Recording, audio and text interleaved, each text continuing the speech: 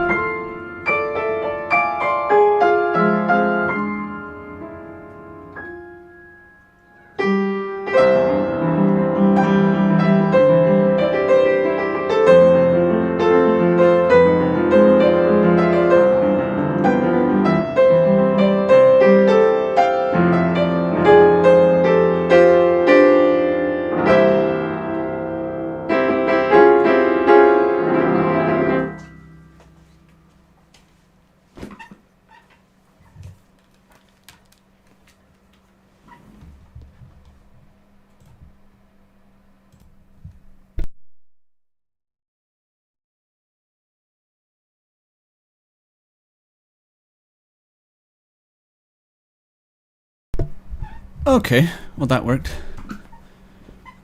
For anyone who wants to hear the not shitty ending of that song, you have to play Omori. I can't give you the full experience. You gotta earn it. So, how's everyone doing? Rhetorical Twitch chat question. That's what streamers seem to ask when they start the stream. I don't know.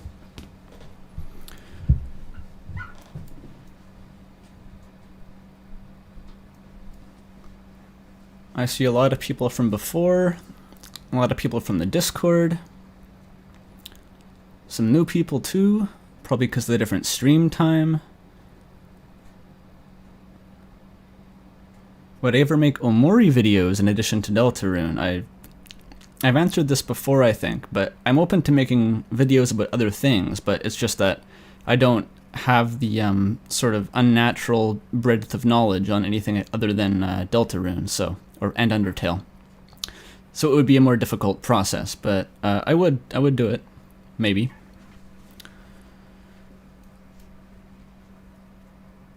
Huh. Yes, SamU99TV, your comment was skipped. I forgot about that until just now. I do want to go back and read that. Although, maybe I'll do that after a break, because I need to scroll down to the bottom again. So after the first break, maybe I'll scroll down, and then we can read your comment. Yep, I'm still drinking tea, same as last time. Hopefully it's going to keep my voice live for another 8 hours. I'm assuming this will take another 8 hours, I don't know.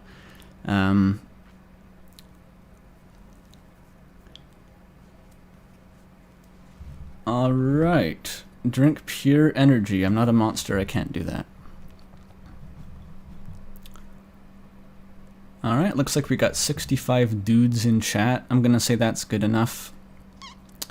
And maybe start the stream already. Hang on, where'd my chat go?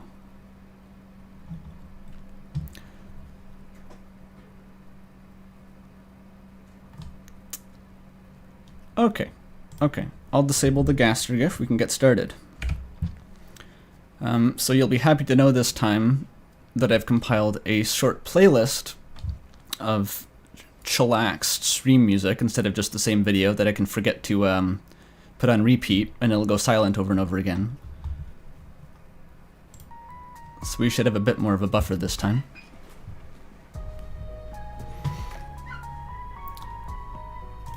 Right.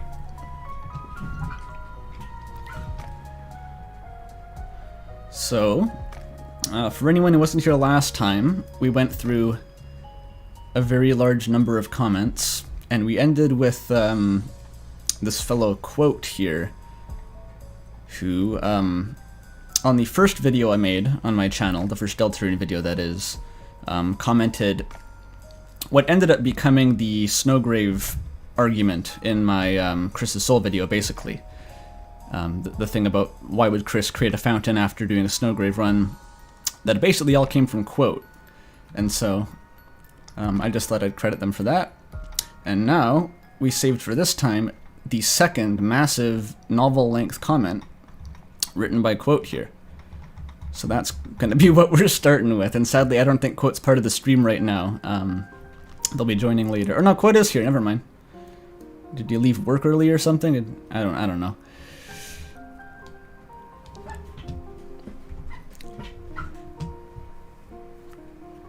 Quote left work early to join the stream. That's going to be my headcanon. Took a sick day or something. Yes, rip to all those who live on the opposite side of the earth and thus cannot watch the stream. I am streaming much earlier than last time to accommodate for people in other time zones, but there's only so much I can do. Alright, without further ado, let's see what Quote has to say.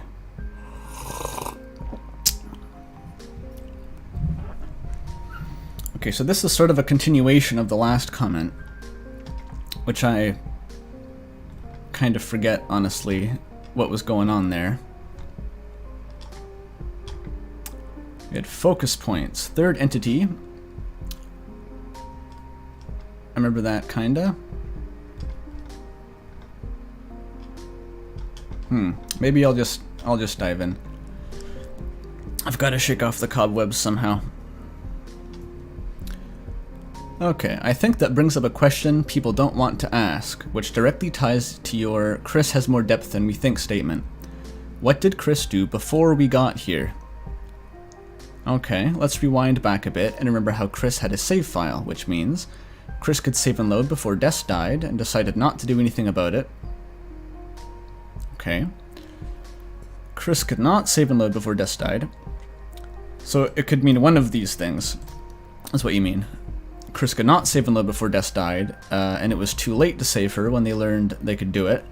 Kris can only save and load in the dark world, and thus could not help her in the light world. Yeah, that's interesting.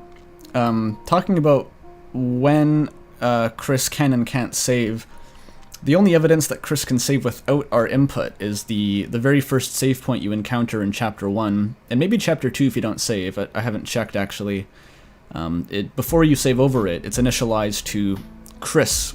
Kris's name is in the save file, and there's no playtime, it's just a bunch of dashes, which is, it's kind of ambiguous what it means. It might mean that Kris has been in Dark Worlds before, some people interpret it like that, and was saving prior to the game.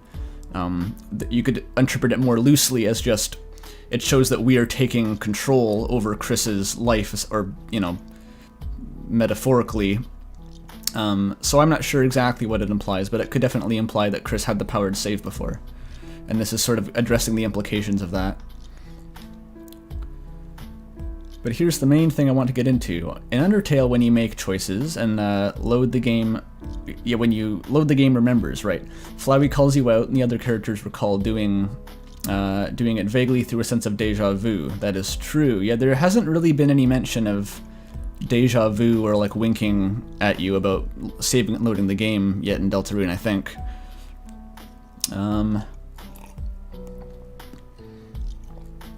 I vaguely remember something about Sham maybe acknowledging it, but I don't remember what that was. So safe to say there's not much. Yeah, it's not even 1,200 comments anymore. It hasn't been for a while. It's up to like 1,400 now, but I'm also not reading the replies, so it's probably a big highball estimate anyway, so whatever. Yeah, not even Kris acts differently when you do it. To be fair, like Frisk didn't, and Undertale either, but Kris is implied to have a bit more autonomy, maybe. Does Kris remember our actions, or is Gaster's connection device causing true resets that are so powerful that even the conduit for the soul/vessel we are inhabiting, I mean Kris, doesn't remember? If they do remember our actions, they don't seem to give any reaction as to indicate that they would, which is strange because we can make them do some heinous things. Right, yeah, like after the Snowgrave, after you kill Birdly, I think Susie comments that Kris doesn't look well when they meet up next.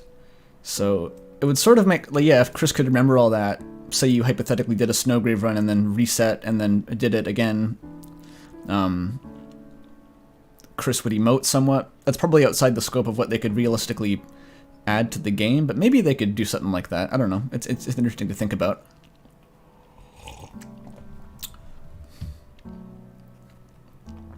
I don't think we are jumping through time like we are in Undertale, but I think that we are literally reloading, reconnecting to a certain point in time rather than traveling. Right, it may sound similar on paper, but in practice it means the only person who remembers anything is us. Yeah, basically, it's another way to accomplish that. Sort of the Homestuck style, right, with the trolls have this sort of achronological interface with the other timeline they can just pop in at any point they want. This is kind of strange to me because it ultimately removes a huge part of the meta-narrative Undertale had. I'm not saying Deltarune's meta-narrative needs to have all of Undertale's meta points, but that does seem like one big one not to keep in. Plus, while Kris doesn't exactly wear their emotions on their sleeve, they certainly are visibly affected by many things. You'd think reloading and redoing a Snowgrave route or a Spamton fight with the same save would get a reaction, but no, it's like the first time again. Yeah, that's assuming that they were willing to go to those lengths to, like, implement it into the game. I should say I haven't tested it. I don't know what happens if you do 2 Snowgrave runs in a row. I'm assuming someone would have discovered it by now if that was a thing. Yeah, not having the saving and loading meta text going on in Deltarune. Part of me thinks it's quite reasonable because, like, Undertale was a whole game about that sort of meta text, and it really explored it. And it would be pretty redundant for Toby to actually explore that more, I think, in Deltarune. There's an argument for keeping it around just to maintain consistency with what his audience expects, but it's a pretty big plot point to keep around just for the sake of consistency. It's so yeah, I could see saving and loading just being quite different now, not having the same implications.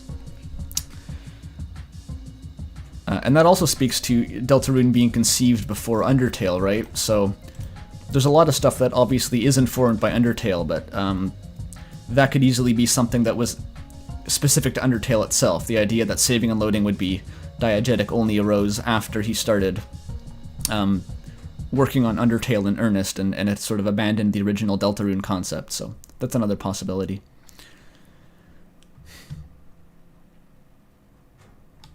I have observed that only a small percentage of people who watch your videos have subscribed. You should tell your viewers about these statistics. That's just the meme. Do I really care if people subscribe? Subscribe if you want, I don't know. I don't subscribe to half the channels I watch nowadays. Rex just feed them to me.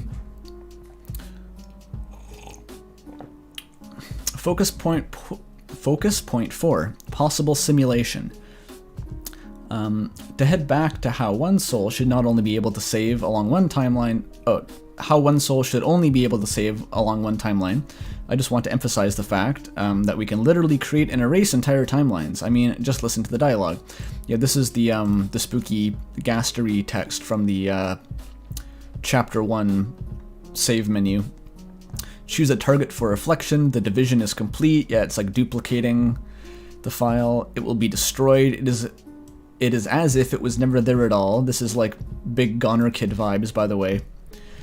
That sort of interests me a lot. This has a lot of meaning behind it, because it's not saying that a save is being forgotten, but a save is being destroyed, right? This is less that you were removing a save and we're destroying the entire timeline connected to it, not unlike what happens at the end of a merciless Undertale route, right? What's chat saying about this? I agree with that, but I am more surprised that even Kris doesn't simply give off different emotional beats. Sans had like 15 lines for one route. That's true. That was for a specific set piece, though. What kind of tea am I drinking? As usual, lemon and ginger, because it keeps my throat from breaking.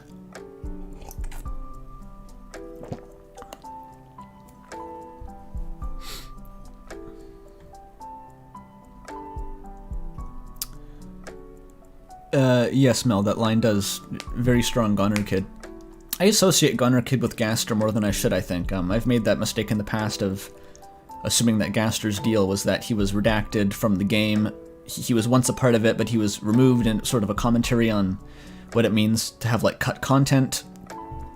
And Gaster was like a diegetic piece of cut content to have been erased from, like, everyone's memories, but that really is just Goner Kid that says that.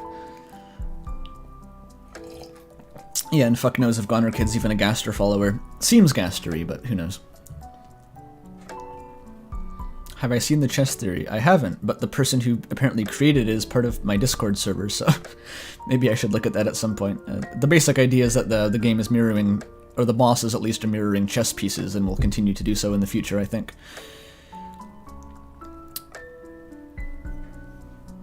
Right.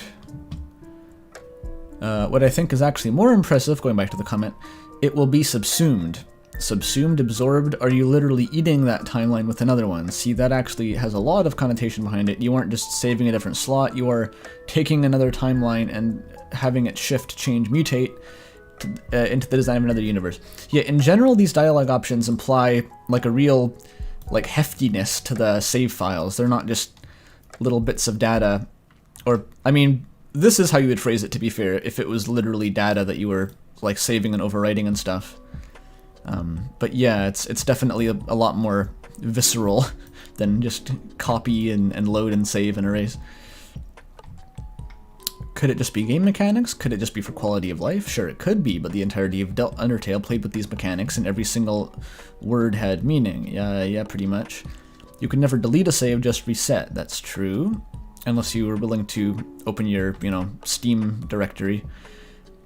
Even in True Pacifist, due to the true reset, the only time the word erase ever came into play was when you literally erased reality. Likewise, though, this is purely speculation. We never saw Omega Flowey copy a save. Load a state, sure, but never copy save from one to the other. Yeah, that's true. We don't know whether this would be possible if you had access to more than one save in Undertale. That's kind of strange. Maybe the rules here are different. Maybe Gaster is allowing us to use.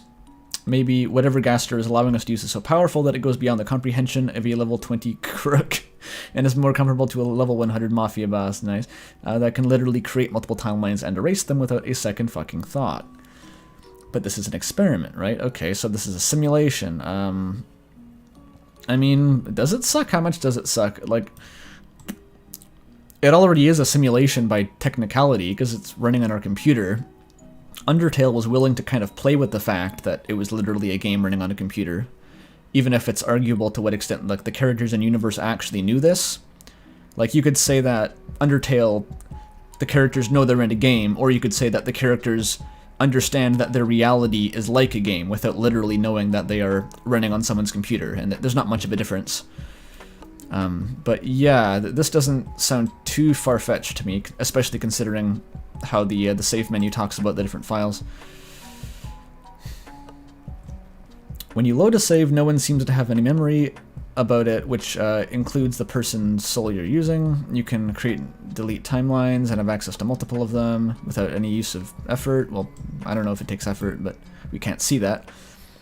The fact that it almost seems to work on a script. The only people who seem aware of the script are individuals who are communicating with someone on the outside. Maybe? That's in reference to the prophecy, I assume? Or the, your choices don't matter hoo-ha?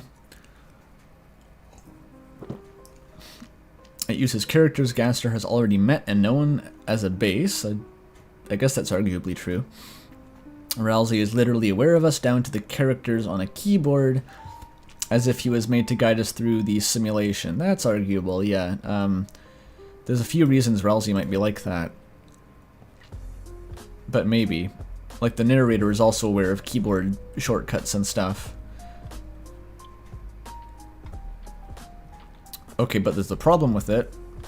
It takes away from the story. What stakes are there? What does it matter if all the characters are literally fake within the confines of even their own world? Plus, it's a cop-out that no one really likes. I'm sure you can make it good and compelling narrative if someone forged it well enough, but I don't think it would work for the story of Deltarune. I don't know about that, actually, because... like, for instance, we already have characters making the Dark Worlds, which are arguably, like, a lower level of reality. But I don't think Toby's games have ever had a problem with, like, acknowledging that something is fictitious or disconnected from reality and also asserting that it matters just as much as otherwise. So, it's...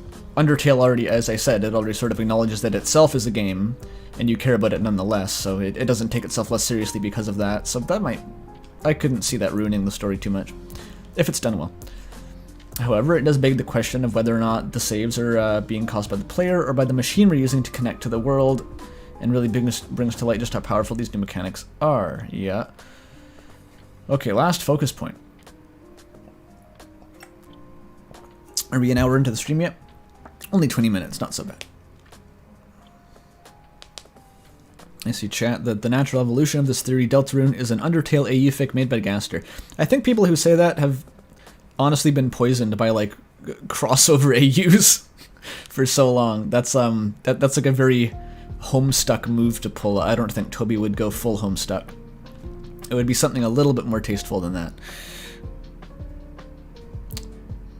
In Samu99's opinion, Gaster is a proxy between us and the Deltarune world, and we have at our disposal 3 souls and can play around with all to aid Gaster's experiment. We can only control one at a time. Where are the other 2? I mean, if you're saying that each save file has its own soul,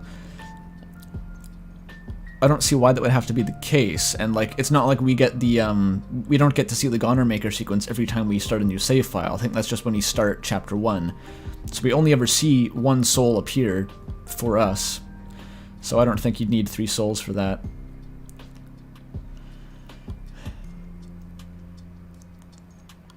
Toby would never go full Homestuck.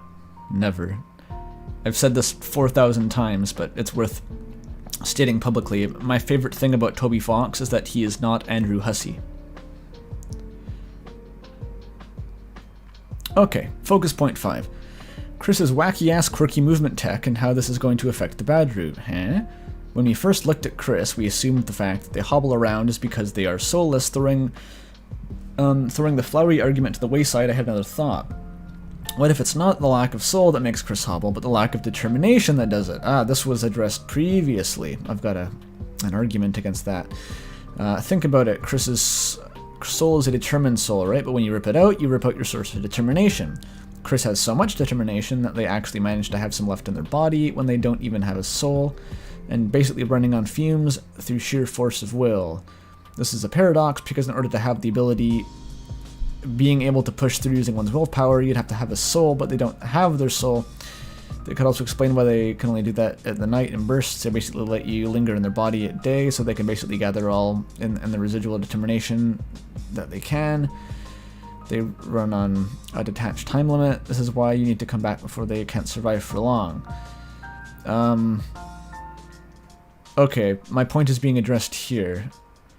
Normally, I would say this is pure speculation, but it does end up holding some water when you realize how Kris without a soul can still make a dark fountain. That's kind of insane, because don't you think making one is supposed to be easy, yet they make one so effortlessly?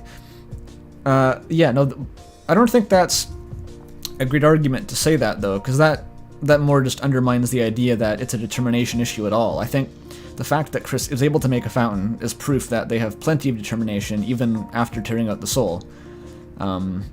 And furthermore, there's not that much of a link that we know of between determination and just being able to be alive, for example.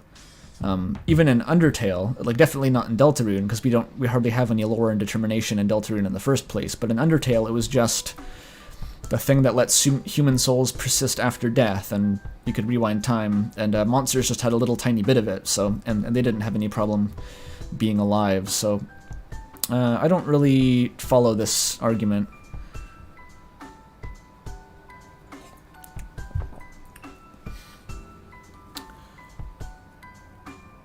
Right.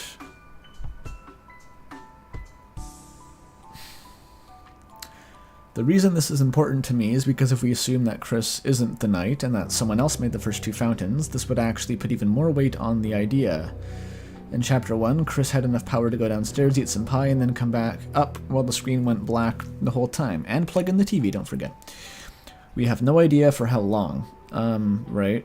In this case, they had enough energy to get up, open the door, turn on the TV, slam the knife down before they put the soul back and fell asleep. Sure, that could have stayed out longer, but because they had just pulled at the stunt an hour or so, the car stunt, and then did this, it's safe to assume it took a lot out of them. Maybe? It's all very vague, what exactly Kris's limitations are.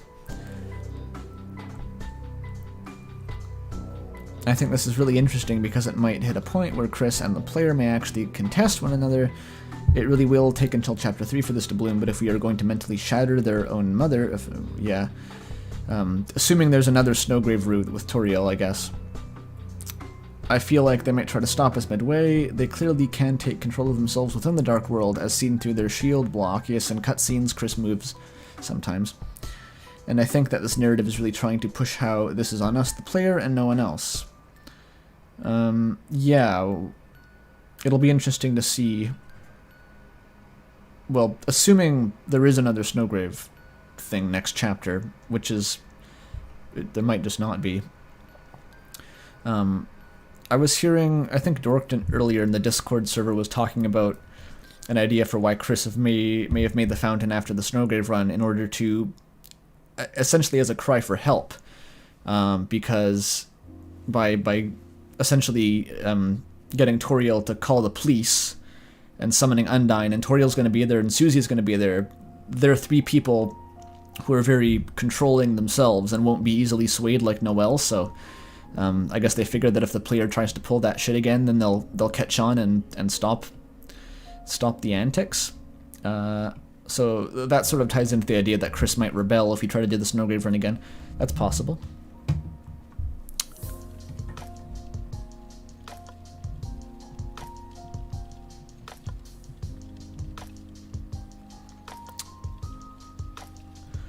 Right.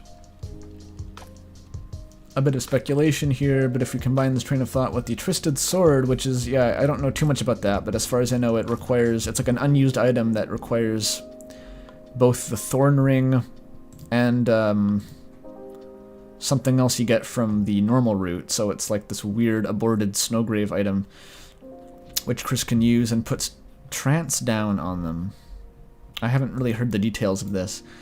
It can only be made by fusing a pure crystal, by freeing super bosses, and the Thorn Ring, which can only be obtained through Snowgrave routes. I don't know exactly what this is saying, but again, I don't think the sword's actually implemented yet, so it's a bit tenuous to be reading too much into it.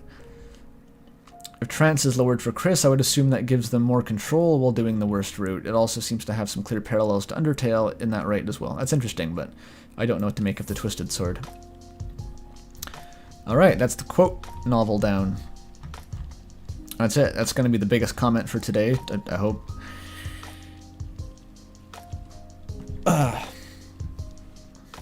Does that deserve its own intermission to see what Chad has to say about that?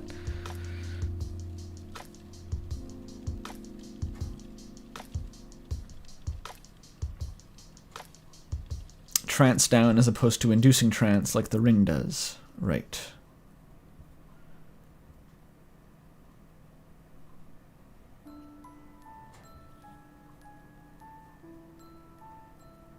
Yeah, the Twisted Sword. I don't know to what extent the Twisted Sword is implemented, actually. I only actually heard about it recently.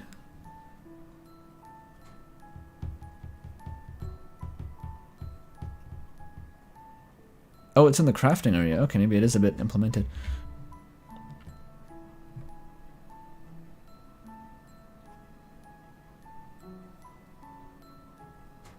Okay. Let's move on.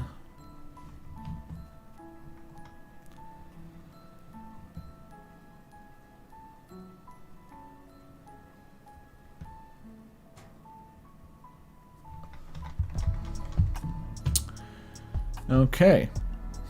Oedipus says Kris is our Flowey. I don't know to what extent that's true. I don't know what that means at all exactly, other than saying that Kris fulfills a equivalent role, which would be not appearing for almost the entire game and then being the final boss, which I'm not sure about. The effects between Flowey and Kris being soulless could be as simple as Kris being a human along with his strange behavior and their save file. So this is starting with the Flowey argument from that other video, which I went over 400 times last stream. For anyone who's new, this was like the single most common comment I received, was this argument attacking my point in the video that said that Kris shambling and like flopping around while being soulless is weird because Flowey didn't have any of those symptoms in Undertale, and he's the only reference we have for what a soulless being is like in Toby Fox's canon. And 4 million people have come to essentially copy-paste an argument from, as far as I know, someone else's video that the effects shouldn't be the same. There's no reason to assume that the effects would be the same of having no soul, because Flowey is either a flower or injected with determination or some such, rather than Kris is a human. And like, there's some room for doubt there, but ultimately I just think that there are cleaner ways to make that argument than essentially making up a piece of lore that has never been established, and if Toby actually wanted to use to explain what is kind of a plot relevant thing, like Kris shambling and stuff, the onus would be on him to have established that beforehand, that we can expect different results from having a soulless flower to a soulless human, where it's not just your emotions or your compassion gets cut off anymore, it's you also have trouble moving. I just think that's a pretty bad way to go about trying to resolve that. Anyway, there was much more to this. I just wanted to get that out of the way because we're going to be seeing much more of that argument coming up.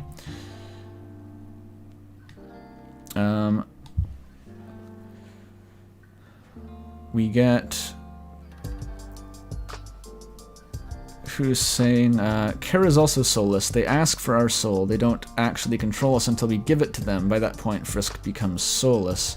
It's very unclear what the hell's going on with the situation when you give Kara their soul. I'm not sure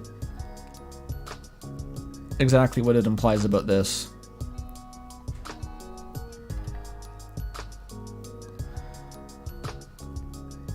Okay. This Oedipusy person has a lot of comments, eh? You actually used one shot. Yes, I did use one shot. I wonder why I used one shot in the section where I was talking about how fun it was to have a protagonist that was separate from you and that you could interact with. We give our soul / Frisk's soul to Kara, let us erase the world, etc. A new world, eh? IMO. This is the post-genocide argument that everyone keeps making. The genocide is the canon route. Heard that before. Giving the soul to Kara, it was basically like how Azrael and Kara fused together, or an amalgamate of determination. The problem with this is always, how the fuck do you get the soul into Deltarune? People just seem to ignore that. Like, it should just be obvious how that works. Where it's like, it's ostensibly either, it's probably just a different universe. If you really want it to be a timeline, you have to retcon all the way back to like before the Human Monster War, which is like basically just an alternate universe at that point. You have to make up some fan fiction about Kara being best friends with Gaster, and he alley-oops them with the stolen soul into the new universe. There's nothing to suggest that happen, and I don't like that idea.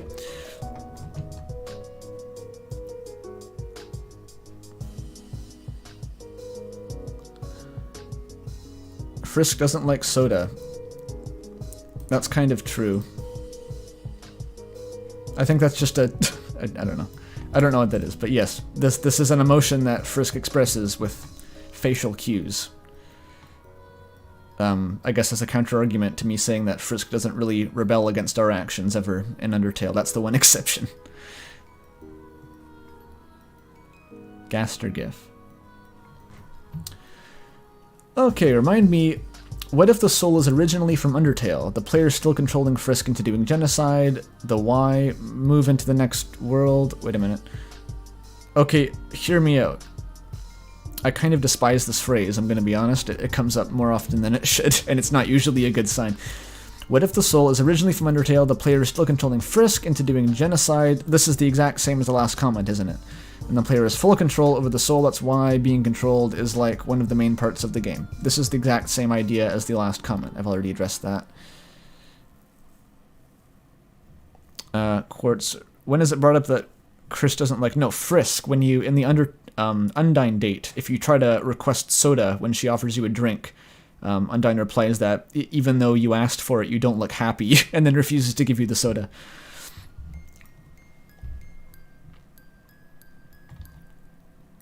Two Amori references back to back. If you want my opinion, neighbor, okay, I agree with your statement at the end of the video. I want Kris's responses to our actions. I believe we'll get them. Considered Gaster. I'm considering him. If it truly is him in control, and what he's trying to do, he's studying us as any good scientist would, as you said, disseminating our actions in diverting and destroying timelines in the save load. I'm not sure this is the right word here. Maybe interpreting. Deltarune is called Survey Program for Pete's sake. Oh, there's more. Yeah, Gaster as a high-level entity running an experiment, running a simulation.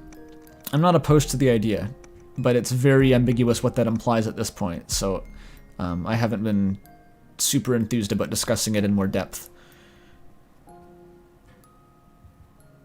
Omori lol. Oh, this is a Twinkmaster69 in chat. I remember that username. Very good.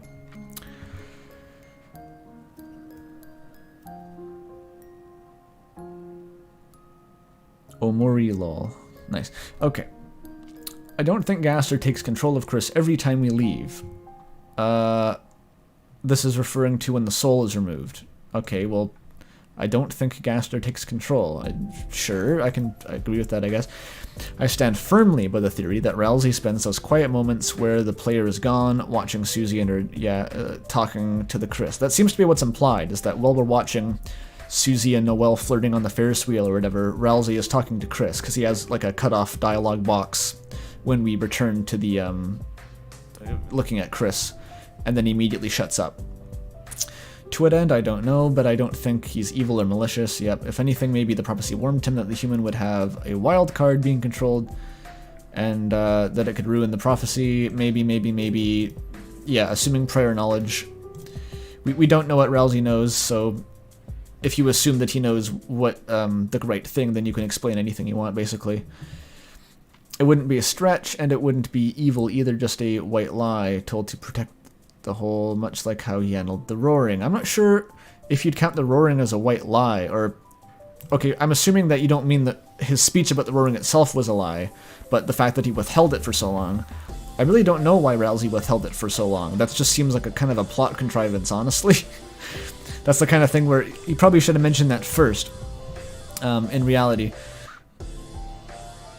Back on track, I got the distinct impression that at some point we will be shriven from Kris.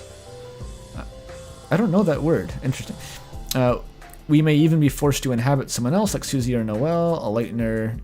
Maybe. I think that would be really weird. You'd lose the sort of... I don't know exactly what you'd lose there. But that could be like well after we're deep into the weeds of the plot. It's all out in the open. What the deal is? Something like that. Yeah, something like that could happen. Maybe. But I feel it could be a darkener. Part of me likes the theory that our creation from the opening will be our vessel when this happens. Maybe I really don't know what happens to the vessel. I never really got the impression that it was going to come back. I know that some data about it is saved in the code, but that could just be as like a Psychomantis thing later on. Gaster comes out and it's like, your favorite color is pain, or whatever that survey entailed. Or maybe we won't inhabit anyone, we'll be cast out. Either way, so this is sort of speculating about just how the game is going to go, maybe the ending possible. What is a better experiment? How would we be reacting to have a soul forced into, take over its life? I mean, when people say experiment, I don't usually think about literally what like the hypothesis Gaster is testing is. I think in general people are using that just to mean like Gaster's doing some mad science shit for fun, and he made like an alternate universe. It seems a bit weird to think that he would just be trying to just find some specific outcome to publish in like a research periodical or something. I think usually creating a simulated reality is the end rather than the means. Would they lash out? Would they appreciate the new friends? Or would the reaction be something we couldn't comprehend? It's all very, very interesting to think about. This is why we're playing the game, to answer these questions. I'm not sure about what Gaster's thinking, though. Well, he is a scientist, says Bagels. Yeah, but, like, he's a scientist, pop culture scientist in a story. I don't think, I don't know. I don't know if he's peer-reviewed, is what I'm saying. I don't know if there's any other scientists to do a peer review in the underground.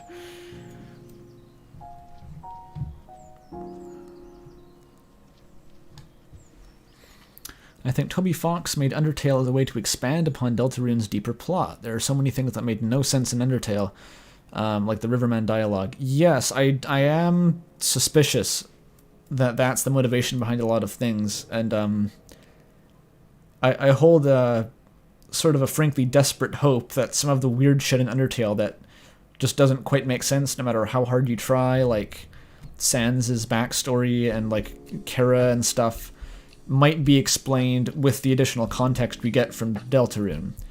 Even if they're not literally part of the same like multiverse and the games cross over, I think we could get a lot of insight into like where those plot threads and ideas come from.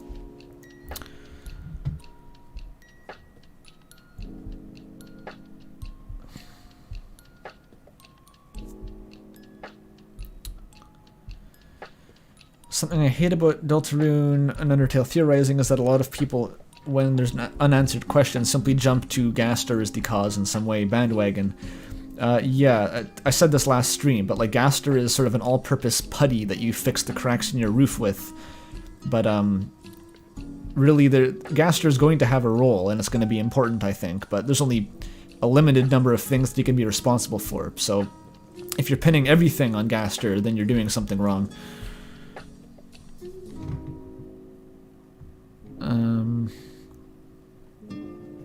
Okay.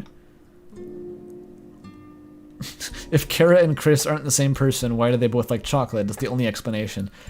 I mean, that's a joke, but from a writer's perspective, if you have a character whose main single personality trait is that they like chocolate, and you make a specific effort to justify in the next game that this new character really likes chocolate, you can read intent into that. Chocolate and knives, exactly.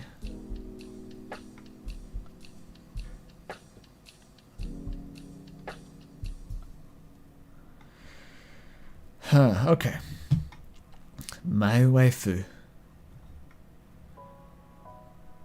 Oh, Mori music. I think this is going to go faster, by the way, because the further you go from the video's release, the shorter the comments become, as a general rule, as the more sort of like casual viewer base trickles in from like the recommendeds and stuff.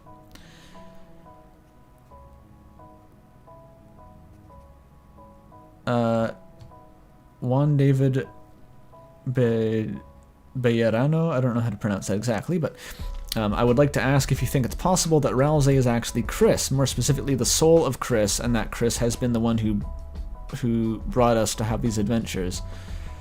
I don't know why Ralze would need to be made of a soul when all the other Darkners are just made of random objects.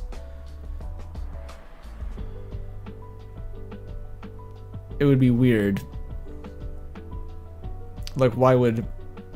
Yeah, you'd need to just make up a whole bunch of motivation for Kris if that was the case, and also I'm not sure if a soul could even turn into a darkener, so who knows.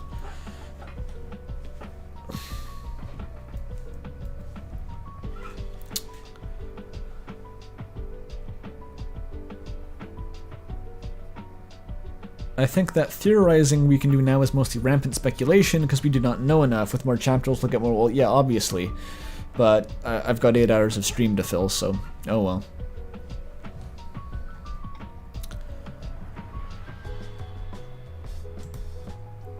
The thing I want to say, people saying that Kris is Kara and Frisk post-genocide kind of makes sense, since like Frisk's soul can be interpreted as the player's soul. Kara is Kara. This is true. I can agree with that statement. And the third one would be Gaster. So this is like 3-entity theory with the post-genocide argument that I've addressed twice, even in the stream. So basically, Frisk's soul is the player, Kara's...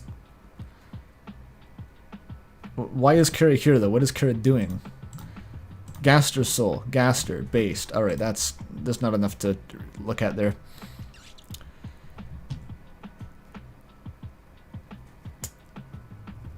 This was a great video, first I've seen, etc.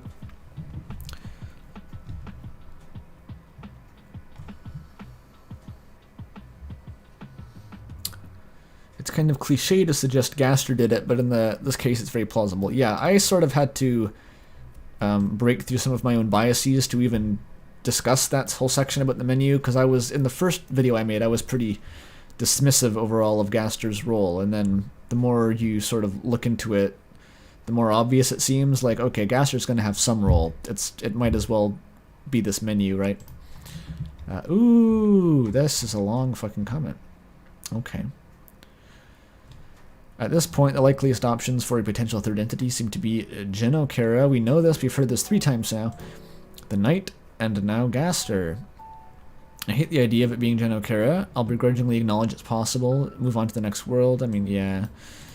Similarities in how Kris acts without a soul, and how Geno Kara is shown with the red eyes, smile, and described as walking in genocide. Well, this is referring to the line about Papyrus says that you've been shambling around. I think this is extremely weak, because you're not Kara, you're Frisk then.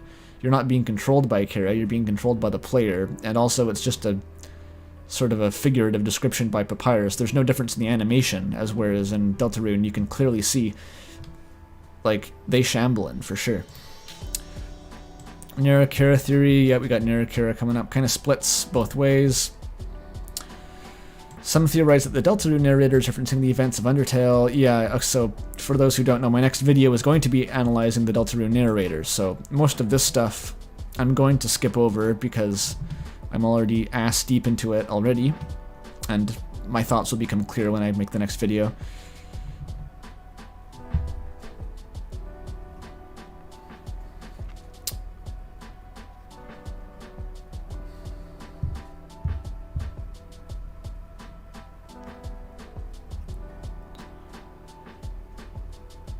Geno Kara tends to slip more into first-person narration. Yeah, this is the big deal behind Nera-Kara. This is sort of... The way I describe it is like, Nera-Kara would be pretty ambiguous if you go off most of the evidence, but because we have these concrete examples of the narrator, sometimes definitely is Kara. The question shifts from, is the narrator Kara, to, is all of the narration Kara? Because we know that at least some of it is. So that makes it much easier to justify, and we don't have an equivalent to this yet in Deltarune. But to be fair, this usually occurs rather late into the, oh no, I guess it appears in Toriel's kitchen too, so that's a fair point.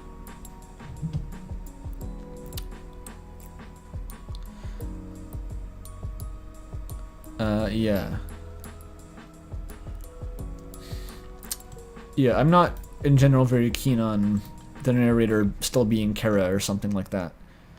Because even in Undertale, it's ambiguous, kind of.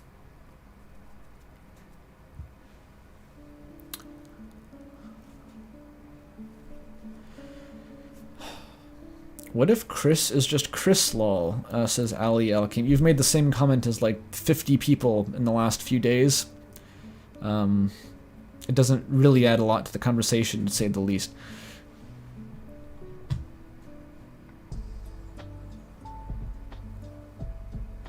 Where's my space gone? Gaster would be interesting because we'd finally learn more about him. Yeah, that's the appeal of having a Gaster. Beware the man who speaks in hands, etc. from Undertale, yep. Gaster's been such a mystery, it feels wrong to get anything concrete on him. I mean, if you're going to build up a mystery, you might as well pay it off at some point. Otherwise, it's kind of a waste of time, honestly. We don't have to get, like, his favorite type of, like, coffee or something. We don't have to have, like, a domestic, like, ship fic with him, but it'd be nice to kind of know what's going on a bit. It would give the theorists fodder to talk about Gaster, yeah. Using the knight would be interesting if they were hidden in Kris's body, since we'd get a whole new character out of it without messy. This is assuming the knight isn't one of the other characters. I assumed that the knight is just a title, right? It could be an existing character, it could be a new character, so it's kind of weird to say that the knight would be the third entity.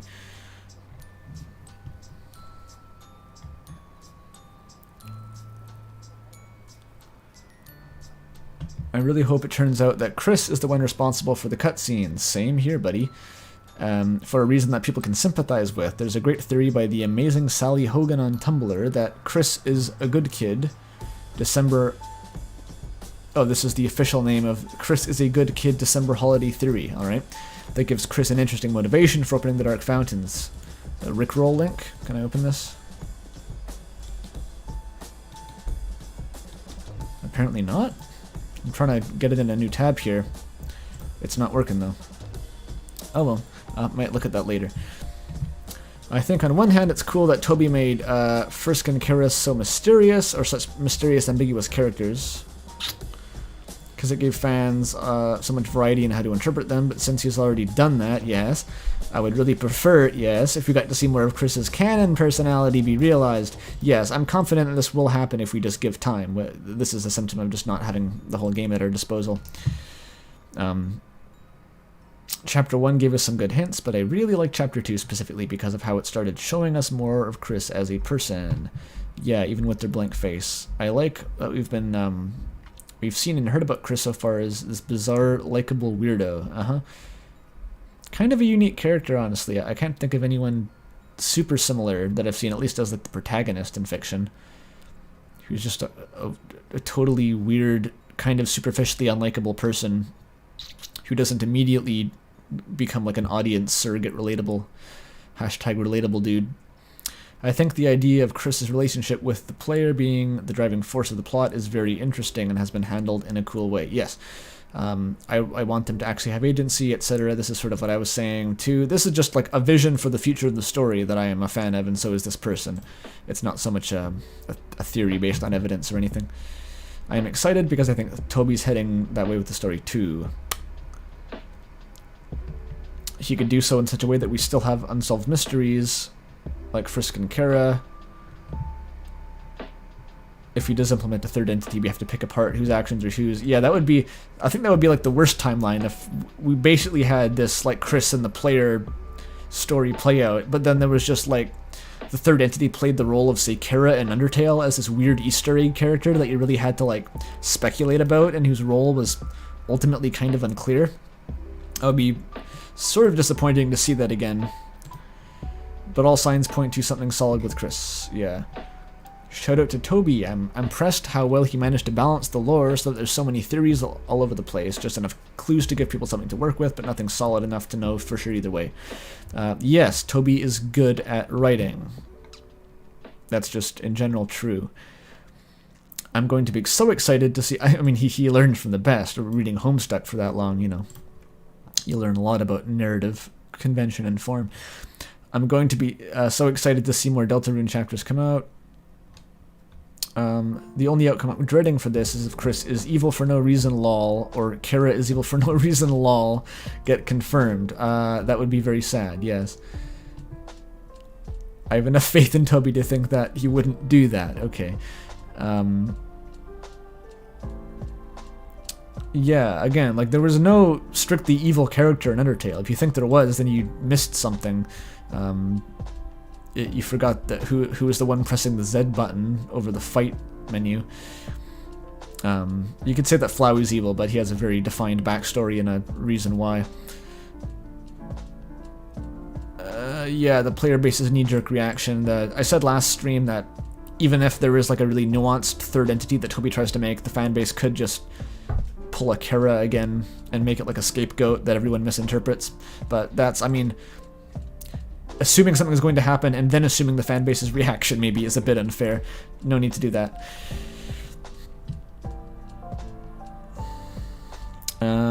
Chat says, has he touched on the subject of Kris having their own save file before we overwrite it? Yeah, I mentioned that briefly. My basic take on that is it could imply that Kris has been to Dark Worlds before, or has maybe saved, or in the extreme case that the whole game is a time loop, if you really want to read into it. Or, on the other hand, because there's no playtime initialized into it, it's like, it has zero playtime essentially, it sort of seems more like a placeholder that hasn't been used yet, and is more just to represent you usurping control over Kris. So, you could go either way. If the player has a soul, the options we are presented are, it either goes in Kris's body, or the soul gets swapped somehow, or a connection gets created between the two.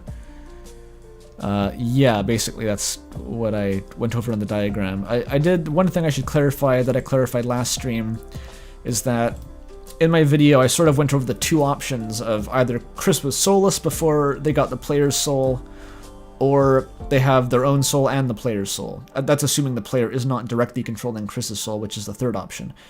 But I sort of neglected to specify a fourth option, kind of, where the player's soul replaces Kris's soul. And it's not that I forgot about it, it's that I was thinking about it as being the same thing as Kris being soulless beforehand, because I was sort of speaking just for the in-game time. It doesn't really matter, but yeah, I think it's very plausible that the player's soul could have replaced Kris's soul. I am strongly recommended to watch Jaru Jar's recent Deltarune theory, which discusses the time loop, and if it wasn't Jaru's recent one about how magic works, I watched the intro, and he said that it was essentially just going to be a bunch of speculation because we didn't have any evidence, and it was 50 minutes long, and I noped out of there because I couldn't be bothered to watch 50 minutes of speculation. Jaru's videos are just so fucking long.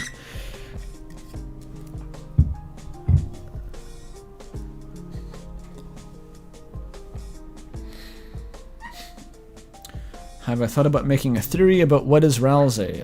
I don't know what Ralsei is. I'm a proponent. I think the horned headband is the simplest and maybe also the most poignant explanation for what Ralsei is. It doesn't explain like why Ralsei has like these special powers compared to other Darkners, or you could sort of make a case that it does, because take Spamton Neo for instance, where the body that he gets in the basement is implied to be like Metaton's OC that he drew in the computer lab. Metaton is still a ghost in Deltarune, and then deleted. So I think the Swatchling guy in the shop says that the passion, the hopes and investment of the Lightner are what gave that body so much power. So you could argue that if Kris has so much emotional attachment to the horned headband, that would give Ralsei the same kind of elevated power. My only other opinion is that Ralsei being Azrael is incredibly stupid and should never have been considered. I don't even understand how that makes sense. Quick question, would I consider Jevil being alive when he's the Devil's Scythe? I have no idea. It's semantic and I don't really care.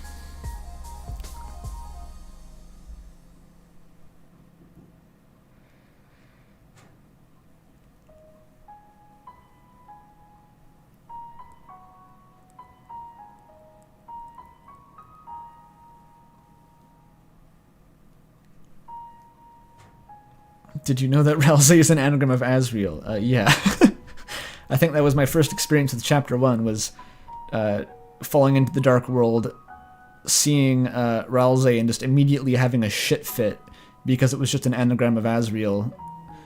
And I was like, just personally outraged that Toby would just copy-paste Azrael again with like a different name.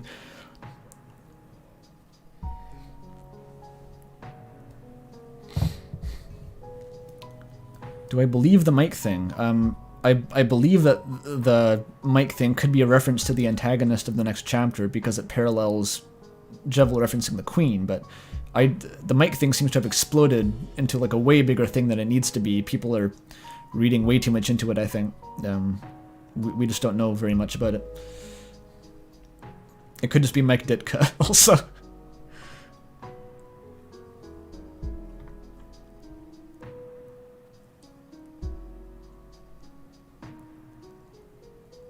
Right. Okay, smaller comments. These are nice. The soul from Undertale that helped you in the neutral route, final battle that helped Frisk against Flowey. The souls, right, the human souls, the 6 human souls. They must have carried over to the Deltarune story, must have aided alongside against Spamton's secret. Why? No, that there's no evidence for that. I think our soul replaced Kris's. They still, yes, this is what I just said. These are the 2 recurring points. I think your soul replaced Kris's, which I agree with. I think Kris shambles because they're not a flower, which I don't agree with. We'll see these over and over again.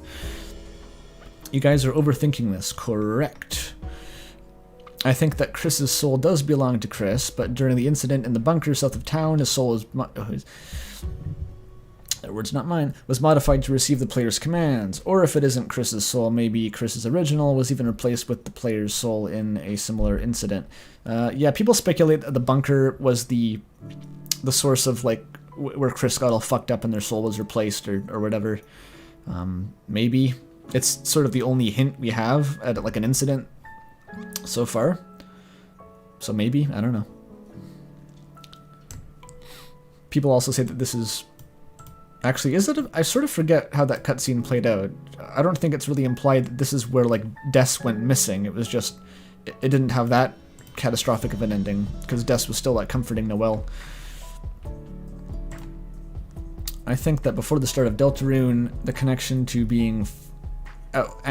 being fully established, Kris would receive nonsensical commands that would make them do strange things or nothing at all for extended periods of time. That is a wild guess. Yeah, this has to do with why Kris has the birdcage. I believe they have experienced ripping out the soul to regain control. So they're sort of saying that, like, before the player connected, Kris's soul was like a radio antenna receiving static, which is aesthetically compelling, but there's nothing that indicates that. Both because of the cage and because of Toriel saying Kris does this sometimes. I don't think the cage is very good evidence for that, but Toriel saying Kris does this sometimes does sort of demand an answer as to what they mean by that. There's a lot of comments previously sort of justifying that as Kris just being depressed, basically, and spending a lot of time in the bathroom, as in there's no supernatural explanation, or it could imply that Kris actually did rip out their soul previously to the start of the game, which would create a whole lot of problems, and I frankly have no idea how to explain that.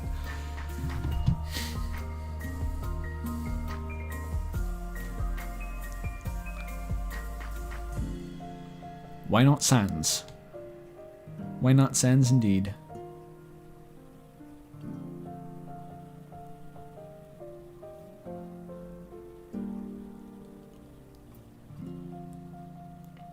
Quote, if you make a Part 3 novella, I will not be reading it. It is over.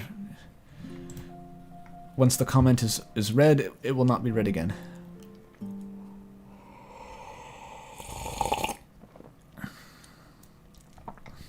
Okay.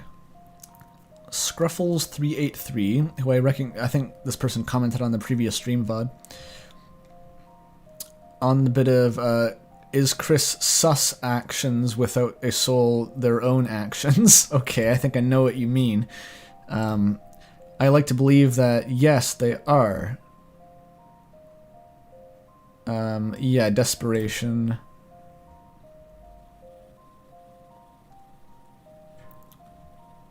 Can't even live without the soul. Right, so I think there's 2 different points at play here. One is that Kris can't survive without the soul, which I think is reasonable considering how difficult it seems to be to move without it. I think even if Kris wanted to remove the soul permanently, they couldn't, because they would die or not be able to move or something like that. But there's a separate point to say that why does Kris keep choosing to remove the soul but then create the fountains anyway? And that would have to imply some sort of either a prior agenda that we don't know about, like I think this is what this person is suggesting as like a plan they're trying to accomplish that we don't know about, such as maybe Arias from being manipulated by Gaster, sure, or what Dork was suggesting in the Discord earlier about Kris wanting to get help from the others. That's assuming there's a Snowgrave, right? I think in a normal route, it's pretty easy just to say that Kris would want to keep making fountains because that's the only fun they've had in potentially years. Their life has really been more interesting since they started adventuring through the fountains, so it's natural they'd want to make more. And once they had a soul, but they lost it, December going missing type accident, yeah, speculation, we've heard that stuff before.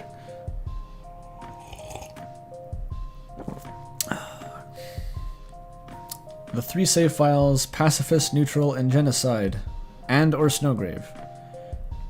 This like numerology shit just inherently makes me kind of queasy. It's not usually correct. You can't just like throw out like there's no implication here. It's just like here's our 2 numbers that are the same. Illuminati confirmed.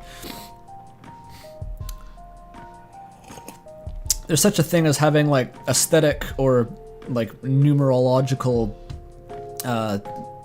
what do you call it? Consistency, just like using a motif, but they don't necessarily have to be plot relevant. I feel like you threw in the argument with Flabby very lightly. The argument of the dust that Azrael turned into spread on those yellow flowers, and they were injected with determination. I like how people think that I legitimately don't know this. Like this is the cause of my misunderstanding or something, is that I couldn't follow the basic plot of the game. Souls like Kara's and Frisk's and maybe Kris's are made of determination. That's not true. They have determination. They're not exclusively defined by it.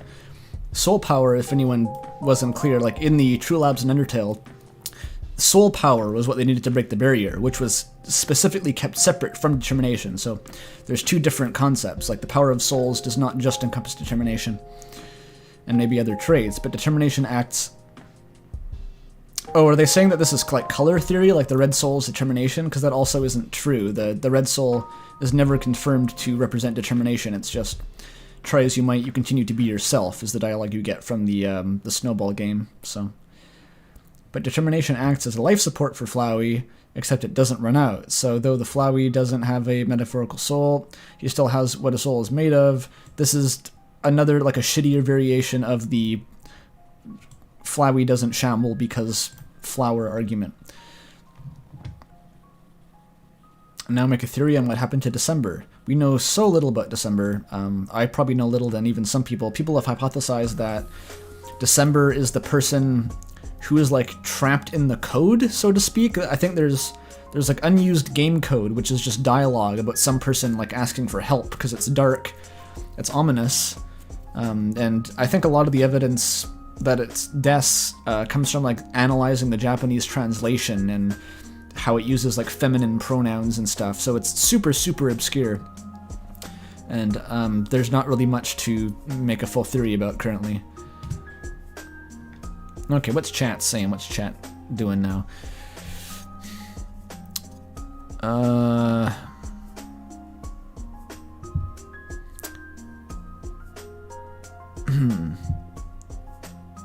Everyone's talking about the ball game. Isn't Red just the protagonist? We don't know what Red means. All we know about Red is that it was Kara's soul, it was Frisk's soul, it's now the soul that's in Kris, and the ball game says that it means that you continue to be yourself. That's all we know.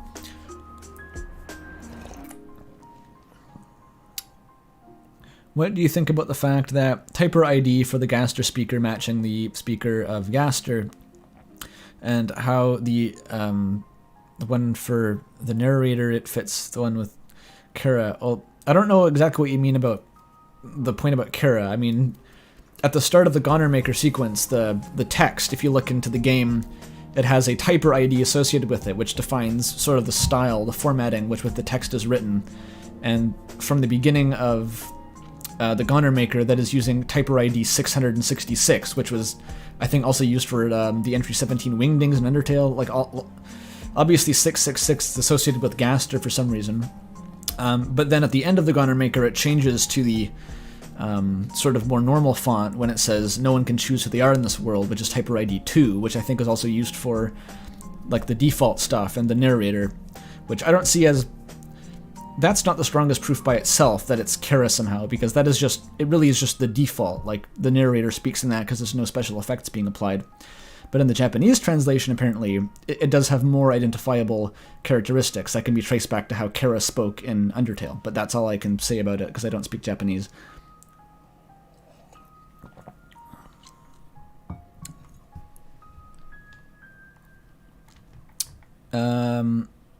Who said that about the... Where'd that go? I just saw a comment about someone working on an Isaac mod. Did it go away? Damn, I want to know about the Isaac mod.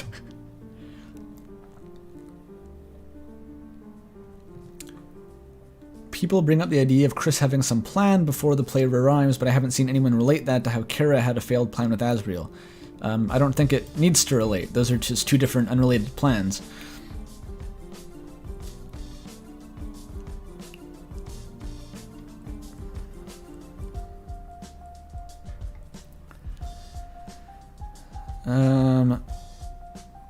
Is the ballgame text relevant to Deltarune? I don't know. I have my doubts if the ballgame text is relevant to Undertale. I think color theory is very kind of overrated and doesn't really matter too much ultimately. Like, it's just perseverance. It's just discount determination. Who's going to choose the perseverance soul if what you really want is determination, you know?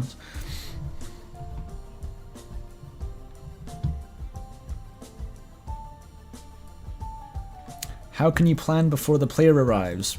Not you. It's talking about Kris having prior knowledge. Like, we don't know what Kris...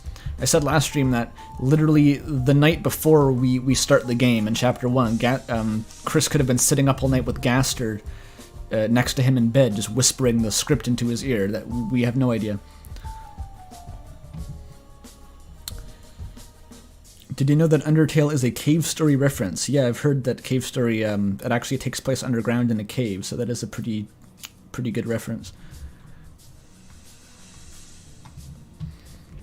Okay, comments. Deltarune has made me think about what if other characters you play were separate from you. So this person is applying the sort of player protagonist or different brain rot to just other games, I assume. In Pokemon Red and Blue, it's implied that Red can talk even while you are playing as them. I haven't played these games, I can't corroborate. But in games where you don't play as them, Red never talks ever. I don't know what to say about that. I haven't played Pokemon, really, except for Diamond, like 10 years ago. Kara in Irish means friend. Yeah, Kara means something in Greek. There's a lot of names that are similar to Kara. They're usually not spelled like that. I don't think the name needs to be a reference to fucking like Gaelic or something in order to make sense. I think the most obvious explanation is that it's short for character. Why not Sans? Once again. My crackpot theory, I'm so excited, is about the soul. About the soul is that it's the same one as Frisk's, but not the result of genocide one. Alright, this is new. It's Frisk's soul still, but it's not post-genocide, but rather the other way around. What if Undertale is a dark world where the player's soul is trapped and given the body of Frisk, therefore explaining why Kris is a guy now? That's unusual. They're completely unresponsive to the player's influence as opposed to Kris. That is certainly an idea. There's nothing that suggests this currently, but yeah. The idea here is that Kris out-of-screen actions are meant to be toward a Gaster plan against the player. This is, again, Kris has prior knowledge, which could culminate in either imprisoning the soul in the dark world or reaching a compromise where the player gets what they want, so long as they can... This is just fan fiction. Yeah, it's... Sure. There's a theory that the dark world traps the city. Yeah, this is essentially just a short fan fiction. That's fine. Can y'all leave me the fuck alone, says the person who couldn't even get the official capitalized version of Kris's name. Come back when you get the real name. Come on. Muffers. rather come up with giant charts that admit that they, the player, choose to do genocide. It wasn't Kara, it was you. I'm not convinced that this person watched the video. That's okay, though. Wait a minute. Are you telling me my fucking... There we go. Night in the Woods tunes. How you like that?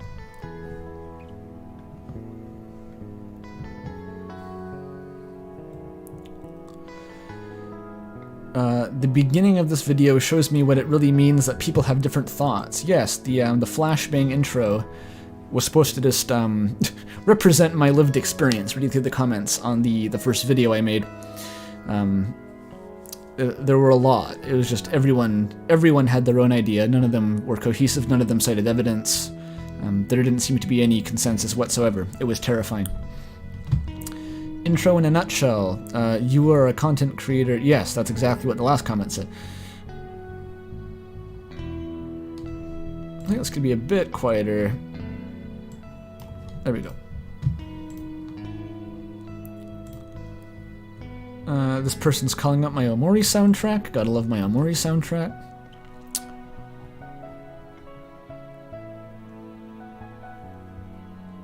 This is the Omori reference, I'm sure. This person really likes the Gaster gif. The background footage, where does it come from in game? I'm hoping someone pointed this out because I don't want to click on the timestamp. If you backtrack from the area where the hacker is, you get that. I'm not sure what that's referencing actually, and I'm not gonna scroll all the way up just to see it.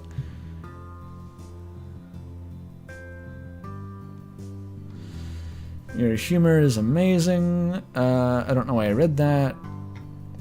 Really like this video, etc. Third entity has some issues. I'm not ready to rule it out entirely. There's still plenty of things about Kris being this. Why is this formatted like a poem? It's very like artistic. Instead of punctuation, it's just like new lines. There are still plenty of things to discuss about Kris and the soulless scenes, like Spamton post-battle, or the way you can't play piano. I disagree with that. There's lots about Kris to talk about, and there's likely going to be more to learn about them without ruling out the third entity.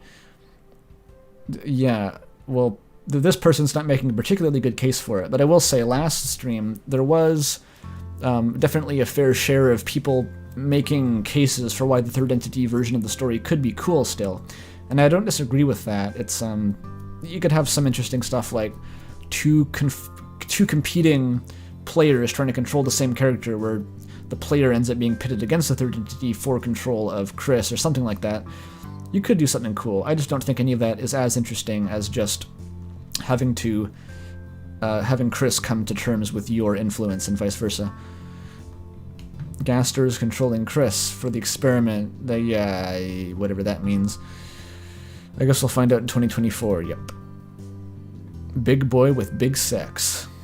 That's how I describe Morshu, alright? After watching the video for a second time, I know who your editing style reminded me of, and it reminds me of a less cynical Nerl. This is, two different people have told this to me, and both times I've responded that I've only watched like 2 Nerl videos ever, and I don't remember what they were like. I barely watch Nerl. So, I don't know where that comes from. I do take... I mean, I've said that my main inspirations are the people who I sort of knowingly ripping off. Or not knowingly, but that I realize that I'm ripping off, I think, are like Mossbag, probably Joseph Anderson, and then Patrician TV to some extent. Because I watched his, like, 12-hour-long Oblivion analysis, and that sort of...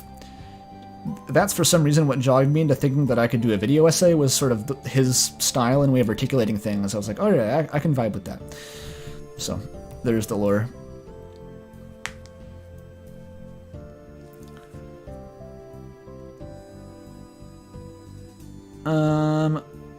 Chat seems to be arguing about gender, as usual. This often happens.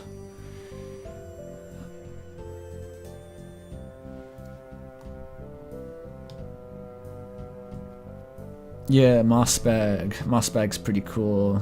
I feel very bad for Mossbag, though. He's being slowly desiccated by lack of Silksong updates. He's resorted to making like crossover videos about like Ori and stuff. His video about whether Ori Will-o'-the-Wisps copied Hollow Knight is really good, actually. I'd recommend that one. It's a longer one. It's not just about Hollow Knight lore.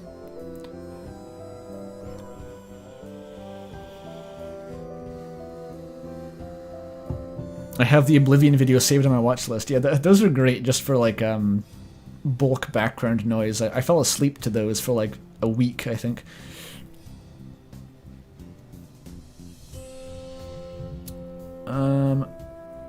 Oh, this person's in chat, I think. Hi, Andrew. I don't know if you're going to get around to reading this on stream. Well, now you do. So I will definitely have to check out the VOD. Well, apparently that's redundant. I have a couple of theories. Really? Hefty. Kris's identity. There's a lot of evidence that point towards Kris maybe having a third soul. I think I went over most of that, but I personally don't believe that is the case, as do I. In Undertale, through the true pacifist ending, we can see that our player name that we gave Frisk was not their actual name. Likewise, in doing the Geno route, we are projecting ourselves, the player, onto Frisk. Yeah, this is a valid interpretation. This ties into the what I meant when I last stream said that Kara was like 5 different things at once in Undertale's story. It's sort of implied in the genocide route, along with a bunch of other things, that Kara is sort of manifesting as a player insert that is overwriting Frisk to an extent, which is kind of weird, but there is that angle to it. I believe that the same thing happens in Deltarune, where we are projecting ourselves onto Kris and forcing them to do things. What's different this time is that Kris is self-aware. Right. If the Red Soul is supposed to represent the player, this theory would actually make sense. What's so special about this is that we, through Kris, can control other people. Susie Lancer interaction in the jail. We don't control Susie, other than moving the soul around in battle, which is very strange. I don't honestly know how to explain why we control whether Susie dodges attacks or not. But the Susie scenes are otherwise just a gag, because Susie doesn't know what we want and Susie doesn't follow our instructions. And Kris can sometimes resent our control. Yes, there's sort of small bits of rebellion, like speaking sarcastically when we say to join the Queen. That's all fine. In the Snowgrave route, Kris doesn't seem to be actively resisting. They're just allowing themselves to do it, yeah. It's maybe hinting at something to be revealed later in the story. Well, yep, that would explain it, alright. Yeah, I think it makes the most sense overall to say that Kris, even though Kris has like these small moments of independence and like cutscenes and stuff, they are not able to actually override with the player in the main gameplay, right? Because otherwise, it would take a lot to justify why they wouldn't fight against a Snowgrave run happening.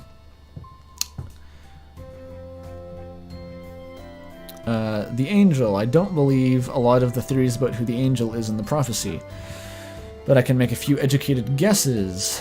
Lightners can travel between worlds and exist perfectly fine in both. However, Darkners like Lancer only exist in their own respective dark fountains, right? But there are special cases like Ralze, who is a Darkner but can exist anywhere in the Dark World, right? To add to this, our castle town is a place where all Darkners exist. The Angel in Deltarune is perceived as a divine figure, someone who would come down from the heavens. This is in Deltarune. Yeah, well, that's true. They worship the Angel. In Undertale, it specifically stated that the Angel, I guess, is the one who saw the surface, which isn't quite the same as coming down from the heavens, but in Deltarune, it's definitely worshipped by the church in town. So it can't be someone that already exists. I think maybe that later in a chapter we will be revealed to be another Darkner. So they're saying the Angel is a Darkner, basically, that can't exist in both worlds. And the Angel returning to the Light World... Oh wait, what? Then maybe in a later chapter we will be revealed to another Darkner like Ralze. I think they will be revealed to be...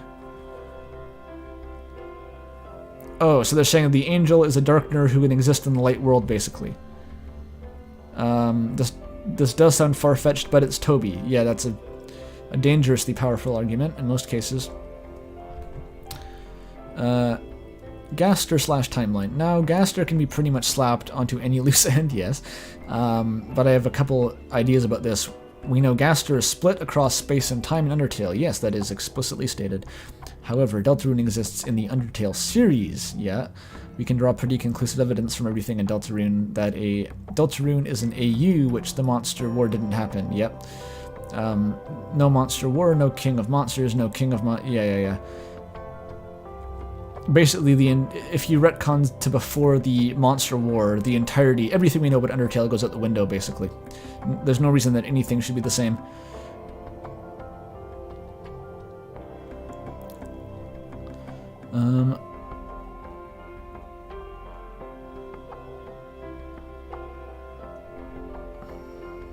I'm not sure exactly what this is saying. Like, it's pretty clear that Deltarune is an AU.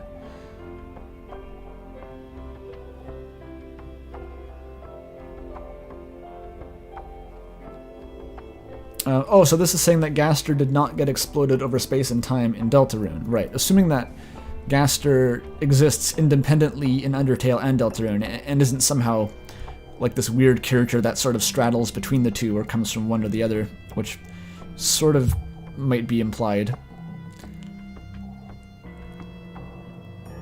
Gaster didn't have all that much relevance in Undertale, but now it seems that Gaster is extremely important for the lore of Deltarune. I agree. Maybe this is Toby's way of trying to help us reverse engineer the lore of Gaster so that we can use Deltarune Gaster to figure Undertale Gaster. Right. I'm pretty sure the reason that Gaster is in Undertale after all this time was to foreshadow Deltarune. It wouldn't make sense. You could read it cynically and say that Toby put in Gaster just as a funny creepypasta, and then when the fandom got really into him, he just rolled with it and decided that he would play a major part in Deltarune.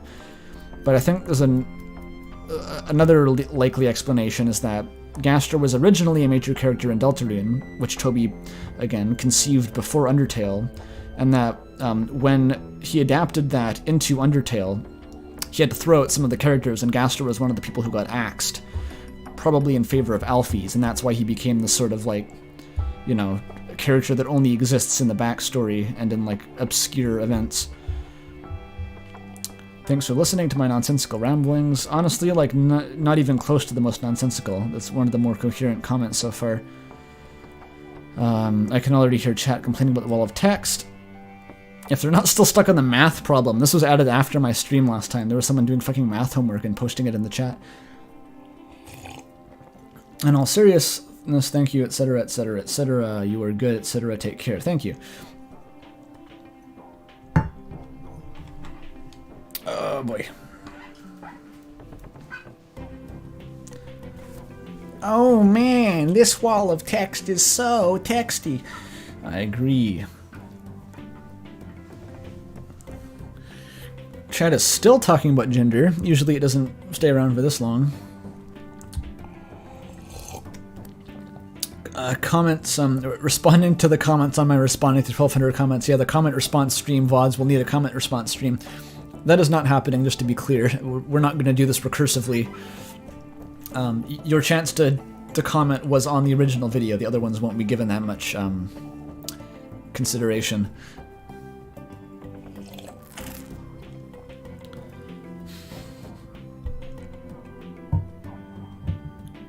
About Undertale, aren't human souls supposed to continue after death? Why does our soul shatter? I have no idea. I'm pretty sure that was just... because we die. I think we would die and reset either way, even if the soul continued, but Toby needed like a visual way of showing that, because the only thing that we can see in the battle is the soul. We can't see Frisk's body keeling over, so he just made the soul explode.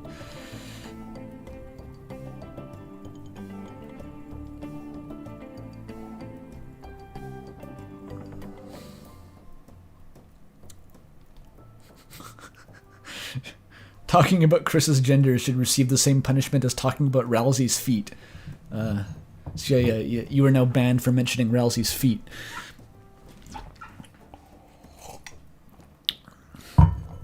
Lucas BC says, who talks about Ralsei's feet? Lucas BC is now banned for mentioning Ralsei's feet.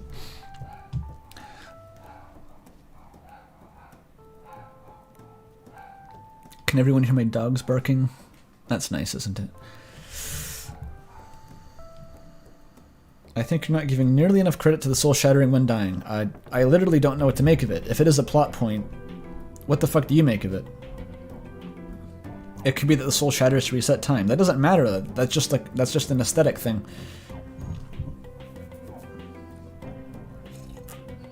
Rousey's hands are fine.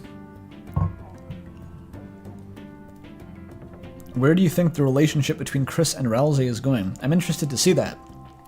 Because it seems like, judging by the tea, that Kris...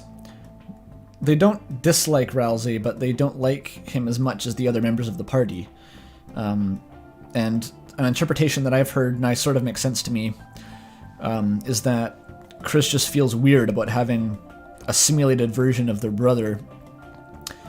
You could also read it as Kris having like pent-up resentment against Asriel, but that seems a little bit less likely. Everyone seems to think that Kris was really reliant on Asriel and that Kris genuinely misses him, so I read it as Kris just being skeeved out, that they have this weird, like, strawberry-flavored version of their brother who seems to be, like, flirting with them and stuff.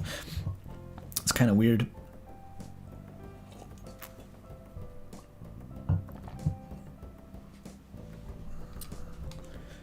Okay, more comments.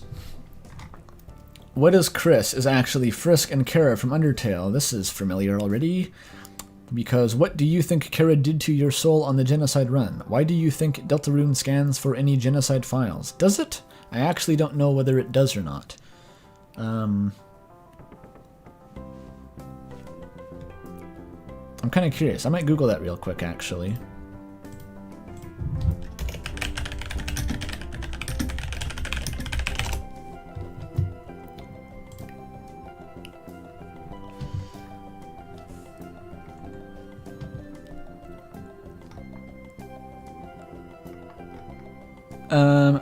Apparently it doesn't. There's a Reddit thread which cites r/underminers debunking that, so that's as in-depth as I'm willing to look into this for now, but it seems like that is just a rumor that is not true. As, well, everything else here has been addressed previously. It's just the post-genocide theory again. Where'd my chat go? There it is. You think that's speed typing? I'm shit at typing. I don't even know how to touch type.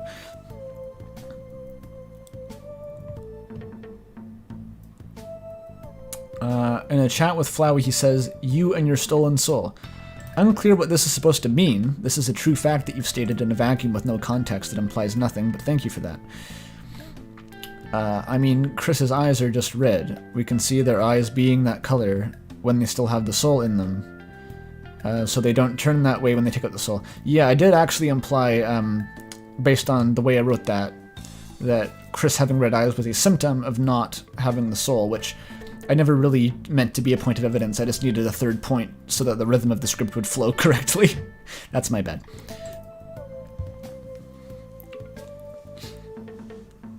I can feel you slowly losing patience over time. We're only an hour and a half in. I did this for 8 hours yesterday, so that may be an illusion. It may also be because I did 8 hours of this yesterday, and most of these points have been addressed previously.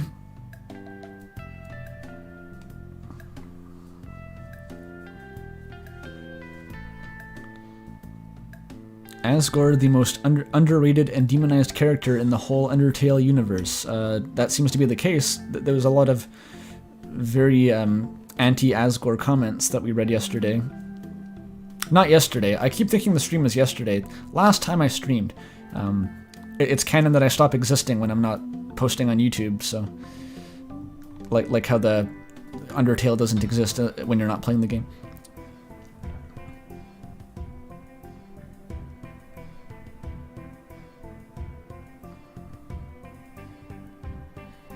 Why does Sans reference Papyrus' special attack if Paps never talked about it in Kill All? Do you have any confidence that Papyrus does not rant continuously to Sans about his special attack?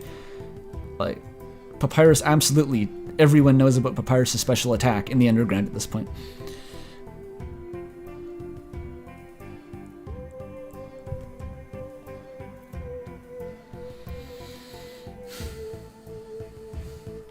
Right. Actually, I think that Kira, or insert character name, the first human, yeah, is the soul we play as, but Kira isn't a real character in the traditional sense, because we don't play as Kris, we play as an overarching controller force, yeah, okay, of some kind that controls characters' actions. Think about it. I love when people tell me to do that. Most people completely forget about this, but there's an enormous plot point in Chapter 1 where Rousey told us to think about what Susie is doing right now. Long. And we, the player, control the heart that attacks, that Lancer attacks. Yeah, this keeps getting brought up. I don't know how to refute this. It's weird. It is specifically Kris's soul. It comes down from the top corner, but Susie takes damage. Which I don't really understand. I'm not reading the TLDR, that's not the point.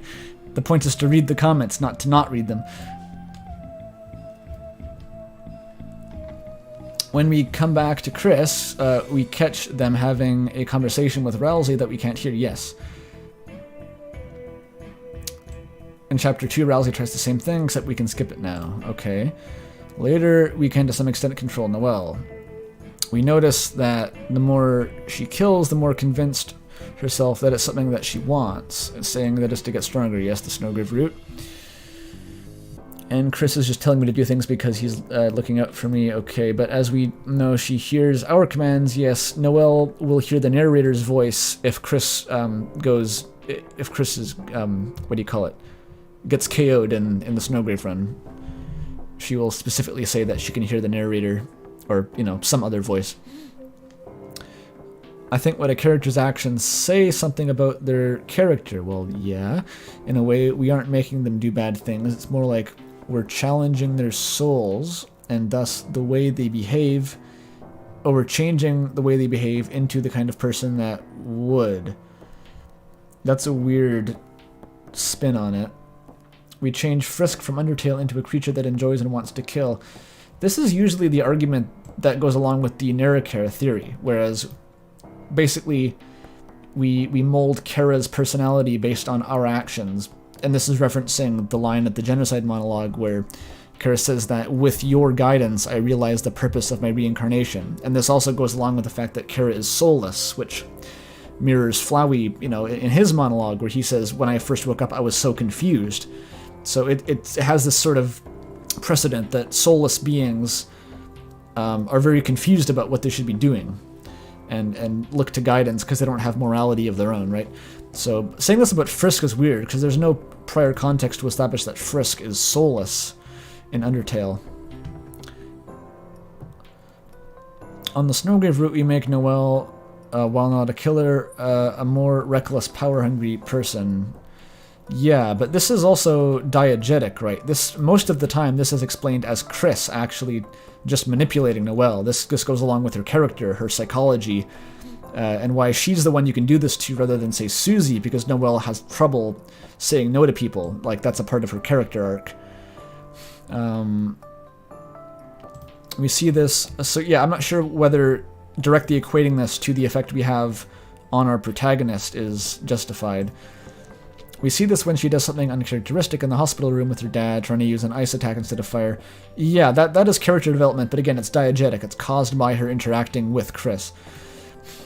Subconsciously wanting more of her experience in the dark world. Not traumatized by her experience, just shocked and a little changed.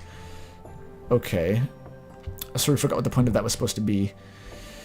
Who is Kris? Simple. They're Kris. What the fuck does that mean? Don't make a big deal about it like that's a point. Like, that doesn't mean anything by itself. What are they involved with, though, is the question. We don't think about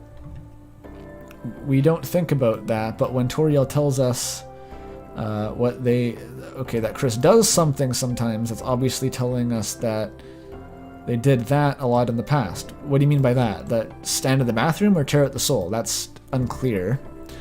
But what would mean that he constantly took out the soul that we are controlling before the events of the game? Okay, so they're going with the Kris was actually taking out the soul. Who is controlling the soul before us? That is a fucking impossible question to answer. I have no idea. That terrifies me. Hear me out. I'm already been. Kris is described in-game as having a human soul, yes, in the menu, but the soul that we control works not just for when Kris is with us, but on Susie. We don't control Susie's actions, we take damage for her. This is a very... I'm not convinced that this is really a big point, because I think the point of those cutscenes is much more in favor of showing that we don't have control over Susie. That's hammered home much more than the fact that we take damage for her in the battle. That means... Technically, we have never actually seen Susie's soul, yeah, but still acted as a... The spelling is getting worse the further this comment goes. That's kind of funny. But acted as a stand-in, maybe, for her in the battles. But usually every other instance we use is Kris. With Kris, that means we haven't really seen Kris's soul before. Wait, what?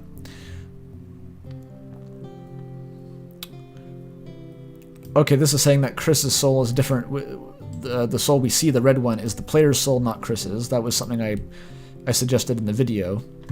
Since we control it, Kris is unaccounted for like every other character, or so we would think.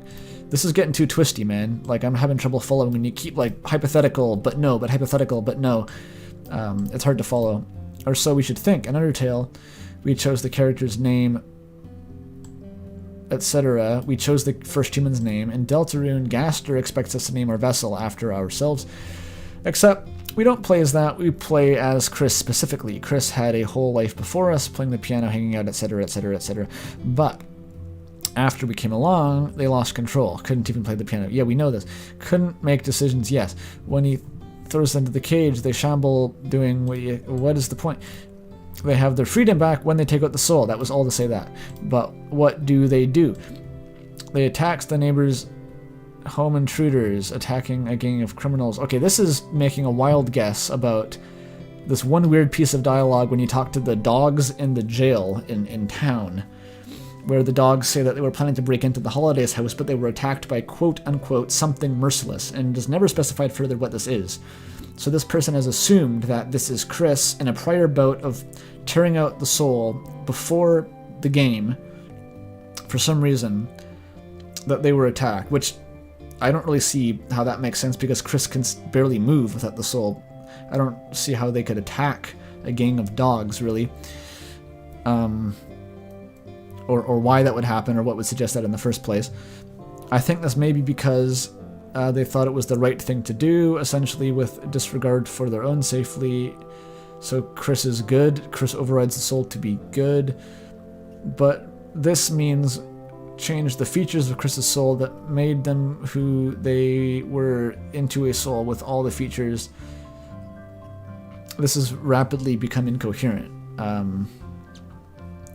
I don't exactly know what the point is. They're saying that they're basically trying to make the Narrakara argument that we corrupt Kris or guide Kris by being the controlling force, in the same way that people argue that we did with Kara in Undertale, but without any of the actual evidence, which is usually a good thing to have.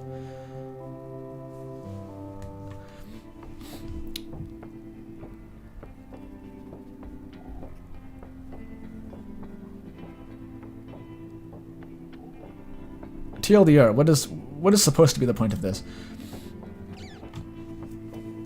The soul we control used to belong to Kris, but we override at the start of Chapter 1. This was like a thing I differentiated between in the video, was because previously they seemed to suggest that we replace Kris's soul. Kris has their own soul, but the soul that we control in the game is the player's.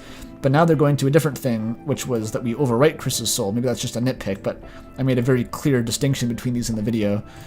Effectively erasing their soul by turning it into our own. But when they take it out, they do so because they want to have free will for a while. This is obvious, but does irrational things during these times because they are soulless. This is a weird argument that I've sort of seen before, which is like, say that Kris removing the soul, it works like an Undertale, and they no longer have like morality or compassion. But using this to justify the actions that Kris takes while the soul is gone is absurd, because that implies that Kris's motivations before tearing the soul out, when they had compassion, and after tearing it out, are different. So it's like Kris wasn't originally planning to make the fountain in the Snowgrave route, but after they tore the soul out, they suddenly realized that, oh, I don't have emotions anymore, I don't feel empathy, this is fine, and then their behavior changed. It's absurd. The essence of their being is gone. Yeah, I don't know what the point is. That it became very incoherent after a while. Okay. Let's chat up to say about that. Do you think doing Snowgrave route will corrupt your pacifist save like it did in Undertale? It might. I don't know.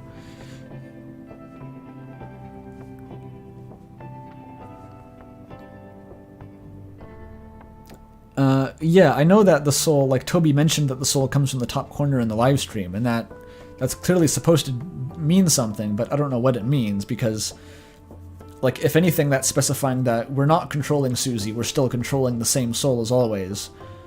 The fact that we take damage for Susie is the weird part, which might just be contrived for the sake of having consistent gameplay, but that's generally not something you want to assume. But overall, I still think the point of those cutscenes leans much more toward making the point that we cannot control Susie, because all the dialogue options are meaningless.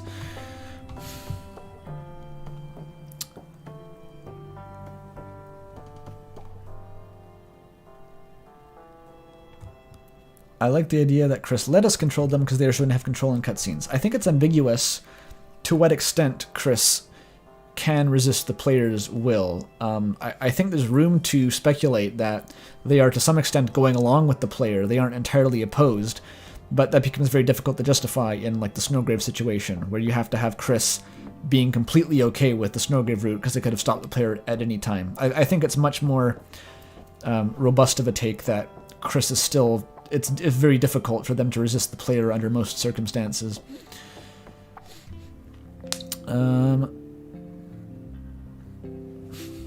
I read somewhere that the engine Toby uses for both games makes it possible for the files of one game to affect the other. That's not dependent on the engine. If you wanted to, you could just check the file system for the file's existence. But according to that Reddit thread, that's not happening, and I don't know much more about it myself.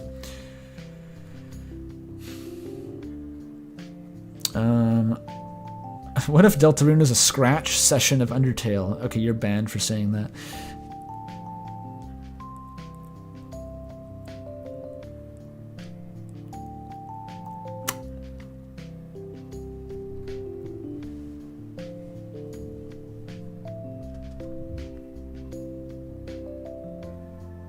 I just had the random thought that Susie and the soul of Kris are connected. That is a random thought, and I would encourage you to elaborate on that. Doc scratch equals Gaster. Alright, chat reading is done.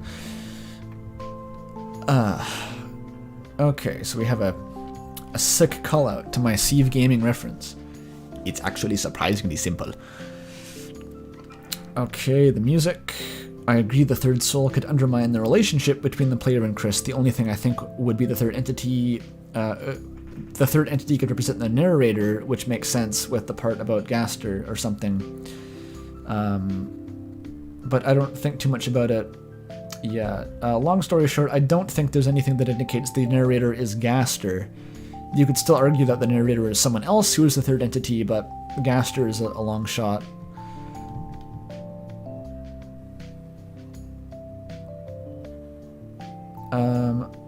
Make videos about Homestuck. That'll almost definitely never happen. I'm terrified of having to think more about Homestuck.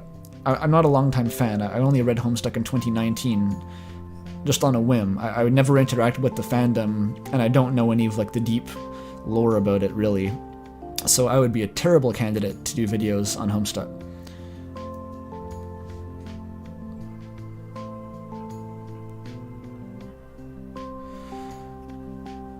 It was food for thought. Long-ass comment. Alright. I'll probably have a break after this comment. It's been almost 2 hours. 2-hour break seemed to be the...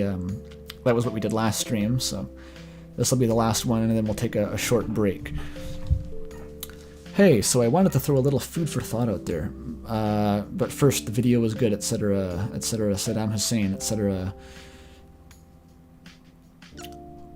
And Chapter 1's ending knocked everyone off their chairs, made hundreds of equally insane theories spring up about Kris going on a murder spree overnight. Yeah.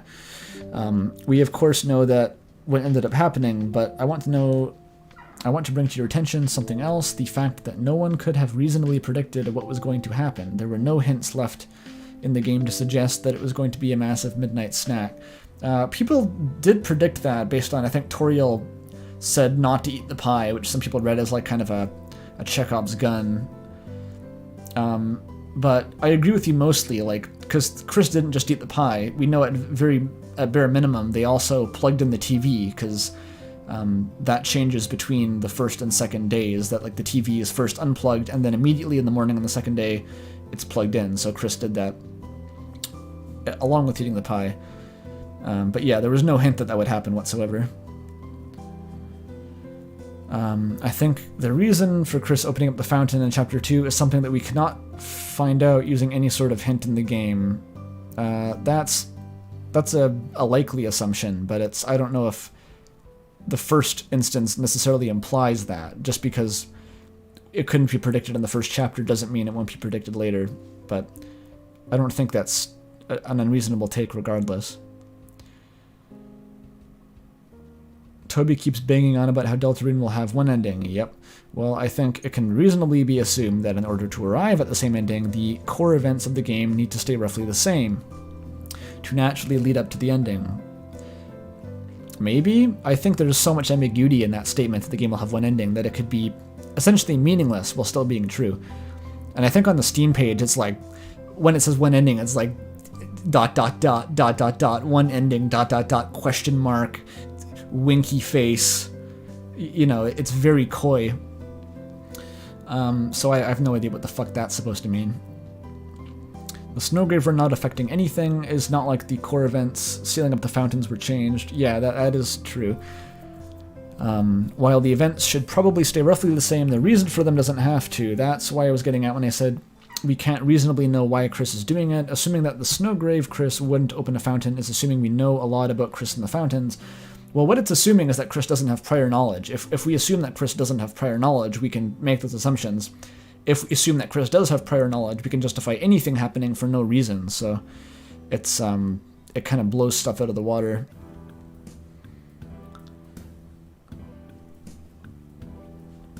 I really like the theory that Kris slashes the tires and opens the fountain for a completely different reason depending on the route. Yeah, that's what's been suggested a few times. I was very harsh on one last stream that suggested that in the normal route, Kris opens the fountain independently because they want to have their fun adventures, while in the Snowgrave route specifically, the third entity controls Kris to do the exact same thing, which I roasted to hell and back because that's just such a bad way to write. Having the same thing occur, one of which is justified by a very janky plot point just to circumvent the original motivations, but I think there are other ways of phrasing it that make a bit more sense, where the motivations in the Snowgrave route might be different in general, and could lead to the same outcome. I can sort of see that. This makes the road to one outcome plausible while keeping the obvious changes between routes. Okay. So this is Toby doing a Q&A. How many endings are there? One. So nothing I do matters. There's something more important than reaching the end. Yes, I've heard that quote before. And that's what I mean when I say that this could be true. There could be one ending, while also being so many other things, so much other variation and choice that having one ending is irrelevant. I think that would be incredibly easy to do on Toby's part, to make this kind of hollow promise. Is it just me or is that huge? It is huge, yeah. It basically implies that there's going to be a fuckload of stuff to do besides there being one ending. Correct. Okay. Okay, what's chat doing? Maybe Kris opens the fountain in Snowgrave to find more people like Spamton. I think a lot of where that comes from is misinterpreting, or maybe not misinterpreting, but it's an interpretation that I don't agree with about at the end of the Snowgrave route when Spamton's going on about, do you think that making frozen chicken with your side chick will help you taste that sweet, sweet freedom sauce? That's the line. And I think people assume that Spamton's talking to Kris about winning their freedom from the player, when in reality, the reason the Snowgrave route occurred was the player fucking around to get freedom from the constraints of the game's narrative. So maybe diegetically that makes sense, but thematically it doesn't, because Kris was never seeking their own freedom. They were entirely under our control during that whole period of time. So I'm not sure if it's necessarily safe to assume that finding more people like Spamton is how Kris themselves wants to obtain freedom from the player.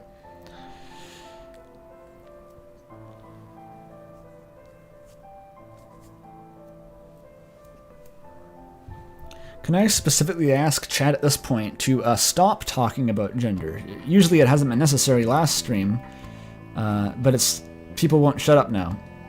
Like, immediately stop talking about that. Well, actually, this is a bad time to make that demand because I'm about to go on break.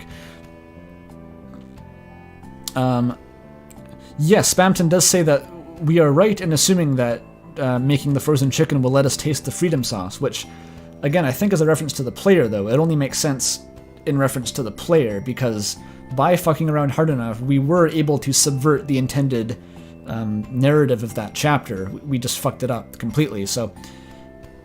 But I don't know if that means, again, that Kris doing stuff like that will get freedom from the player. I think that's different, and I don't see any particular reason why that would be the case.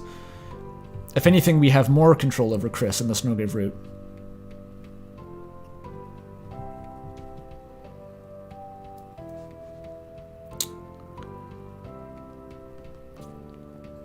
Omelets are very good. Okay, I think that's enough of chat. I'm going to take a brief break, so everyone can go, like, brush their teeth or take a piss or whatever you want to do. We'll be back in, like, 5 to 10 minutes, alright? Okay, see you, everyone.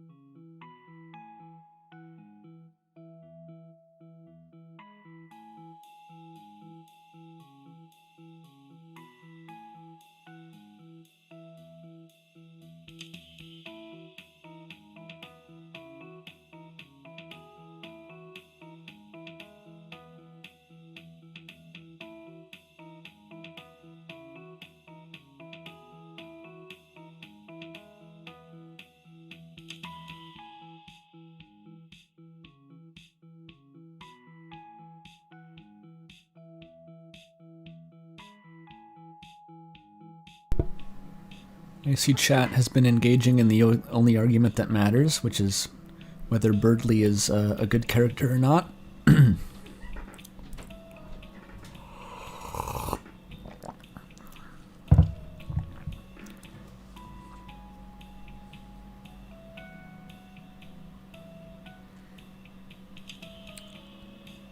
Birdley is neat, says Alice Bunny. Birdley is definitely a character. Now I can agree with that point. I went on a long-ass rant in the Discord the other day about my thoughts on Birdley. I'm not sure I want to go down that road again, but I think that the character was pushed a little bit too far into absurdity to recover from, at least anytime soon, at very least within Chapter 2. I don't think his arc had a meaningful resolution, because it just kept getting downplayed for the sake of gags.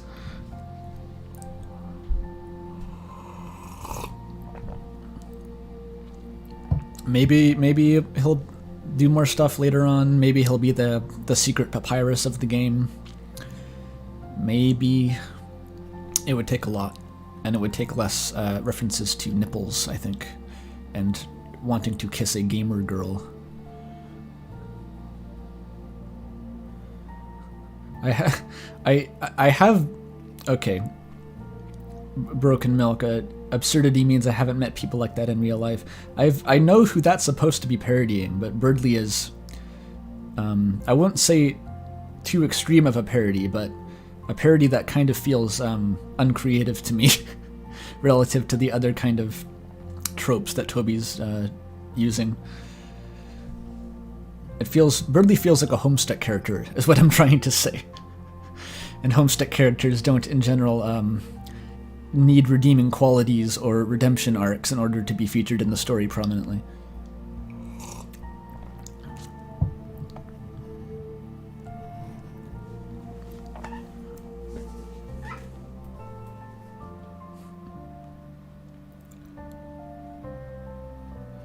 I'm not happy about Toby being a Homestuck. I mean, not Toby.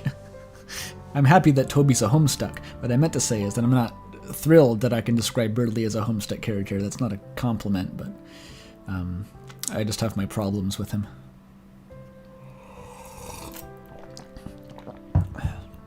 And of course, I have to make myself choke on the tea once every stream.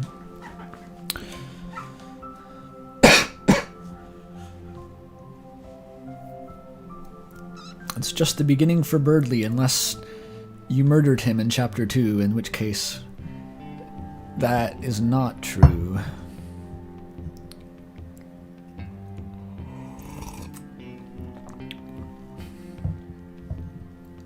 Birdley Sprite is thicker in the light world. Someone posted a better version of Pogshot in the Discord. I will consider that after the stream.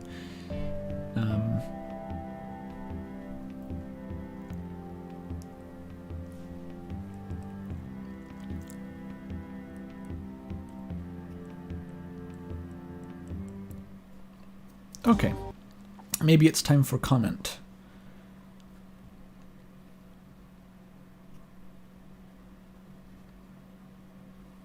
Did something happen to the,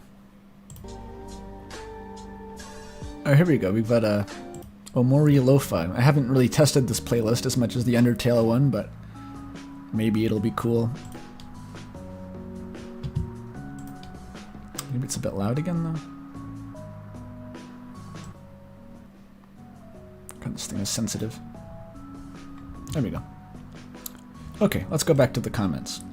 Stream restarts in 3, 2, 1, go. Okay, everything I say is a lie, says Quagmire Giggity. Nice. That's a very good start. Apparently my fake-outs feel like they were written by Toby Fox. Where do you think I derived my entire sense of humor, buddy?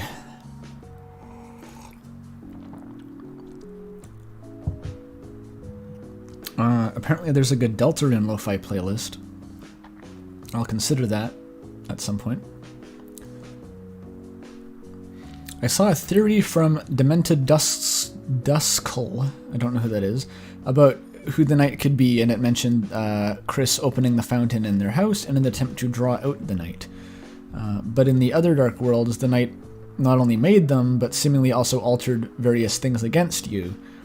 With Kris opening the fountain, the knight probably won't be able to do that, and remains anonymous. That's arguably true, but maybe not that true, alright? So, I'm not sure I agree with the knight altering things against you in either the first or second chapters, because the knight's influence is very vague, and I think it gets, like, there's a bit of Mandela effect going on with how big of a role the knight played in, like, Chapter 1 especially, because in the king's battle, I think there's two relevant sources of dialogue. There's Sham and there's the king, and Sham says pretty much that one day a knight appeared, and the four kings lost power, and then the King of Spades took over. It doesn't say that the knight caused that, or that the knight specifically is what overthrew them. It just says that the knight's appearance instigated this sort of power grab. And the king never implies to be taking direct orders from the knight, or to have a personal relationship with the knight. It's sort of just all vague and working off of assumptions, and the queen is even more so that way, where she admits that she has no idea what the knight's goals are. She was just extrapolating based on what she saw. So I'm not sure to what extent the knight is actually working against you.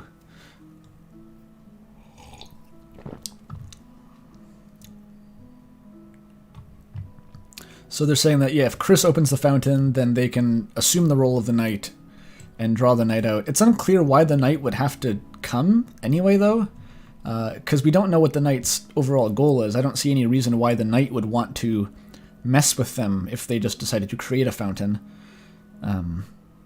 There's not much that indicates the knight would want to seal the fountains or something. It's kind of a strange argument here. This would explain why Kris opens the fountain in the Snowgrave, as well as neutral, because it's a plan. Yeah, it's an overriding objective. That's a common argument. That's assuming the whole thing isn't going to be another fake-out. I highly doubt Chapter 2 is going to be a fake-out, because I think that would just be getting too absurd. There was, like, clearly supernatural shit going on there.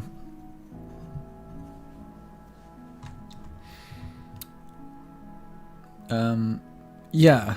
Gog asshole in chat says the knight would just make another fountain and start the roaring. Go cool. Yeah, it's unclear why the knight would want to tussle with them if they were just doing what it was already doing.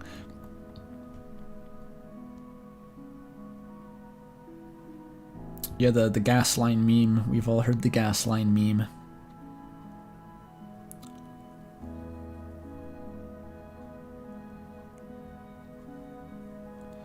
Yeah, the bosses really don't seem to know much about the knight. Like, even the video that the queen has on the knight creating the fountain, it explicitly says that you can't see who the knight is in the smoke. And the queen obviously hasn't talked to the knight to ask what its deal is, otherwise she would have known the ramifications of creating a dark fountain within a dark fountain. It's sort of unclear whether the knight even exists fully in the Dark Worlds, or if it just creates the fountain and then the Darkners end up sort of looking to it as a sort of god for making their world or something like that. It's very unclear. King, it's vague how much the king knows the knight, Uri. I think there's one line he says, "By the knight's will, I will shatter your soul into pieces," but is that because the knight told him to, or is the king also just assuming that you're opposed to the knight because you're trying to seal the knight's fountain?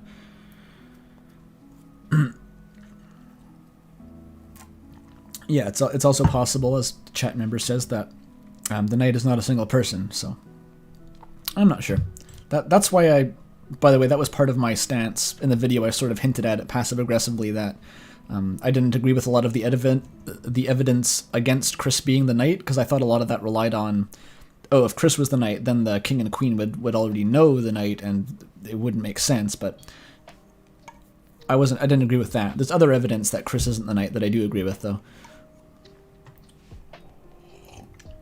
Shoutouts to Joel from Vinesauce, Grand Dad. Ha ha ha ha. How does Queen know how to open the Dark Fountain? She watched the Knight do it. She describes what the Knight does, but not why the Knight does it, or ever having talked to the Knight.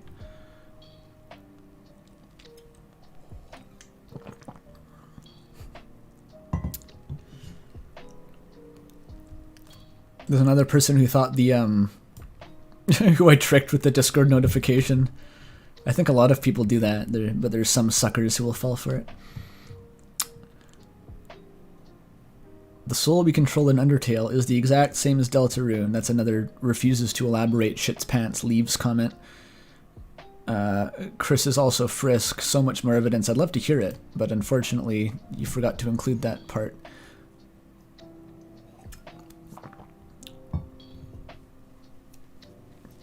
In Undertale, Flowey consciously recognizes the human as three different beings. First, Kara, the first human. Flowey does seem to think that Frisk is Kara for whatever reason. Then Frisk, who the human entity really is, and then, as if holding the last card, he acknowledges the player. Yeah, that's kind of fucked up. If you do a pacifist route in Undertale, you reach the ending, you close the game, and you reopen it, the first thing you'll see is Flowey appears in this black void, and essentially calls you out for doing the same shit that he was doing, which is one of the most brilliant points in the whole game, where you're saying, if you reset this ending, you're no better than I was. This is the power you were fighting against me to stop. He's talking to the player, of course, but then at the very end, for some fucking reason, which torments me endlessly to this day, he name drops you as the name of the first human, i.e. Kara. He addresses you as Kara, which is a point for the weird, the version of Kara that is a stand-in for the player, but also conflicts with all Kara having a backstory, and it's very confusing. But yeah, this person has a point. It's never something I've known how to resolve satisfyingly. And I don't know if this comment's even trying to imply anything beyond that. They're just kind of reviewing some Undertale lore here.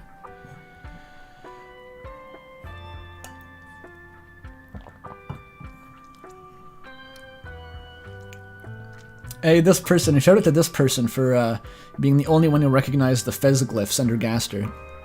I was surprised it took that long, actually. No one plays Fez anymore.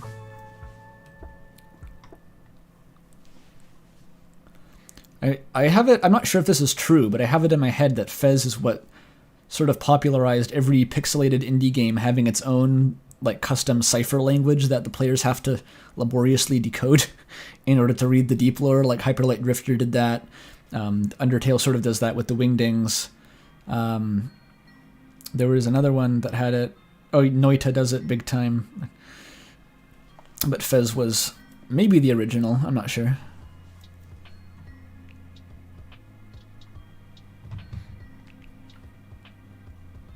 I seriously doubt the three souls theory. I think Kris's soul is being controlled by the player. That's a very short version of the video there, if anyone wants the TLDR.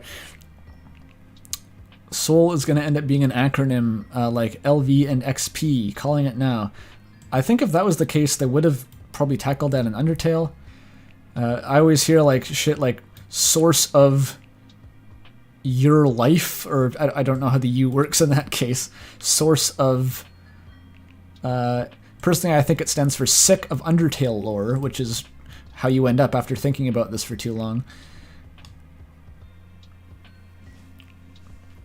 Imagine the reason why Flowey is able to function without a soul is because he was injected with determination in the true lab, meaning he could directly function. This is the Flowey argument again. This also brings up the questions of if Darkners have similar determination rules to monsters or it's different. I think you missed the first question of whether Lightner or the Deltarune has the same determination rules as Undertale in the first place, or it's an entirely just a massive gap in the known lore. This is only my personal theory, etc. Oh, this is a good sign. Warning. No sane person should read this word dump. Click read more at your own risk. This is part of a 3-part comment, and all the comments are long as fuck, so it's quote again. Okay, if it's longer than quotes, I'll be surprised. Oh. It might be longer than quotes. Yikes, okay.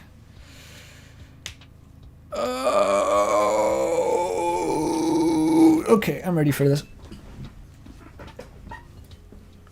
I'm not going to be going through necessarily all the replies, but let's see what's going on. So, about the whole Kara thing. Being a longtime Undertale fan is hard. Yeah. But when you've been here since the beginning, as have I, when you've been along for the ride as all the canon content was discovered, when you've watched as theories were crafted and deconstructed and crafted again until they became commonly accepted in the fandom, excuse me, you get to this point. What's the point? The point where years later, when new canon appears after ages of breaking down the old content from every angle imaginable, you try looking back to the theories and obscurities you at one point thought nothing of, and you start realizing how much of it there was. You start scratching your head like, wait, how did I get this stuff again? Like getting back into algebra after not doing it for years. At the time, you could recite the formulas without even thinking about it. You understood the logic of how to get the answer and why you had to use specific formulas to arrive at specific conclusions. But then, when you look back on it after not doing it for a few years, your old algebra notebook might as well be Egyptian hieroglyphics. You start wondering how the hell that incomprehensible gibberish was actually produced by your brain. More than that, you wonder how the hell it actually made sense to you at one point. Well, at least the writing is good. I can stick with this as long as the writing is good. That's what it's like for me when it comes to the older Undertale theories that might now tie into Deltarune. Like, whenever I try to theory craft, I'll try to use the old commonly accepted theories as the baseline for the new Deltarune theories to start from. These foundation theories include the lost voice in the files. Is that referring to the demon files that came up earlier, where it's like, I, your humble servant, will follow you to the utmost, you have made yourself clear, etc.? That may be what they're referring to. The narrator being Kara, that's classic. Or anything having to do with darker yet darker, very, very interesting, blah, blah, blah, blah, blah. Duster. And his skeletal relatives. I find myself having to go back just to justify the foundation of my arguments because I'll lose sense of my own logic halfway through. So far, this is a very similar arc to what I've been going through. I can relate to this pretty much one-to-one. Especially now doing that, the narrator video, doing the research for that, I've been going back and staring at the Narikara interpretation with like renewed, vigor, trying to figure out, wait, does this ever make sense? It's like questioning your own sanity. Yeah, exactly. Why am I certain the narrator is Kara? Is there actually concrete evidence of Ghastly being a skeleton that is not circumstantial? There is really not much aside from him speaking in a weird font. What is the actual gameplay and thematic effect of level up and XP? I think that can be reasonably assumed. Wait, is Kara even their canon name? Yeah. Was that the actual timeline of events from the War of Humans and Monsters to when Frisk fell? I don't see why it wouldn't be. How much time canonically separates those events? That's unclear. How much time separates when Azrael found the first human to when the first human died? Unclear. We can assume no more than a few years.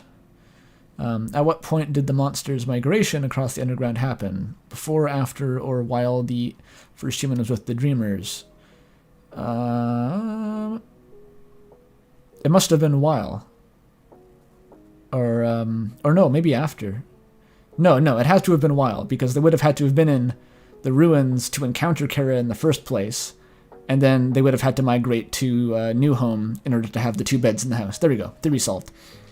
How old were Kara and Azrael when they carried out the plan? We don't know. How long after the War of Humans and Monsters was that? We don't know. Were all 6 of the fallen humans confirmed to be children? I heard there was a line from Toriel, maybe. It's mostly implied. How the fuck did Toriel and Asgore age, and how is that related to whether or not Frisk is their biological child again? I don't know what that's referring to exactly. We know the lore behind Toriel and Asgore don't age because their biological son died. Was Azrael born during, before, or after the war? I'd really have to assume after. Was he born underground or on the surface? Okay, etc., etc. There's a lot of questions, basically, in summary.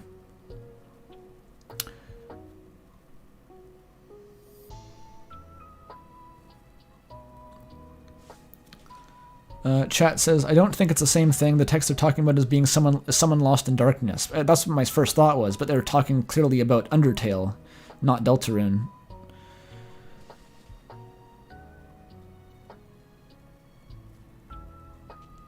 I get lost because so many well-thought-out theories have been developed and painstakingly pieced together over years of an army of fans way too invested in this universe, but now these theories are so well established that my mind, as a part of understanding Undertale lore and how Undertale works, I can't separate them from canon, or I can't separate the canon from the theory without rethinking my entire understanding of the game. Yeah, you end up questioning sort of basic assumptions. It is quite similar to algebra. That was a good analogy. When you learn like an advanced field of math, and then you have to return to it after a while, you remember that the stuff worked and it made sense, but you don't remember why, and you have to sort of just be okay with that. This was fine before because I knew how to personally go back and verify why I believed certain theories were plausible based on my observations. Yeah, starting from the ground up, proving them yourself. But now theories I rely on are so far removed from the canon content that I no longer navigate my way back to the rabbit hole of why I chose to believe these things to be true. This was a rabbit hole that I could once run through forward and backward with my eyes closed, but now I've been so deep into that hole for so long that I've forgotten how to navigate my way through it back to concrete canon evidence. Right. For old fans, the rabbit hole of lore is nearly impossible to retrace your steps and to sort out what is confirmed or not, or to confirm how widely accepted theories are justified. Even though they know they must be, because the community accepted these theories because they were well thought out and had convincing evidence that took years to gather. But even so, you can no longer remember what evidence that is, and it's nearly impossible to remember unless you've never stopped theory crafting since the height of Undertale's popularity, as in you never stopped taking algebra, right? And for newcomers that are just now getting into this, there's a mountain of lore the fandom has extracted and inferred from one tiny game over the years that unpacking it is nearly impossible. That is very true. I have seldom considered the perspective of a person who is new to Undertale playing Deltarune. Even if they've played Undertale and just don't know all the weird lore, how much is Toby willing to demand of you in terms of prior knowledge? Because that could be very intimidating. Catching up new fans in a way so they can catch up with older fans' line of reasoning, which is necessary to comprehend just the foundation of what we're basing our discussions off of, yes. I almost need to take as many years as it took old fans to develop that line of reasoning in the first place, exaggerating, but you get it, yeah. That's why I appreciate videos like the Gaster one you shouted out, because I feel we can get too deep in theories and lost in our dusty notebooks full of red tape connections and miss the very obvious insinuations that are stated plainly in canon, like with the save thing you mentioned. Okay, that's a big one, but it was very good. I liked that a lot. Because that is very much how I feel about a lot of things. In that, yeah, it's sort of like you can keep the math analogy going and say how, if you've ever taken even a high school level math course, you're learning algebra and trigonometry and stuff that was based on, if you look into it, literally thousands of years of human development. It took generation after generation of the most brilliant people in the world to develop even what you learn in high school, and you take it for granted. And if you tried to go back and actually derive everything from scratch, it's extremely difficult. And it is your luxury to skip over all that because it's been done for you, right? You could almost make the same argument about Undertale canon, except of course it's not quite as solidified as algebra, for example. It's harder to put trust in these theories because they were never really proven one way or the other a lot of the time. They were just sort of generally accepted. Maybe the better analogy is to something like astronomy or physics rather than mathematics, because with physics, people still don't know what the fuck is going on. They just keep making the guess progressively better based on new evidence. But to an extent, you can go back and you can derive the stuff, and to an extent, that is what I try to do for the most part. I think as long as you haven't gotten too detached from the original game, you haven't gotten too lost in the rabbit hole of alternate universe and fan works and fanon and all these different ideas, that there is a fairly coherent through line. And that's generally what I try to do. When I go to make a video, it's very much based off of evidence that I can find in the text and build from the ground up into a new thing. And occasionally I'll have to go back and reference some old Undertale lore that I can't get into fully because it's, old and it's been established, but wherever possible, I try to avoid just taking someone else's idea and just presenting it as, this is probably true because they said it. Like, if I want to, I try to make my own takes, basically, even if it's independent from the community consensus, or even if I'm overlapping with it by accident. So anyway, that was a lot of talking, and apparently there's more. There's even more to this. Yeah, there sure is. Oh my god. Oh my god. This is gonna be like a while. Check Discord meme channel after you're done reading the comment. I'm gonna do it now.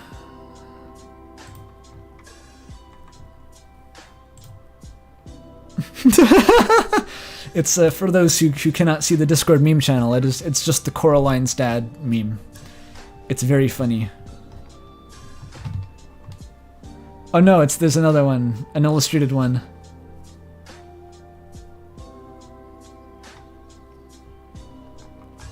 I'm sure it's very funny. I'll have time to appreciate the memes at a later date. Because for now, I have comments to read, apparently. Yeah, this one is well written, so I don't mind it.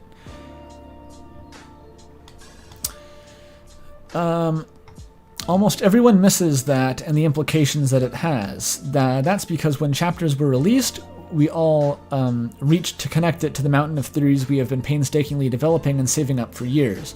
The fruits of our labor from squeezing every last drop of lore we could from the one canon source we had. Of course, when new canon was added, we wanted to add that to the pile, not knock it down and start from the ground up. But by trying to tie the new content with our previous assumptions, we fail to see the actual direct connections that the new canon has to the old canon. Okay. In the eyes of the fan base, the original game is buried so deep under the mountain of theories we have built on top of it, it's hard to reach back and see the actual connections between the canon games. That's kind of true. If you're having trouble seeing a connection between Deltarune and like baseline Undertale because of fan theories, that may be a problem. But then again, a lot of the connections are based on like Gastro lore, which is by no means baseline Undertale. Now, I'm not saying that Undertale and Deltarune have the same canon. They are different games with different stories, and the worlds work in different ways, but the game Undertale might provide key hints for how the world of Deltarune works, since it is the soul successor, or the spiritual successor, yeah. That's true. I've said this in the past, that even if Deltarune and Undertale don't end up being literally linked together in like a multiverse or something, we can still infer, based on the decisions made in one, what some decisions may have meant in the other one. That choice of words was not intentional. I was trying to say, even without a direct connection, Deltarune's a spiritual successor. Yeah, I know what you meant. Anyway, because the fan base is focused on expanding their theories, they're not looking back at Undertale itself with the context of new canon. I feel like we need to forget everything we know about the game. All presumptions, theories, widely accepted headcanons, all of it needs to go out the window, leave us with only the game Undertale and the 2 chapters of Deltarune. Look at the canon we are given without assuming anything that is not explicitly stated, that may reveal things that are otherwise overlooked by most of the fandom.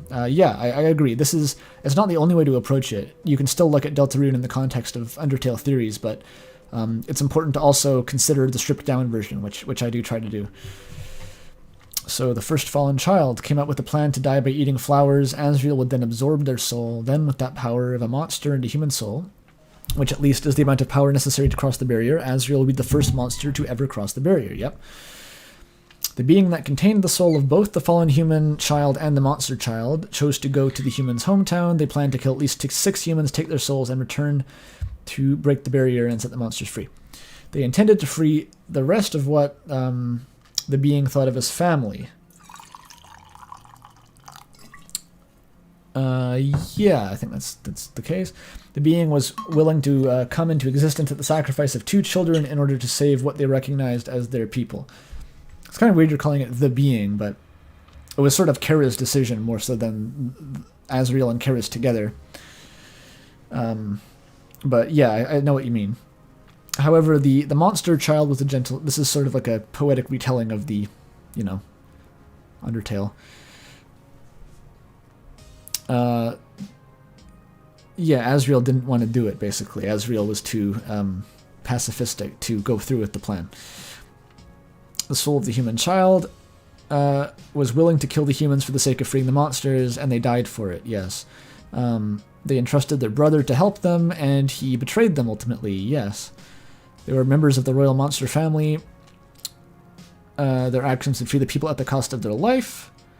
They had no hesitation to kill humans, as the experience that drove them into the dangerous monster realm was related to holding hate for humanity. Yeah, that's... I wonder where this is going. This is like essentially just Kara 101. But I guess that's the point. They're saying we have to go back to Kara 101.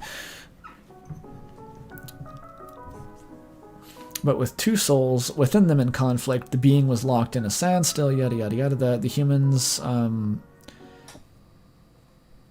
we know this. I'm sorry to be sort of implicitly shitting on this quite well-written summary, but it's just a bit redundant from a voice to read it all out.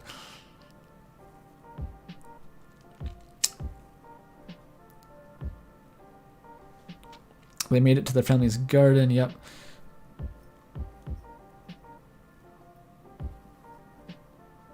Okay, we got monster funerals. Is this just going to be like a review of Undertale lore? I hope not. It goes on for like an hour, so... So this is like... I might lapse more into like summary here. Yeah, this is the monster funeral lore. This is the only justification in the game, by the way, for how Asriel comes back as Flowey. It's a single book in the Snowdin Library that says that when you sprinkle a monster's dust on an object, their essence lives on in it. And essence is mentioned nowhere else. And that's what you get. Fuck you. The being that had the soul of a human and monster child had their dust fall on a golden flower. Yep. And then the thing that killed the human child was also a flower, and killing the human child, yes.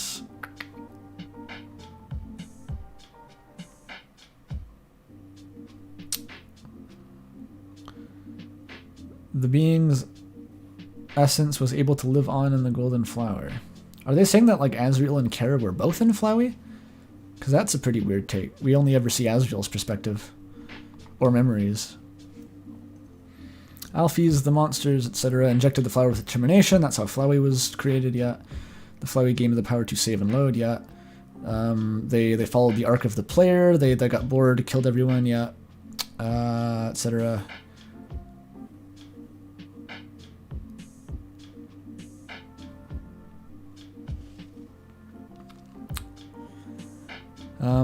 Yeah, if this is like an Undertale, this would be better, I should say, like an Undertale lecture, basically. This might be better suited to like a blog post or something, but I'm enjoying reading it at least.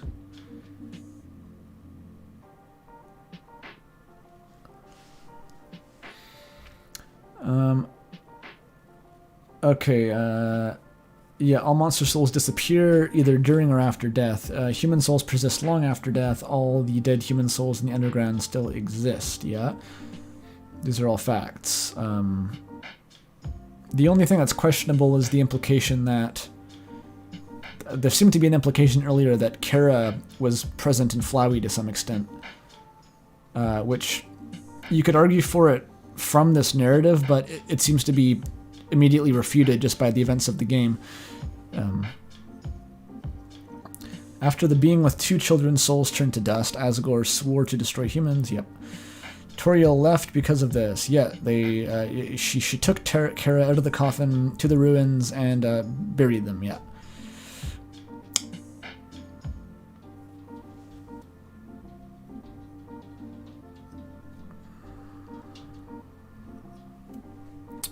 They moved to new home after the human. This is what I said earlier. The eighth human falls on top of the grave. Yeah, this is sort of the basis of the whole Kara deal, if anyone isn't clear on that. Like, Frisk falls onto Kara's grave. Frisk is very determined. That's their primary save point, is on top of that grave. If you never save in the game and you reset, you end up back at that spot.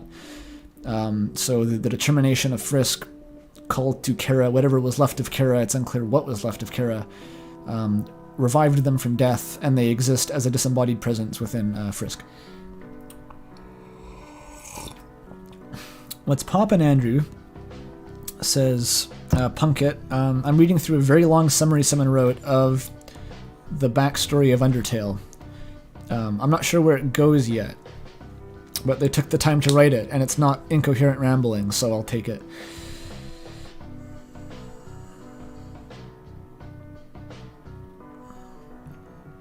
Okay, maybe I'll go a bit faster here, as long as this continues to be Undertale lore. Frisk's name is only revealed in Pacifist. Human souls do not disappear. Only in True Pacifist there a connection between the narrator and the protagonist, where the narrator remarks that Frisk seems to disagree with their descriptions of how only in True Pacifist is there a disconnect. Huh. Is that true? There seems to be a pretty big disconnect with the whole, I mean, in Genocide Route, like, Kara starts speaking in first person and shit, so I'd count that as kind of a disconnect.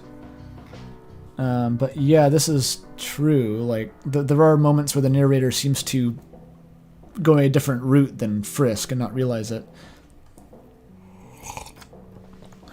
This comment is immediately following a break, Michael. There will be no break. All 6 of the other human souls still exist. Yeah. Total of 8 humans that we've never gone to the underground. We should have 8 souls. We only have 7. Yeah, that's a valid question. What happened to Kara's soul? Because Kara is indicated, as they exist in Undertale, to be soulless. The name the player chooses is only ever used by other characters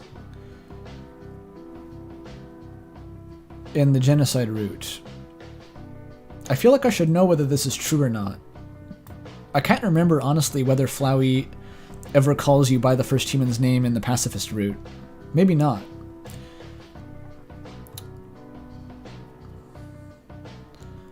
Our soul in Undertale. That's interesting.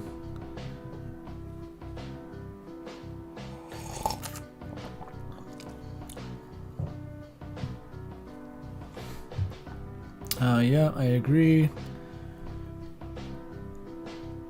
Who does the red sprite belong to? Right, this is essentially like a Spark Notes version of the Narikara Tumblr post that I referenced last stream. Save files in Deltarune belong to the first human. That is true, the save files are given the name of the first human, not Frisk, which is an interesting nuance. But, as I've said previously, the game pulls in multiple directions at once when it comes to what Kara is supposed to be. So, one piece of evidence like this is, you can rest assured that there's going to be something that contradicts any implications it might have.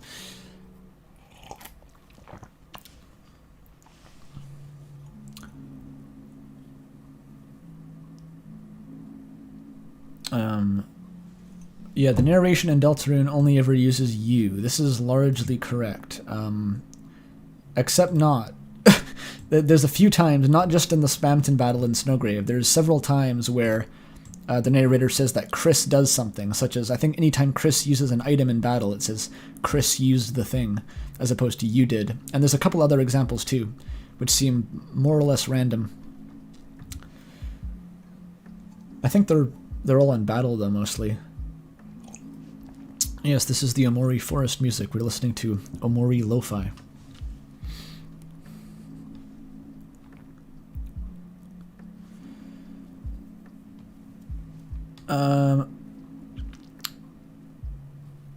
The first save file belongs to Kris, as I've mentioned, yeah, which is overwritten by the creator, the player.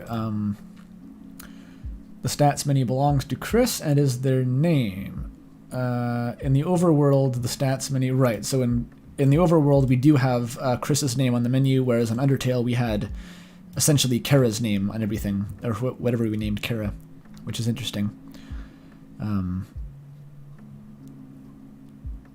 Some of Deltarune's narration is in parentheses. I have analyzed this and found no fucking logic whatsoever to what is parenthesized and what is not. but it's true. The town of Recruits is named after the creator. Yes. That's the end of that one. How... If all of these are, like, massive, I may have to, just for the sake of the stream, like, skip it for now and then just read it in my own time later, but let's look a little bit further here. This one, I mean, it's shorter. It's less dense. Okay, this is going to be more of a conclusion, maybe. All the observations from both games lead me to some things. Yes, okay. For Undertale. In Undertale, the narrator is the first fallen child. There's good evidence for that. There's also evidence against it, but there's quite a lot of evidence for it, too. The narrator, the first child, refers to themselves as I, and Frisk is you. Yeah, the name I in Undertale is the name the player chooses. Yep. Frisk's name is never displayed in the save file menu, unless you're in hard mode, which basically isn't canon. What is the significance of saving and loading and stats seemingly not belonging to the playable character, but to the first human child? That is a good fucking question. This adds credence to the interpretation where Kara is a player stand-in, or like a metaphor for the player's avatar, or something like that. But it also conflicts with Kara's backstory. Like, if Kris is, or not Kris, if Kara's supposed to be the player, how is Kara a part of the story before the player ever starts playing the game? It doesn't really make sense. What happened to Kara's soul? Does the red soul belong... Who does the red soul belong to? Can a soul belong to more than one person? Okay. For Deltarune, the name of the castle town and the name overriding the save files is the player. Yep. The name in the stats menu is Kris. Yep. What is the significance of the stats menu, save files seemingly belonging to different beings? That's a fair question. Is there a notable difference between parentheses narration and plaintext narration? No, I can answer that one. It's fucking random. If so, what is it? Etc. Who does the you in Deltarune refer to? Almost exclusively Kris. In one instance, it's definitely the player. This is speaking to my research for the next video. Who is the narrator in Deltarune? That's a good question. In both games, there's one question for both games.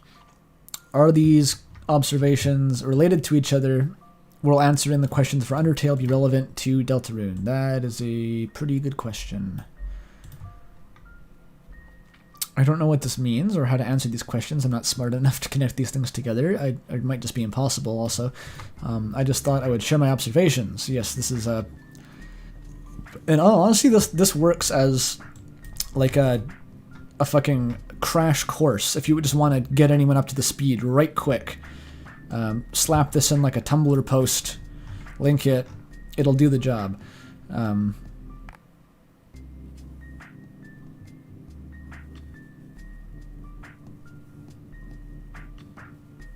Is there concern in chat about the audio?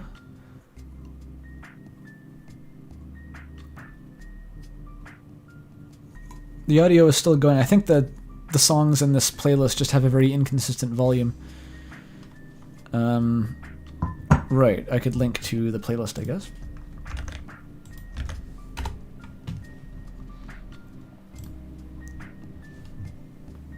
Okay, audio is fine.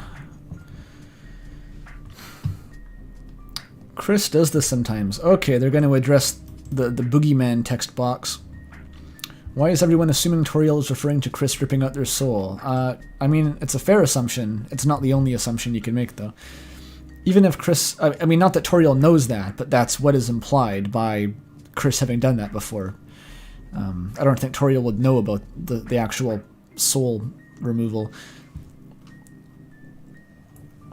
Even if Kris had done that before, why would their mom know about it? Maybe that's what I mean. And what about Kris disappearing into the bathroom for a long time would make Toriel assume must have ripped out their soul? I don't think that's what people are assuming, though. Or maybe they are, and I don't know, but I think the assumption that you can draw here is that Toriel knows that Kris spends time in the bathroom. We as the player are supposed to know why, based on the context, which is that they rip out their soul. But it's not the only explanation.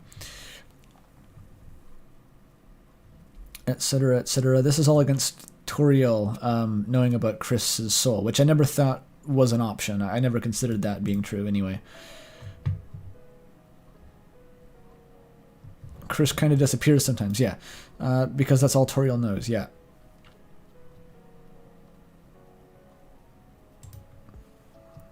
I have no idea why the wagon is implied to have been through crashes.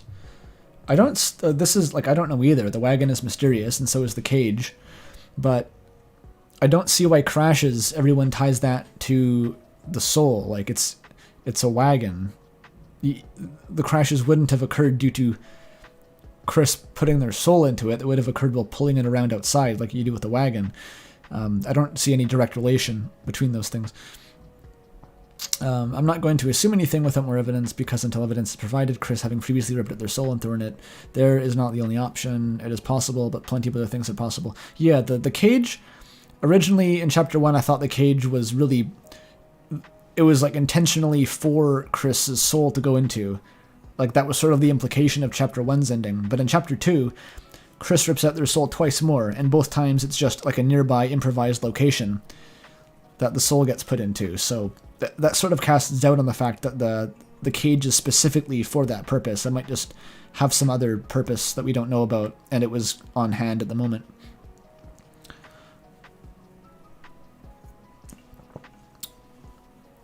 Etc. So this was supposed to be one comment, but essentially it just got expanded over 3 of them because YouTube has a limit on the number of characters. Okay, if this keeps going, I might have to cut this person off here because it's just, there's too much. It was like a good comment, but it was just like, this is too much. I might read these on my own time, but the stream is going to revolt against me maybe. But yeah, I would encourage whoever wrote this, I'm not kidding, like, consolidate this in somewhere other than a YouTube comment and make it like a resource, because this is useful to brief people if you want to get them up to speed on, like, Undertale canon, but it's going to languish in obscurity here.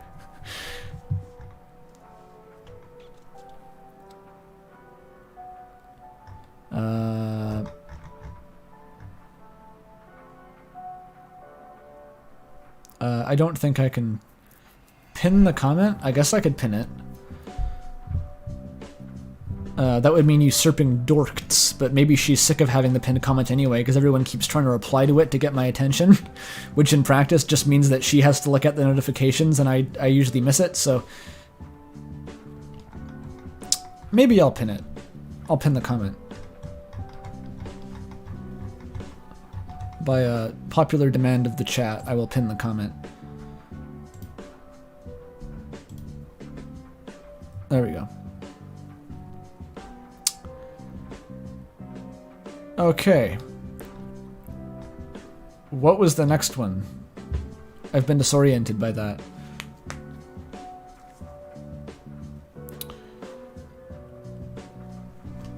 Fez glyph. Something about 3 souls. That's an acronym.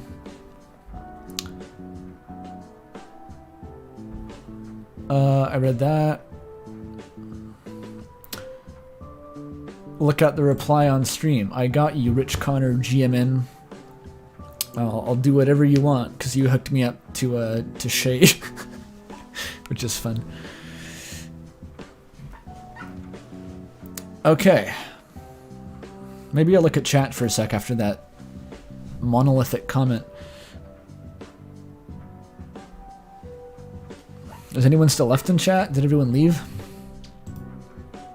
No, chat's still doing alright.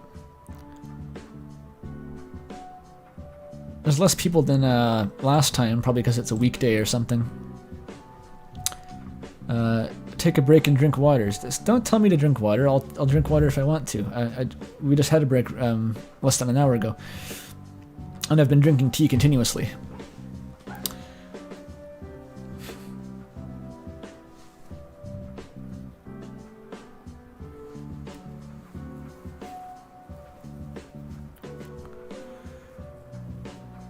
Remember to read my comment. Oh, I forgot to read the comment after the break. Shit. This is going to spiral into a huge problem, I think. Maybe I have to go read Samu99's comment. It was like one of the earliest comments, though. It's like really far down.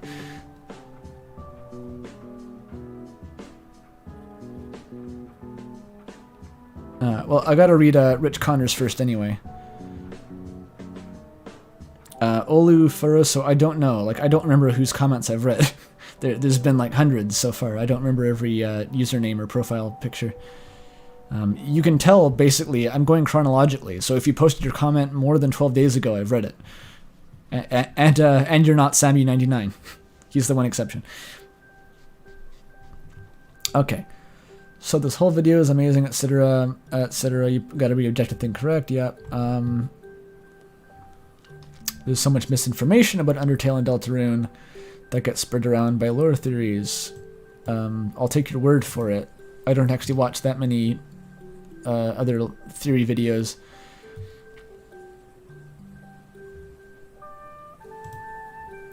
Yeah, I missed. Apparently, like in the ancient, like the distant dawn of time, the first human was called Mugsy in like the beta version, and somehow this was known. So that was the original name for Kara, was Mugsy. And that's about it. Oh no, there's a comment.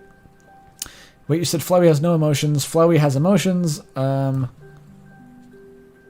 He stopped feeling love. I forget what I said exactly in the video. I may have said that Flowey doesn't have emotions, in which case I was just wrong, because what I meant to say was that Flowey can't feel compassion. If I said that Flowey doesn't have any emotions, that was just an error in writing the script. Mugsy. Yeah. What could possibly go wrong?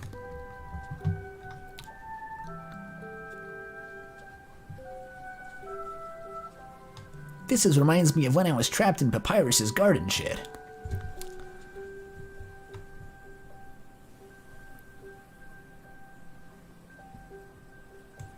Organization. Okay, I believe you. Maybe that's what that's referencing? I don't know. I only know Kingdom Hearts from Just a Pancake.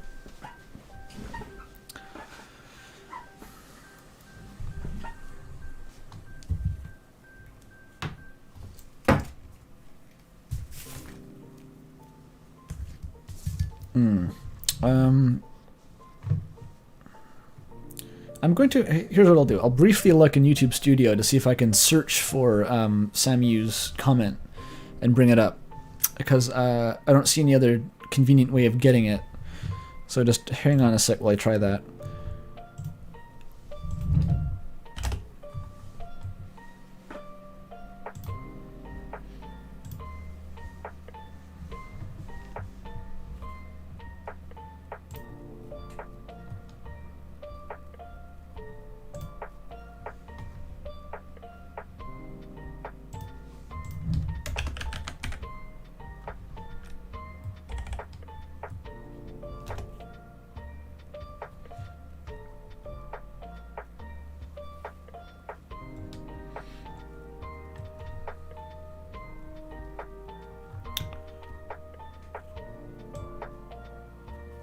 Okay, I'm just scanning this to see if it has like my credit card number or something visible.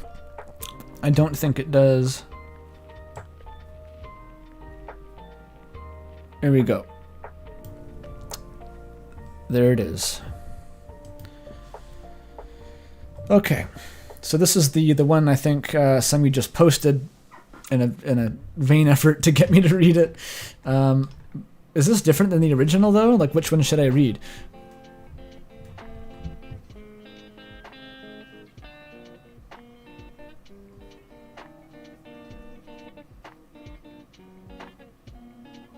Any opinions, Samu? Samu? I don't know. Are they the same? I'd like to point attention. I think they are the same. I'll just read the newer one. I would like to point attention to a theory about the humans in Undertale, because we might actually have more examples of humans without a soul aside from Kara. This is going to be the coffins, I know it. In the castle's basement, yeah, we can see the coffins that contain the bodies of the humans that came before Frisk, all having different colored souls on it, representative of what soul that human had, yep. But after a true pacifist, we go back to the same basement. We can see that all the coffins are open, which is kind of awkward to say the least. Yeah, that is pretty fucking awkward. It gives us the allegory of liberation, but from a story-wise point of view, it's very strange because they should be dead. Yeah, it's my thoughts exactly. I have no idea why that's in the game. I have no clue. It doesn't make sense no matter how I think about it. Like, either it's implying that the souls from the humans went into the coffins and that's what opened them, which maybe makes sense a little bit. Or it's implying that the fucking humans came back from the dead, which does not make sense even a little bit. I don't care how you try to argue for it, that they're mummies or some shit. Like, why the fuck does Undertale need a group of 6 crusty mummies crawling up from the castle's basement? And also, if there were, where did they go? Like, you never see them. They would have had to, like, either gone and hid somewhere in the underground or, like, walked past you to get out. It's just so stupid. If you consider this to actually be what happened, there's no reason for it. But, like, again, that's what's implied, though, so why? Why? Some people have concluded that after Asriel releases the souls, the humans come back in their original bodies, and yeah, that's what I said. So, obviously, we have to believe the bodies didn't decay in years, yes. Well, yeah, Kara implies that they had some sort of embalming going on, but, like, embalming doesn't mean you're perfectly preserved and can be reanimated. Like, embalming often means, like, your organs are removed and your eyeballs are replaced with stones and stuff. Like, it's not that simple. You could say that they magically embalmed them or something and they're fine. It's never stated that monsters can or would want to do that. They might not be dead at all, just soulless. There's nothing that... How the fuck does that work? What are they doing? They're just sitting in coffins? That's fucked up. Chat says, I assume the souls were in the coffins. I mean, if you mean after you release them, they go into the coffins, that's fair, but, like, we see the souls in the jars beforehand, so we know that the souls weren't being stored in the coffins. Unless Asgore has, like, a pneumatic pipe system that goes from the coffins to the floor in the room.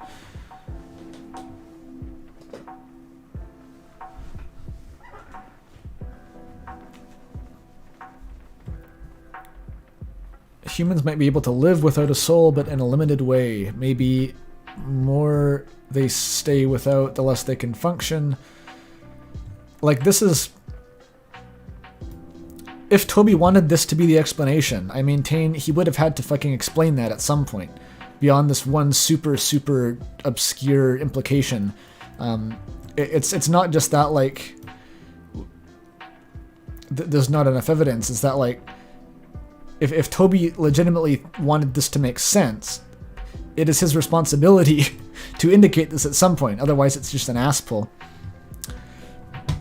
Okay, on a side note, it might be that Kris's soul is damaged in some way and needs another to keep himself together. Yeah. That's one of many explanations for why Kris needs to keep putting the player's soul back in. Okay, an outdated opinion. Talking about Chapter 1 select screen, it gives me the impression that Gaster is using the menu to conduct an experiment. Yeah, we discussed this earlier. It's not a... It's like a reasonable implication to read into it.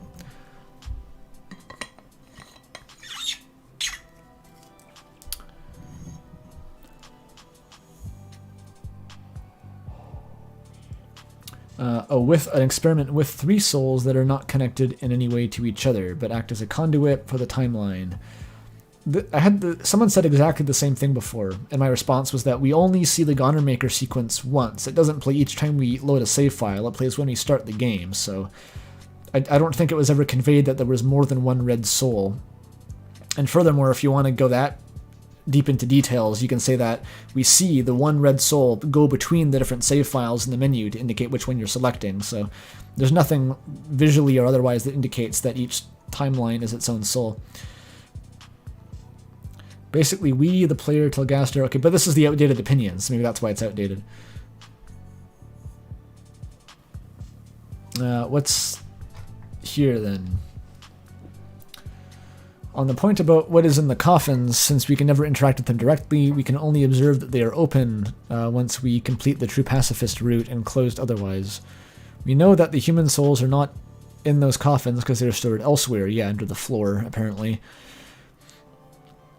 Flowey even has some remark about like not being able to get to them unless Asgore decides to show them. So it's sort of implied they're like under some sort of high security vault under the ground or something like that. Or, you know. So the question is, what's in those coffins and why do they open? Yeah. We can infer that the coffins are the bodies of the other humans. That's generally what you put in a coffin, because Kara was put in the one after her death. Interesting. The rare gendered female Kara, and only afterward were they brought to the ruins, and also because their coffins, what are you gonna, yeah, their bodies are in the coffins. It's fairly safe to assume.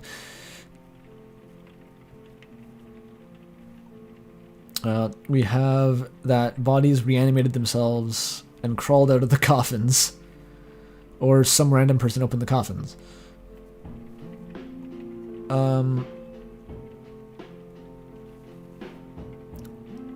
It is possible that Frisk... I don't know what these notes mean, by the way. Me and not me. It's unclear.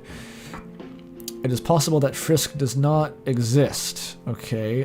During a non-genocide run, Kara, who was originally called Kris, decides to cut themselves off from the trauma, etc., etc. They create a new identity and scramble their name. Yeah, so that's the Frisk is Kara reanimated theory, which is very... I don't like it, basically, for various reasons. One of which is that you can't even make the argument that you can with the other humans that they were mummified in Asgore's basement, because Kara has been buried in the dirt for like at least a couple decades by the time Undertale starts. So, got to embalm that body pretty fucking good. That's all I got to say. And furthermore, like, Toriel and Asgore, one, they know what human children look like. They would probably know how to differentiate one from a literal mummified corpse and maybe react accordingly. They also know what Kara looked like. They would probably recognize Kara, assuming that they don't recognize that it's a mummified corpse. And various other reasons. Like, you start the game with a stick and a bandage. Some people think the bandage is as like the mummy wrapping that was referenced in the coffin, but it's pretty clear that it's like an adhesive band-aid. It's like... and it's unclear where the stick comes from. So in any case, I very much am against the theory that Frisk is somehow a reanimated corpse. But your videos are good. There we go, okay. So that was the comment.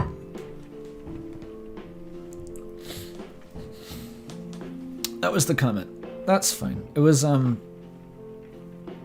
yeah, the coffin lore. It's honestly, it's always a pain in the ass when that gets brought up, because there's no good explanation that I have for it. It's just really weird.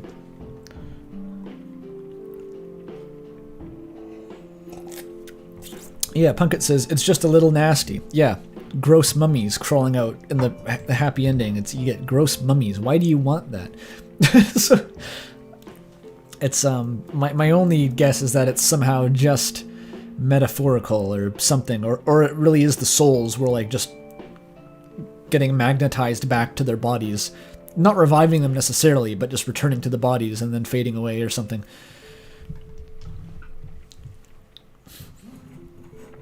What the hell is a ghost, though? Apparently just a type of monster that has no relation to dead people.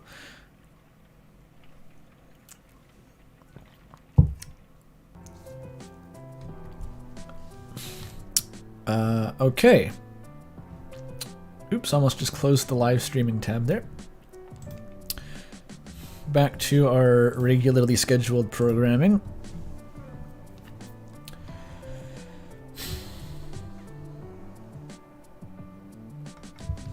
Thanks for reading it, Sesemi99. Yes, I don't know why I missed that the first time. It was like any other comment. I just, for some reason, decided to skip yours for no reason.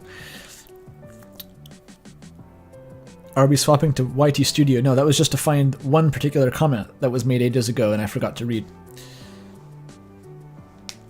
YT Studio has a weird comment of like not rendering the text like in the correct resolution or something. It's weird. It's kind of hard to read sometimes.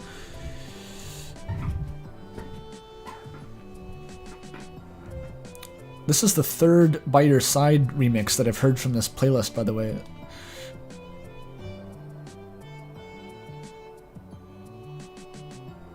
Right, the Kingdom Hearts joke. Kris uses they them because they're literally multiple souls. That's funny.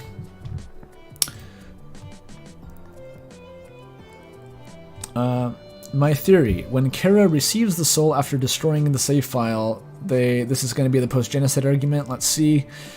They remake it in exchange for the save file, meaning that they have some power of timeline manipulation. Kara refers to us as a partner. What if that's literal? When they reset the timeline post-genocide in their murderous mindset, they still technically have our soul, meaning that if Kris is their actual original vessel, but grown up more, they would be pissed to have skipped death and was back to their original life with the Dreamers. What?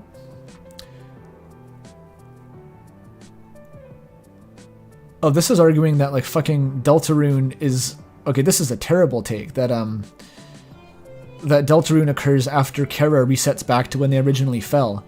There's so many inconsistencies that you have to address that this comment doesn't even attempt to. Like, how the fuck did they break the barrier? Stuff like that. Little things like that. So this is nonsense unless they're willing to address that.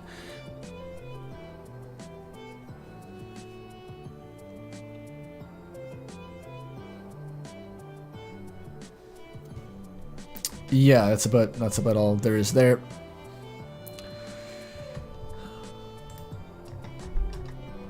It doesn't even seem long after the you know, the prior one.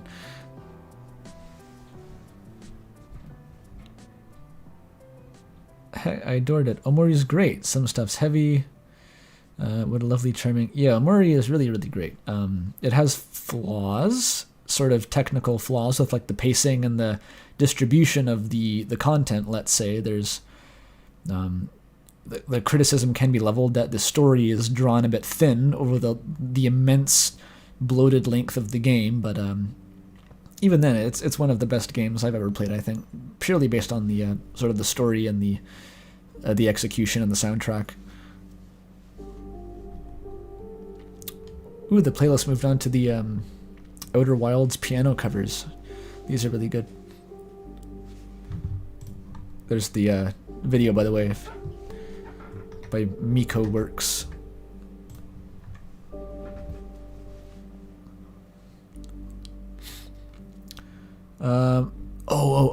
Is this is maybe the most exciting comment of all.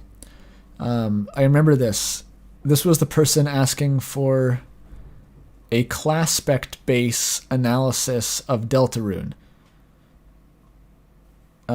Yeah, that's exactly it. They thought that because I had read Homestuck and knew a lot about Deltarune, that I would make an analysis of Deltarune based on Homestuck class specs, which if you don't know what they are, good for you, and I'm not explaining it. If you do know what they are, you know how comical of an idea this is. So I'm very keen to hear how this breaks down. Kris is an heir of heart. Right, they inherit the heart. I can see the logic, okay? That's very true. Noelle, a bard of blood. Interesting. Right, because they do she's a passive and then she flips the fuck out. I think that's the logic. The blood-breadth connection is fascinating to the greater context of Undertale. I think this comment, more than anything, is proof that you have to question yourself at every step of the way, because you could be following a line of reasoning that is as detached from likelihood and reality as this, and still have perfect confidence in yourself because you were just thinking a lot about Homestuck.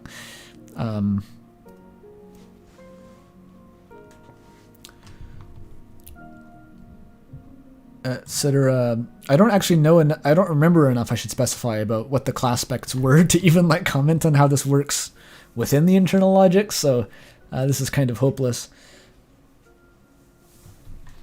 Interesting that the terms Undertale Deltarune don't really seem one-to-one with Homestuck. Is that interesting? That's pretty interesting, because they're actually unrelated works of media. I think that may be the explanation for that one. if you're finding inconsistencies.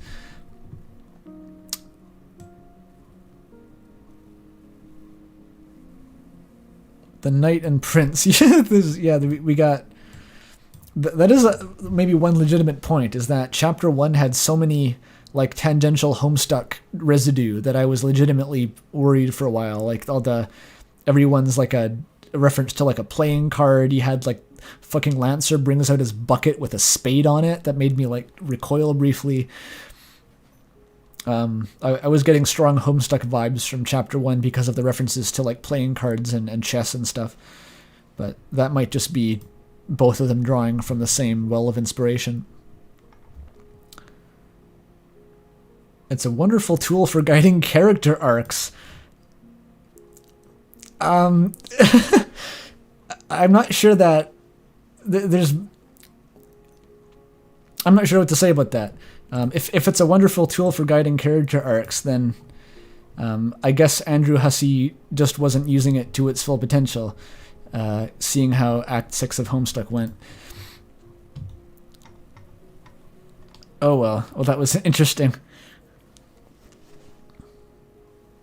What the fuck is up from Homestuck? Is Andrew getting PTSD? I mean, I don't really have PTSD from Homestuck.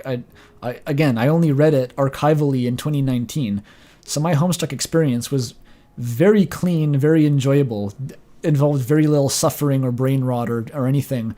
Whereas if you were actually a Homestuck fan from the beginning, your experience would be like essentially what we're doing now for Deltarune, which is like a little bit would come out, you would then return to like your forums, like this like weird pit of the forums, and just marinate in other people's theories for just like months and years at a time, and go insane, and then crawl out when it was time for more content, which is a very different experience. And then in the end, the ending just went to fucking, it made no sense, and everyone... I'm simplifying it, obviously. A large portion of the audience was not satisfied with the ending of Homestuck after all the tribulations they went through to get there. But it did have a sick Undertale reference.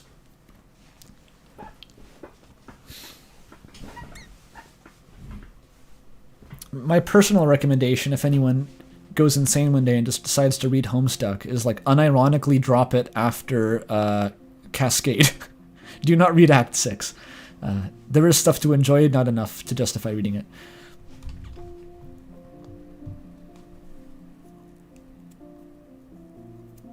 Like if you start Act 6 and think, okay, this has taken a dive, but it'll come back, it doesn't. It doesn't. It absolutely has peaked by the time you've reached Act 6. So, anyway, I should stop spewing out my filthy archival takes on Homestuck.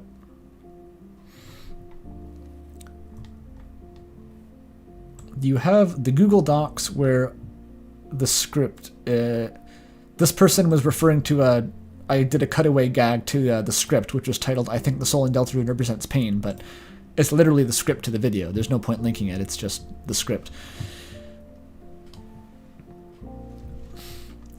Sorry, but you said there were 6 third entities, I only heard 5.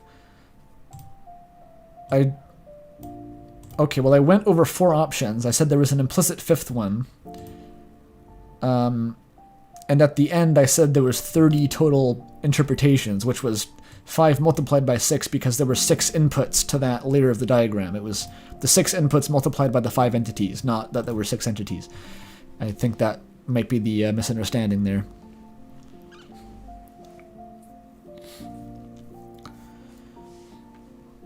Does the fact that Kris can open dark fountains after taking out the soul imply they have determination? Yeah, that's a good point. I've made it several times. It is a good point, though. And by extension, a soul after the player is removed. By extension, a soul? I don't know. It's unclear whether determination comes from the soul. It sort of seems like determination isn't related to souls anymore, just based on that. Would that be evidence for 2 souls or the third entity? Neither. I'm not sure it implies either. Yeah, the reply says essentially the same thing. There's not any indication in Deltarune so far that determination is generated by the soul, like it was in Undertale.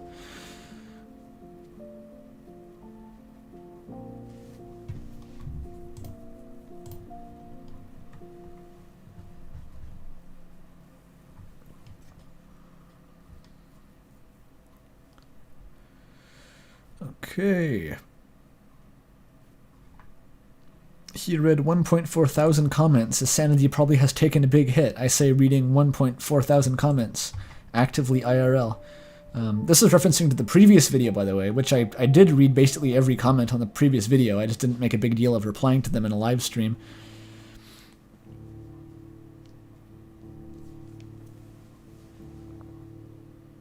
Okay. Kris is the vessel.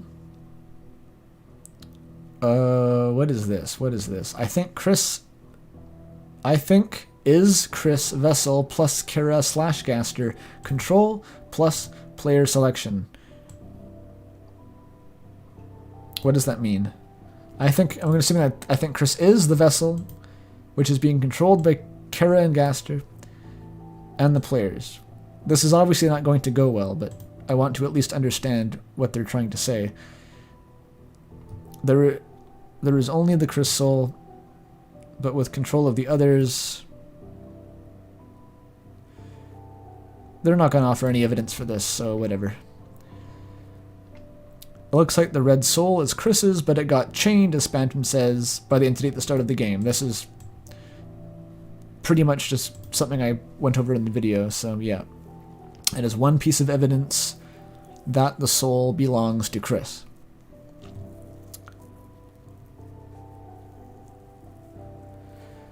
The stream looks like it will need a part 3, but don't force yourself with that, because there's a lot of these are arguments you have to repeat over and over again. Yeah, well, the thing is, Mel, once you get into the newer comments, they gradually deteriorate into like stream of consciousness, like single sentences about like I think Gaster or something like that. So it's going to speed up ultimately. The question is how long it's going to take. I mean, how long have we been going so far? Only 3.5 hours, so like not even halfway to where we were in the last stream. Omori joke. Is this going to be long? Not that long. There was never a third entity, says this person. It's just Kris and the player. This is about a tale of a person entering a game meeting with Gaster. Sure. Which were forced to control another person. And seems to have happened before. This is a bit quiet.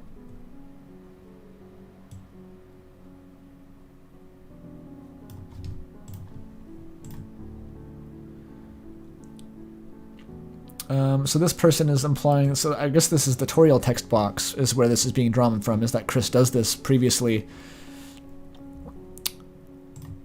So they're saying that Gaster was doing trial runs, which seems strange to me because the reason we went into Kris seems to have been because that whole process was subverted, unless that really was just Gaster cutting himself off at the beginning and that was all according to plan and he was just pranking you. It seems like going into Kris was implied to be unintentional, which doesn't really make sense if this has happened previously. Okay, why is there a cage? Yeah, I don't know. The third entity defeats the purpose of the idea of player control. It kind of does. These are all sort of my own arguments here. Right, so Kris wants to open the fountain because they want to show it to Undyne. This is a fairly good point, which is very similar to the one that Dork made earlier that I referenced. It may hold even post-Snowgrave, because Kris could be wanting, say, the Undyne or Susie or Toriel to essentially stop them if they try to do another Snowgrave run, or to realize that they're being controlled and to do something about it. Maybe, I don't know. We seem to have a choice to tell about Dark Worlds to her, and I think Kris is trying to reach up to her. Yeah, but Undyne never believes you, so show, don't tell, basically.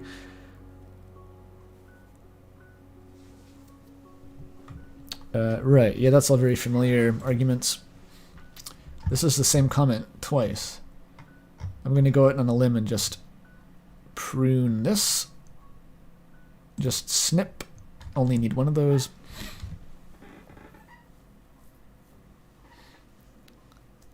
Gaster cutting himself off seems like a very mad scientist thing to do. Honestly, that's what I first assumed before I heard all the stuff about the Japanese translation, was that Gaster was just pranking you, or whoever the fuck it was, you know? Can I explain why the cage is heavily used? No, I can't. I don't know why, but I've said repeatedly that the cage being heavily used doesn't necessarily imply to me that it was used to store the soul, because it doesn't really seem all that clear that the soul is damaging the cage. It says it's seen a few crashes, which is like, that doesn't parse to me as like that means that Kris has thrown a soul into it. It means that it's crashed into something.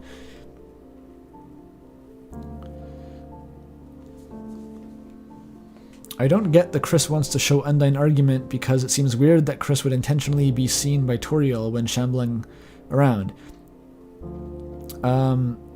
Well, that is the argument, is that Kris was intentionally seen so that Toriel would call the police.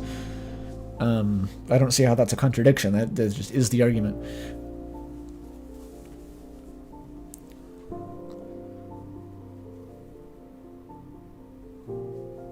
The annoying dog is the night. Alright, too much chat. Back to comments. Let's say, hypothetically, that Kris's soul has been moved into the player's control, or has been switched out for the player's control for Kris's soul to go somewhere, possibly to another save file. Okay, punctuation. Come on. Kris's soul has been moved into the player's control, or has been switched out for the player's control for Kris to go to another save file. Okay, so player's soul replaces Kris. It's essentially what that was trying to say. So it's just us and Kris, and to explain the third save file, I don't know, man. Gaster. Okay, if you're going to use Gaster, you don't need to have the 3 souls argument. You can just say that Gaster did it by himself. That's what I was trying to argue in the video. It's, if you're going to need Gaster anyway, why not just, you know, do that? Because then you have to ask, again, I made a whole fucking point in the video about making fun of anyone who has to ask whether Gaster has a soul, unironically, as part of their theory.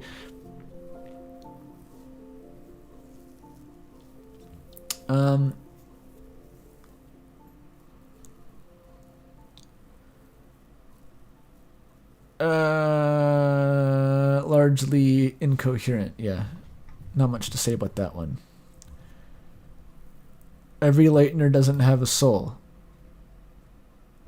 That's just made up. I have a strange thought about Kris. I think in a way they actually sort of seek death. Okay. Because they're constantly overshadowed by Azrael. All anyone in town wants to talk about, how creepy, etc., etc.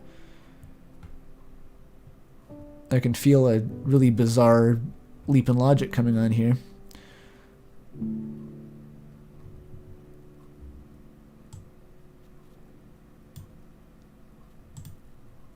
Wait, what? What makes him? What makes Kris feel special?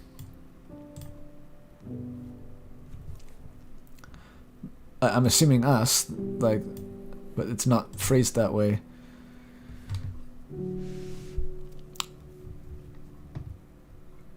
This is just rambling. Never mind.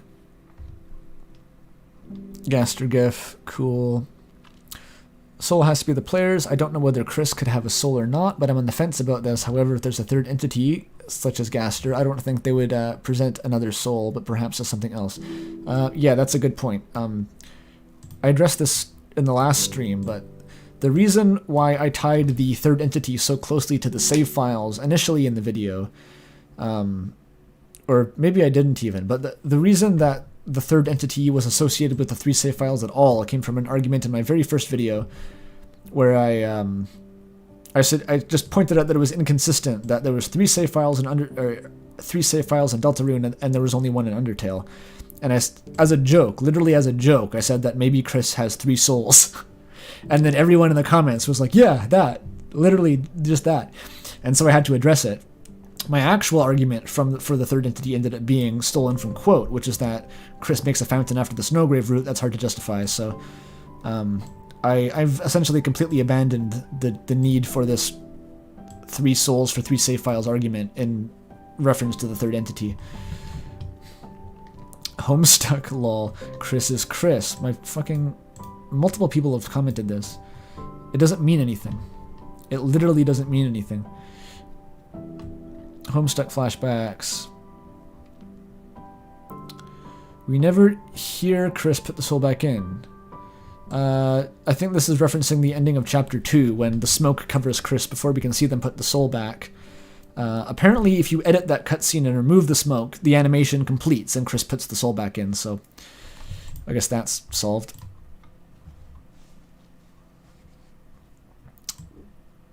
I disagree. I think that's happening. We're getting into the more casual, let's say, comments. Third soul is sands, etc. You're gonna get a shock when Snowgrave will be the only good ending. Toby mentioned an understanding of how people are in IRL. I don't know what the fuck they're trying to say. This person's just being edgy for no reason, basically.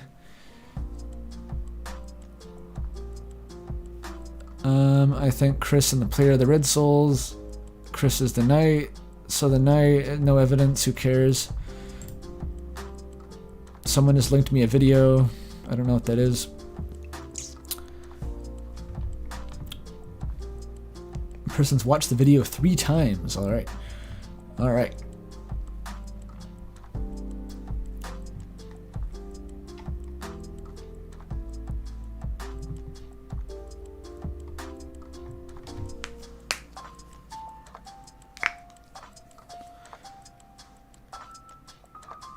So that person is now ranting in chat about lasers.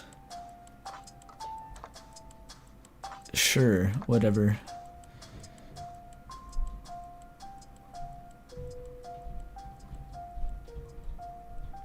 There will be less comments the further you go because people commented on the day of release and the day... yes, there's an exponential decline the further we go in the rate of the comments, so...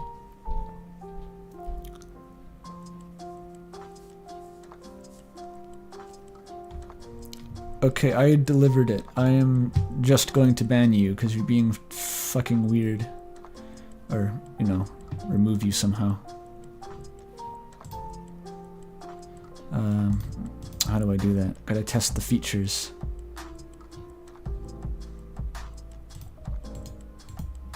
I've lost it. I've lost it. Hang on.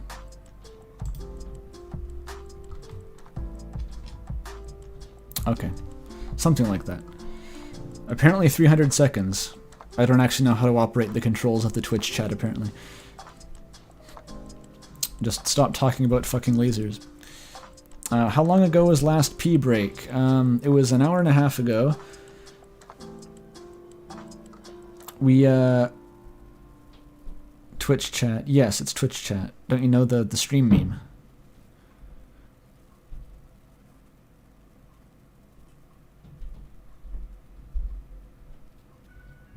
Any opinion on the legend where Ralsei shows 3 heroes of the legend and the 3rd hero doesn't match Ralsei? It's just a guy in a cloak, isn't it? That's what Ralsei originally looks like. Yeah, Twitch chat. That's what I call the chat.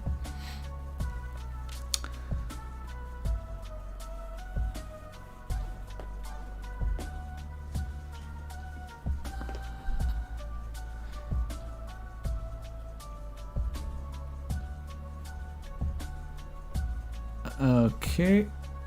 Twitch chat was the 3rd entity.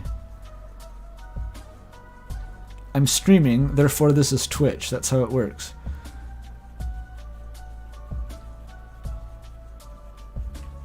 What if Kris wasn't born but manufactured in the bunker?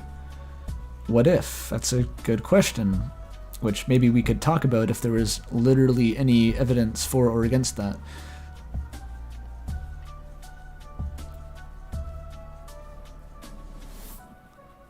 Okay, enough. We'll have another piss break soon. I was sort of aiming for like every 2 hours we'd have a piss break. My favorite ice cream flavor, I don't know if it exists internationally, but there's one called Moose Tracks that is very good. It involves vanilla with like peanut butter and chocolate in it.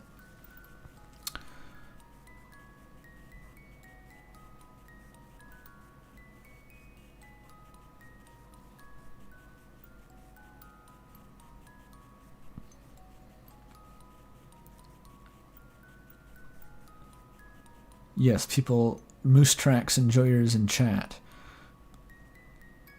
Looks good, valid opinion. Nice cock.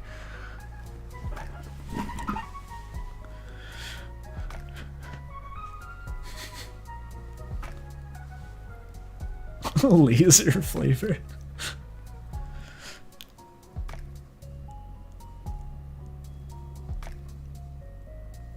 Saying piss makes you banned in Australia exclusively.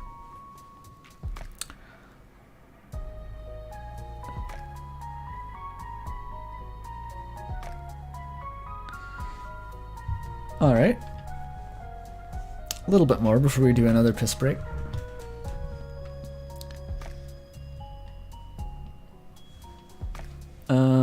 Okay. The rules aren't changed because we're playing Deltarune and not Undertale. There's a few things that would beg to differ, I think, on that point, but okay.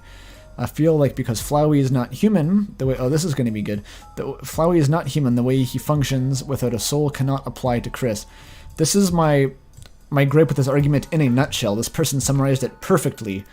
Because first you're going to go out of your way to say that the rules are the same, and Undertale and Deltarune have the same rules. We can use Undertale to justify Deltarune. And then you go on to use a point that isn't in Undertale to justify Deltarune.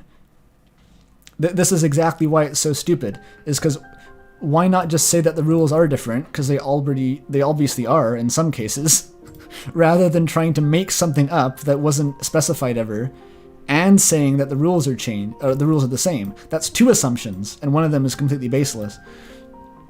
It doesn't make sense to me.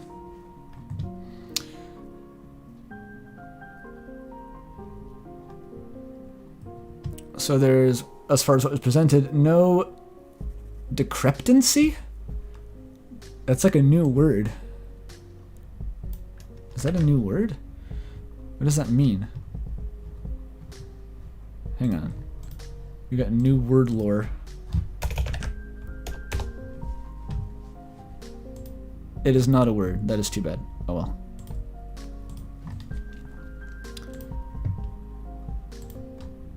Okay. Discrepancy. Oh, okay, okay. Yeah, this is just a Flowey argument, but phrased in a particularly poignant way that I can easily make fun of. So that's convenient.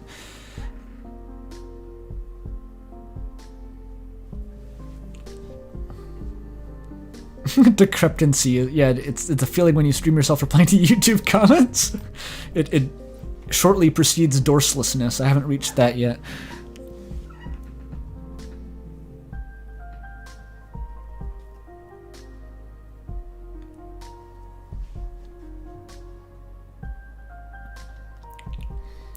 Oh, there's Toby in chat. Another record length stream. It's not record length yet. I'd have to go more than 8 hours and 16 minutes, I think, or 6 minutes maybe.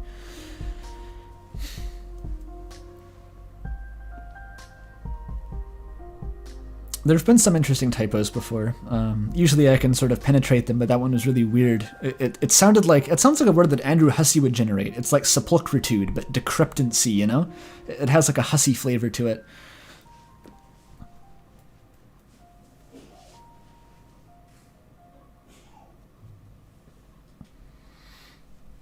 Toby off work, here for his lunch break. A great way to spend your lunch break.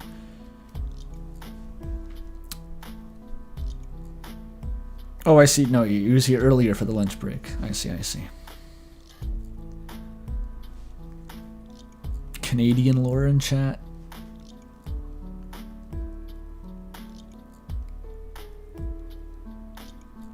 Well, no, you're right, they didn't mean decrepit, they meant discrepancy, but decrepit is what was sort of implied there, which was why I was so interested. Decrepitude. Okay. Next comment. Aura Master. Okay, that's interesting. That I doubt it's related, but here's some unrelated lore about... I don't know what kind of lore it is. What was for a long time considered to be the longest fan fiction, or no, not the longest fan fiction, the longest written work in English was this fan fiction called The Subspace Emissary World's Conquest, and the person who wrote that was called Aura Channeler Kris. Oh wait, it wasn't even Aura Master. I completely misremembered just to make that tangent, but it's worth bringing up anyway, because I find that funny.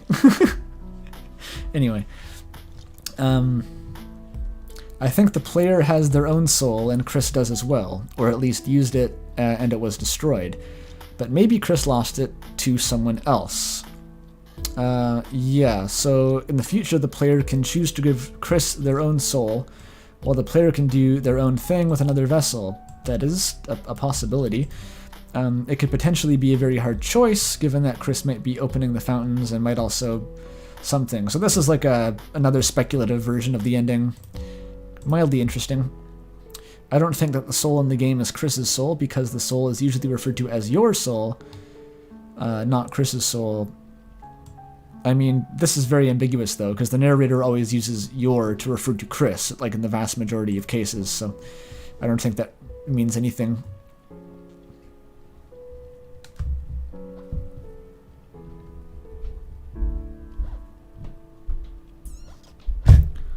The fucking guy came back. Alright, I'm gonna need like a live tutorial on how to like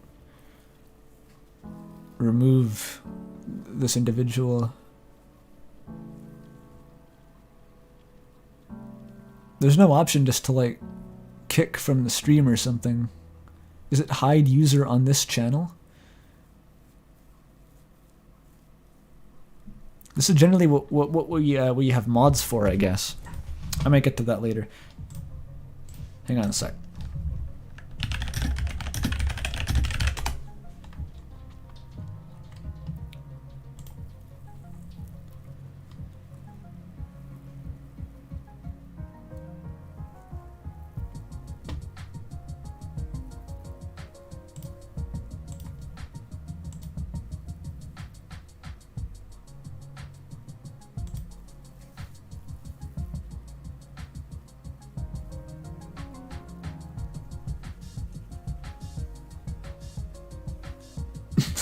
I literally can't figure it out. What about this one?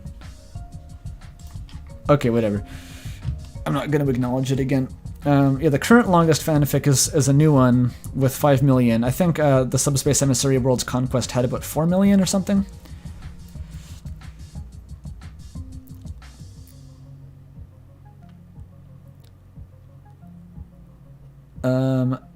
Yeah.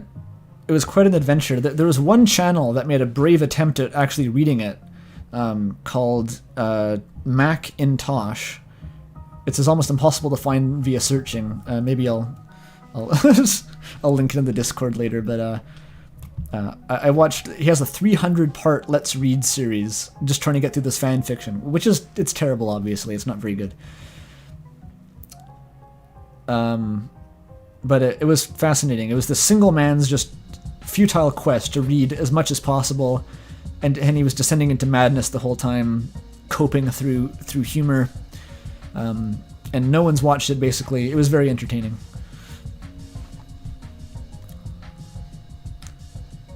He's going through the emissary one. He only made it, I think, 7% of the way by the time he gave up after 300 episodes, and I've watched every one of them.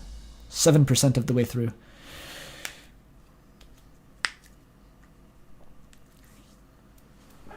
Can't wait for my Let's Read. I would pick up where he left off, actually, if I were to do that. I wouldn't dare to step on his existing work.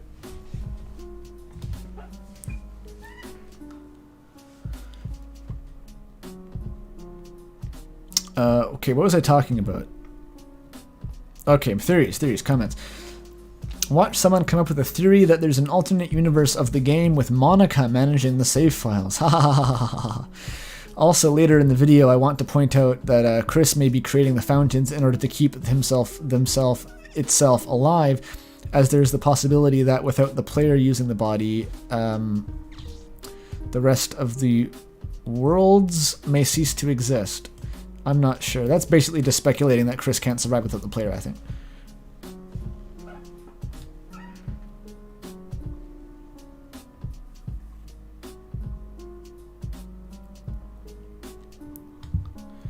Am I being distracting, Marco Gollum?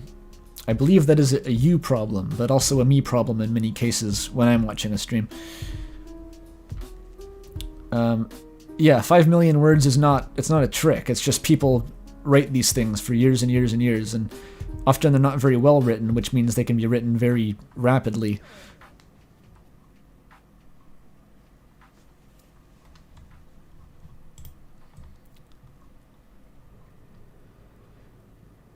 The takeaway, we should be figuring out Kris, implies you will make an analysis on Kris's character. Please do that.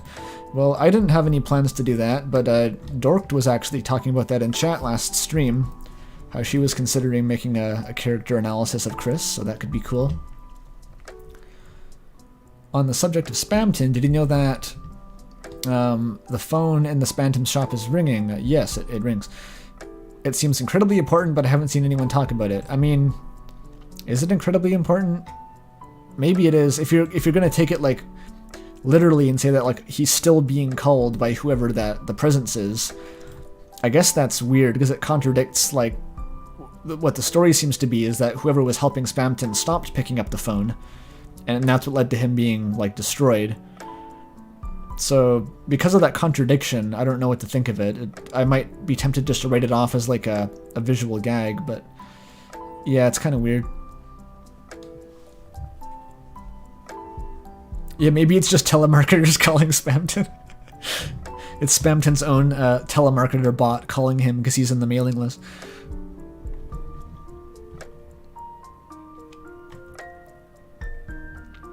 This is going to be a hilarious joke. Y'all ready? Kris is sus. It was everything I hoped for and more. Homestuck. What you want to think for... Yeah.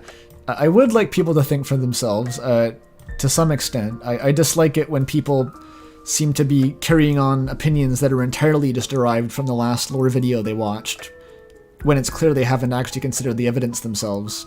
I mean, obviously, that is how a lot of people are going to interact with the fandom, but I just personally don't respect it.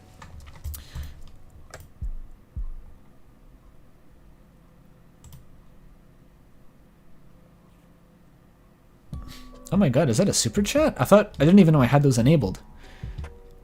Like, literally when I started the stream, it was like I had just asked YouTube to like approve me, and it was like pending, pending.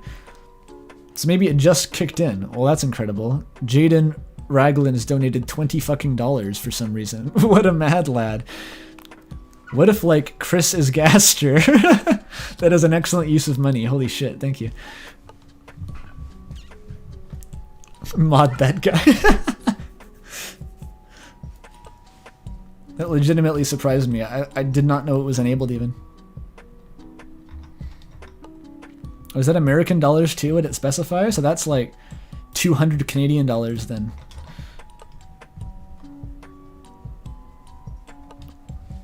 Mod then ban. Thank you for just injecting Germa memes into my chat. I didn't have enough memes of its own.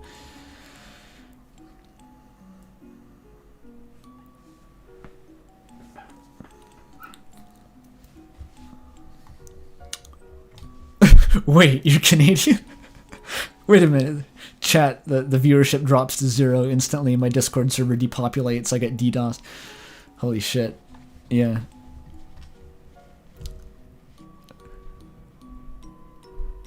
I don't know if it's a German... I'm assuming everything that I hear on streams is ultimately a German meme. And it just propagates to other people's streams. Another one. It keeps happening. Holy shit. World Machine is Gaster. Please keep giving me money just to shit post about Gaster. I love this. It's extremely good. Thank you for 404 user not found.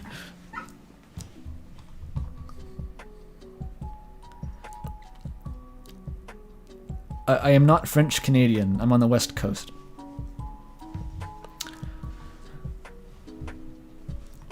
I live in Northern Lion's basement. That will be the official lore until stated otherwise.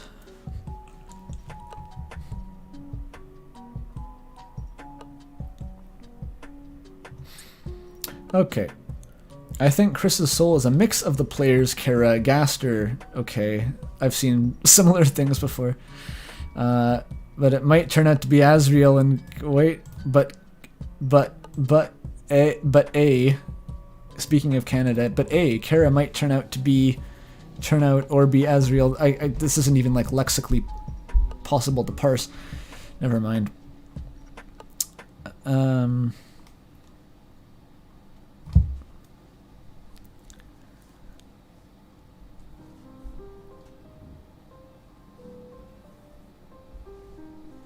Thank the stars. How's the poutine? Poutine tends to be pretty good in general. All you have to do is to apply gravy to french fries and put some cheese on it, so...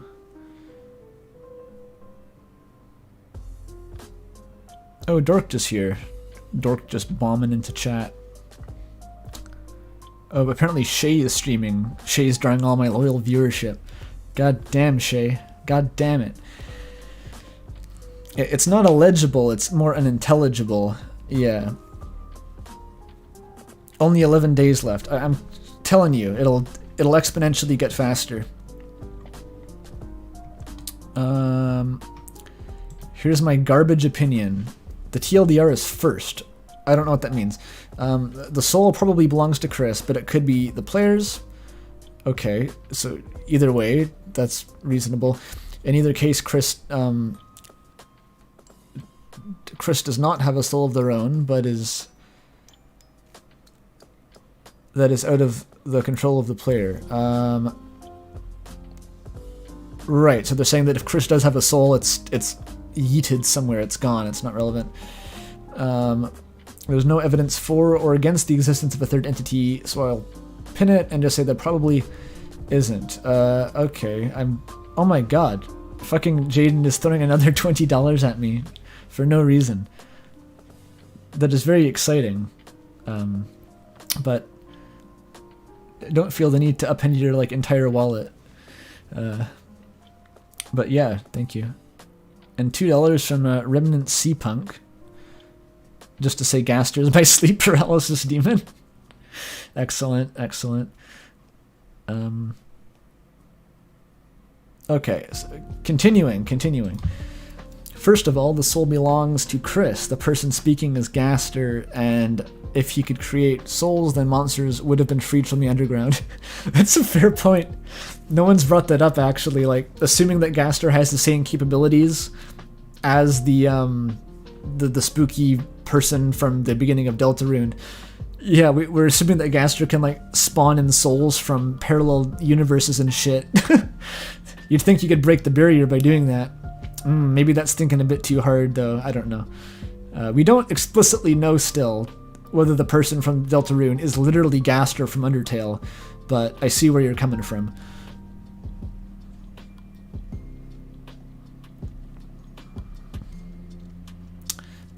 Yeah, and referenced in the chat to the lore lecture, someone made this immense comment, this massive fucking comment, that was just an admittedly well-written review of the basic plot of Undertale and Kara and Asriel and Nerakara and stuff, which was cool, but it was I ended up kind of bailing out because it would have been better as a standalone post. It didn't really require my commentary. More money is just coming in. Have some Cromer. Thoughts on Onion San's song? I don't know what to think about that. My only piece of, or not insight, my only idea, which I said last stream, is that him referencing the song being old might be a kind of leaning on the fourth wall comment about it being a song from Undertale, which is, it doesn't necessarily imply that Deltarune is the strict chronological sequel to Undertale, but that may be sort of what it's meant to convey abstractly, but other than that, it's just mysterious and I don't know. Another one, Feel the Love, says, use money to make another hour-long Deltarune vid, or I'll give even more money to the laser guy. Okay, point taken. That is what the money is for. Literally to sustain my life force while I can make more videos. That I believe that's how these relationships usually work. Thoughts on clam people being the most important characters? I have no idea. Okay, are we done this comment yet? I'm getting too distracted by monetization. Every time I read a super chat, my heart hardens slightly more into a money-grubbing scumbag. However, I do deny the fact that Kris and the player could have two different souls. The point you brought up about Flowey is negated by the fact of how he came... This is the Flowey argument again. I told you this would just be coming up over and over again.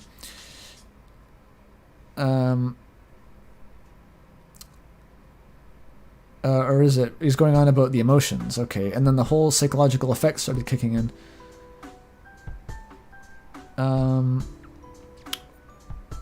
Wait, what was the only emotion that Flowey could feel? He's never specified what the emotion is. Kris has no such emotion. Yeah, that's not making sense to me, I'm sorry. I just don't know what's supposed to be articulated there, and I probably don't agree with the general points I can see being brought up. As for the third question, I do not believe there's a third soul. This person's following the diagram, actually, which is maybe the only comment so far to do that. I can appreciate that, at least. I do not believe there's a third soul. After the Snowgrave route, Kris goes insane. Okay, well, that's not a great explanation, but at least he's trying. Interesting. Is that the Grinch's Ultimatum reference? It definitely is. And furthermore, the Grinch's Ultimatum reference probably took longer to edit than anything else in the video, maybe other than the Hollow Knight parody, because I had to go frame by frame.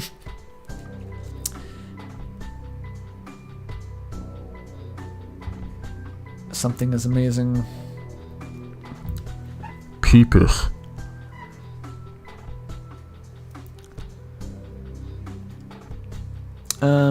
Dork edited her comment. Yeah, sorry, Dort. I ended up removing the pin from your comment just now because, well, I figured you would appreciate it probably because you kept getting all these irrelevant replies from people trying to get my attention. But also that chat convinced me to replace it with that big lore review post. So you have been usurped. Oh, different comment. Right, there was 2 comments. I forgot about that. Yeah, we haven't seen any of yours chronologically yet. Okay, so next comment. Kris created the fountain... Oh wait, it's 6 o'clock. That means it's time for a break. Let's do another piss break, because I need to get more tea. My voice deteriorates as long as I don't have tea, so I gotta refill that. 6-hour pee piss stream. Very funny. Peepus, peepus, peepus, peepus. Gaster, peepus, piss. Yeah, this is great. I just want to shut up my beautiful community. Alright, this is nonsense. Time to go on break. Alright, I'm gonna mute. See you guys. In a few minutes, I should specify. The stream is not over. Come back.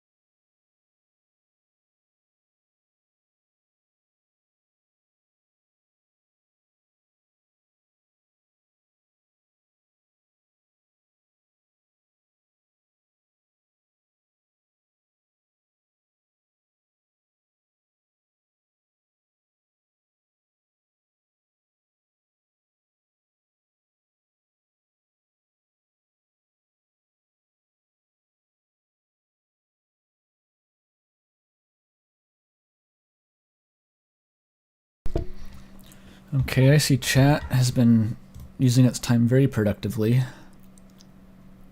That's cool.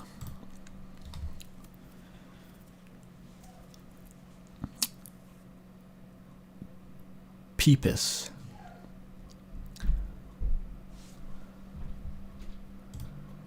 Peepus. Peep the gaster. You're already peeping the gaster, chat. Twitch chat. Shay got 3 back-to-back Temmies. I wish I knew the speedrun and I could comment on whether that was good or bad. I hope to see it in the next Summoning Salt feature. See, Marco Gollum, even when I'm away, if you're not drawing, that's definitely on you. I think maybe you just don't want to be drawing right now.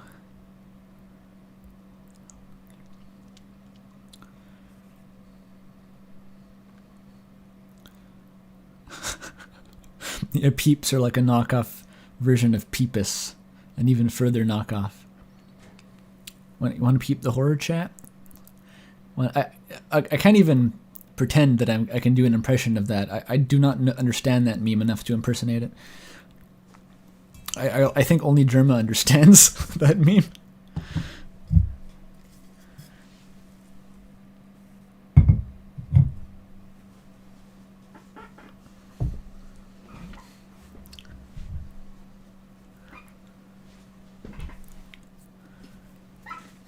Alright, we're peeping the horror, by which I mean we're going to be reading more YouTube comments. That's not a peepus, you are correct. That's a pipus.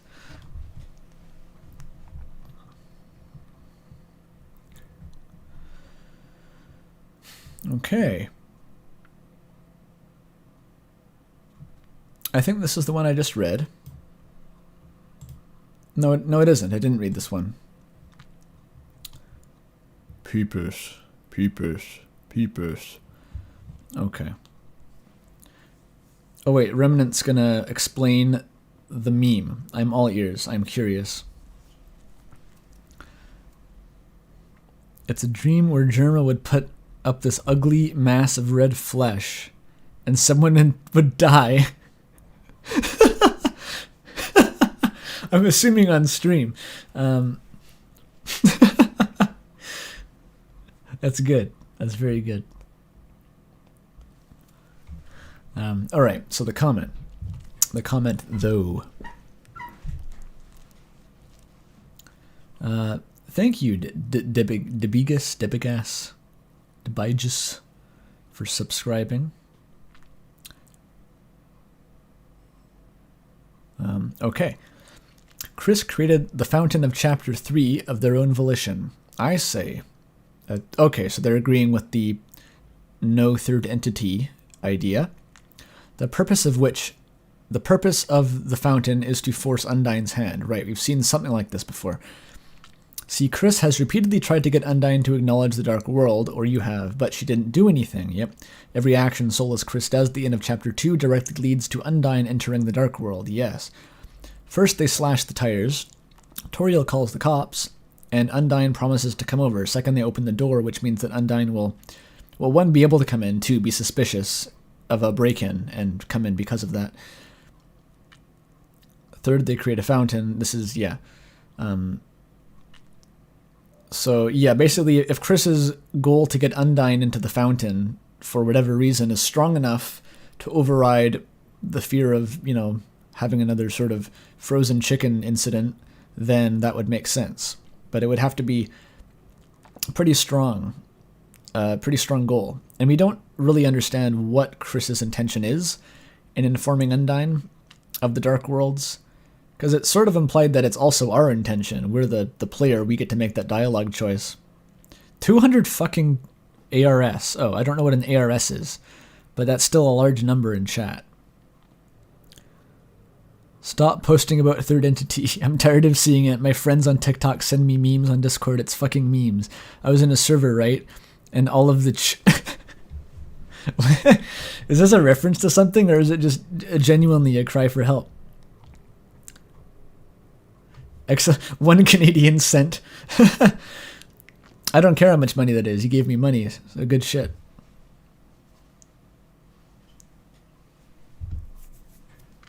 Oh, that's Mel. Maybe it's Argentina something.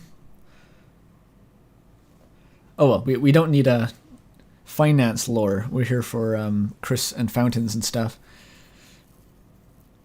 Oh, it's the stop posting Among Us meme. Okay, I've never actually watched that. I've just seen it everywhere, as you do.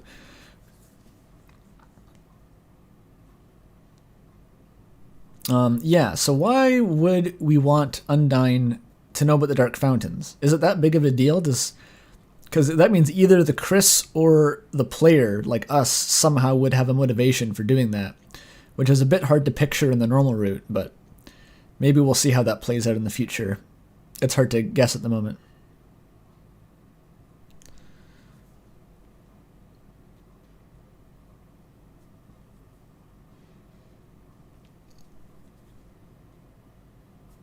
I'm not roasting you for only donating $2. That's like a way more money than I would expect anyone to donate, honestly, for the act of watching a stream. So whatever you do, don't feel bad.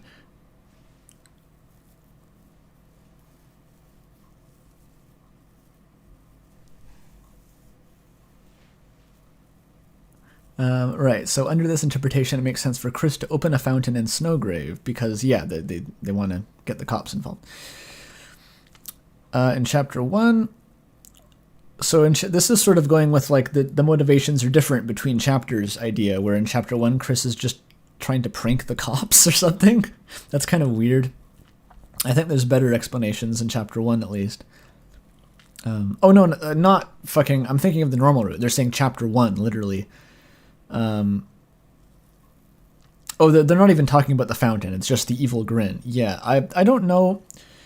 The whole thing, the way that Kris is aesthetically after removing the soul is interesting, but I don't think it necessarily implies like evil demonic control or something. That's like a very ingrained trope, but it seems more likely to me that Toby is using that for his own ends rather than just relying on it in order to actually convey that Kris has become like evil or something.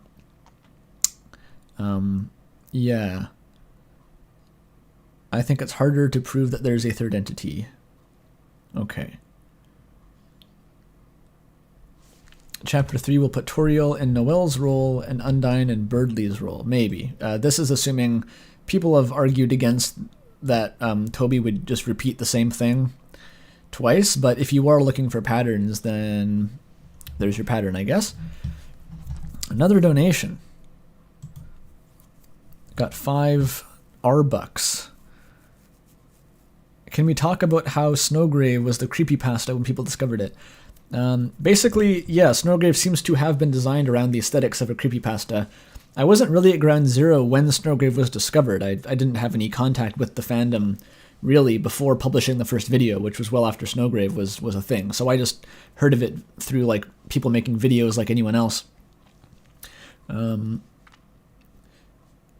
Can You Don't 777 gives $1, no comment. Just $1. Boom. Thank you.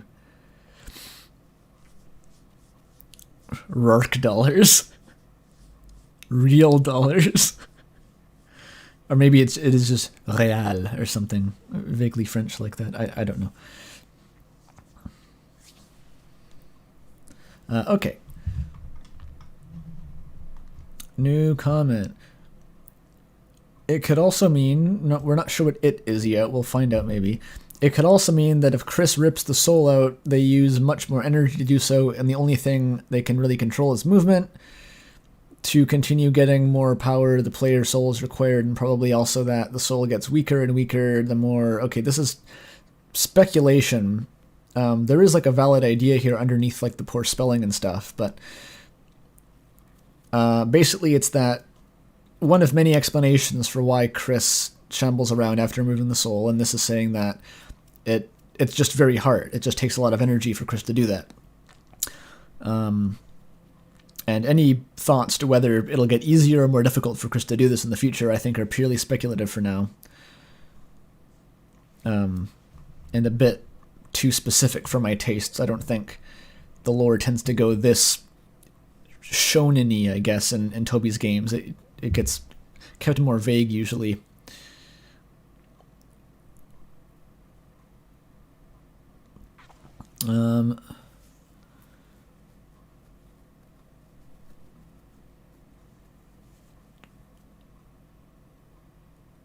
Yeah, I'm not quite sure where this is going, but the basic point I think I identified. Okay. No third entity enjoyer confirmed. How I thought about it was Kris had a soul, and because we, the player, didn't get to create our character, the soul we were given was shunted into the closest thing that made sense, which is Kris. Kinda. That seems to be what was implied. It's unclear why it was Kris. I doubt there's no reason it was Kris.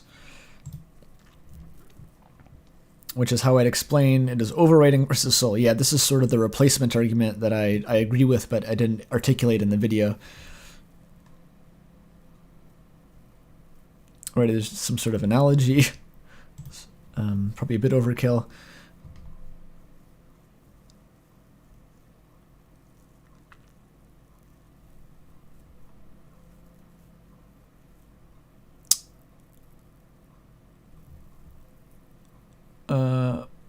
Just explaining that Kris is going nuts is a very cop-out answer and doesn't really answer much of anything, really.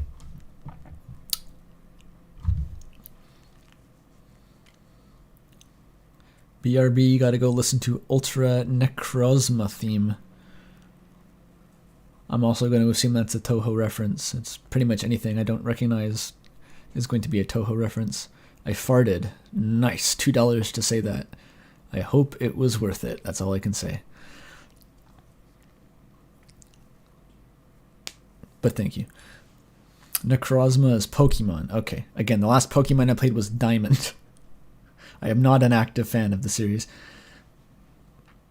The music is gone. Fuck, even my playlist ran out. There we go. There we go.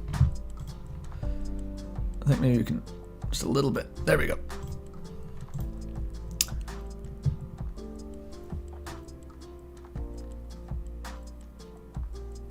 Okay.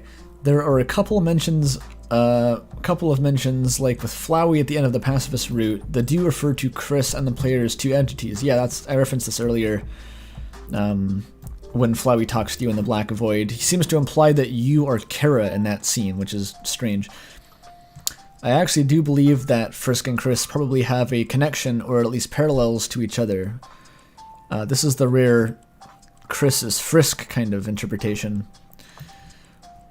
One thing that has bothered me for a while, and correct me if I'm wrong, is that, okay, since almost everyone here knows Kris, they refer to them as Kris. Darkners never ask Kris their name, and just use context clues like Lancer. Okay, similar to Frisk, as everyone in the Underground refers to them as the human without asking their name, right? Only after Azrael asks Frisk their name do we get a confirmation.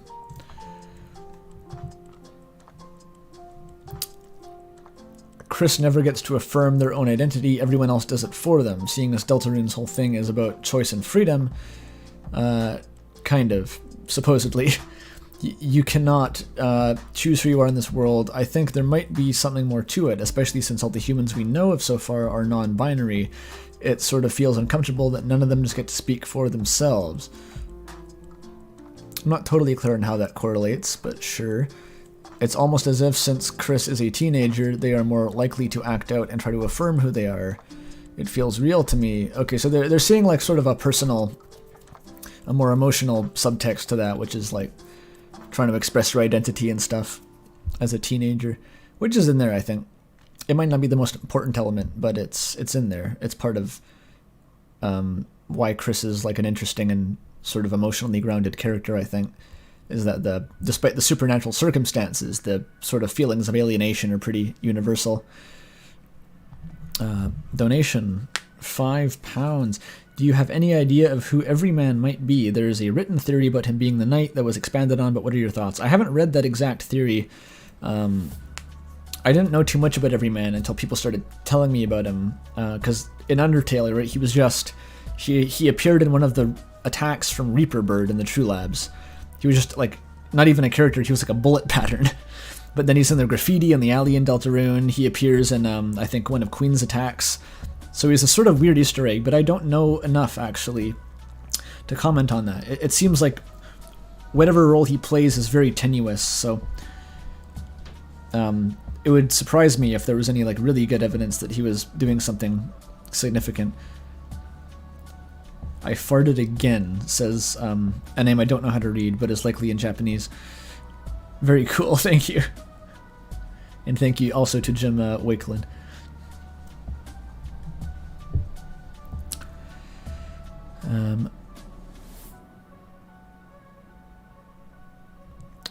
Everyman is on the Fangamer page for the special package as one of the icons for the fake reviews. So that's cute. I love that. Everything about the fucking Spamton bag of garbage is genius. The most effective marketing possible.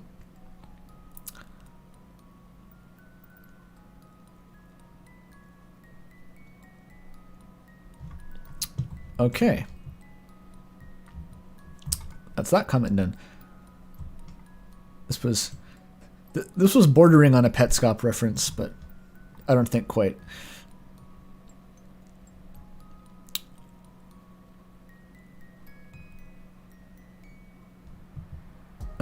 Can someone please tell me who Gaster is? What did I say to this poor soul? Oh no, I linked a video that explains what Gaster is. Right, I accounted for that because I'm a genius. So this is the confirmed not Kara enjoyer. We had this whole arc last stream about the Kara morality debate and stuff. I'm not keen to return to it, honestly. People are very evangelical about their stances on Kararology. Everyman Hybrid. Oh my god, that was I should say I never watched it, but it was one of those like retrospective videos that I watched ages ago. Very interesting. Everyman Hybrid.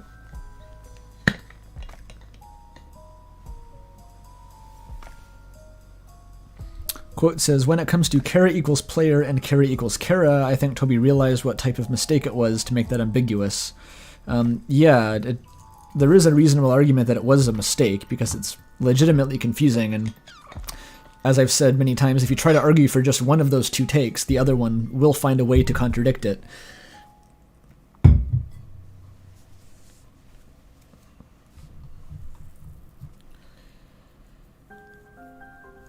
Is that a scaregoat? Is that a pun? Does that work? I don't know.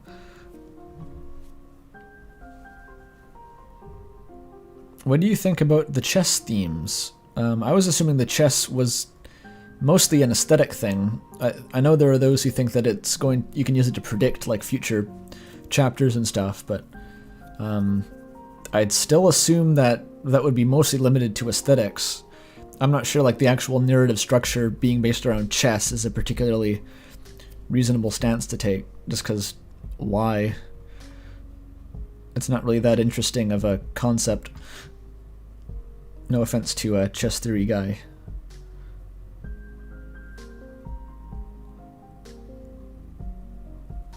Yeah, the chess thing is very Homestuck. Everything about Chapter 1 is very Homestuck.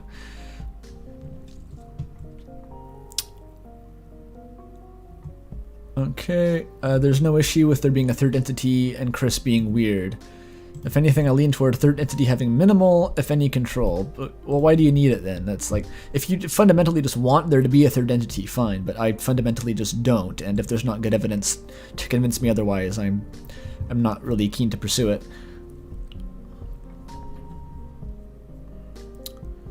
Kris only became friends with Susie under our control, and Susie likes Kris for what they are, being controlled by us, so Kris themselves never made any bond with her. That's kind of true. Theoretically true. But they still pull out a shield to protect her in the fight. Yeah, I don't see why Kris wouldn't like Susie. If we go by the T, then Kris likes Susie as much as Susie likes Kris. So just because we're the ones in control doesn't mean that Kris doesn't legitimately like Susie. Who knows how Susie would react to Kris without our control? Would she still be their friend? That's, well, sort of beforehand, the answer seems to be no, but because Kris just was very socially isolated, the point may be more to the... It may be more to the point to say that, like, Kris and Susie never would have met and gotten a chance to know each other without our control, but... there's also at the end, if you don't like T-Theory, I see T-Theory bad in chat, when Susie asks you at the end of Chapter 2 who you want to go to the festival with, I think if you answer anyone other than Susie, she'll make some comment about you having some like weird tone or like having a weird facial expression, so it seems like Susie is the actual choice that Kris would make.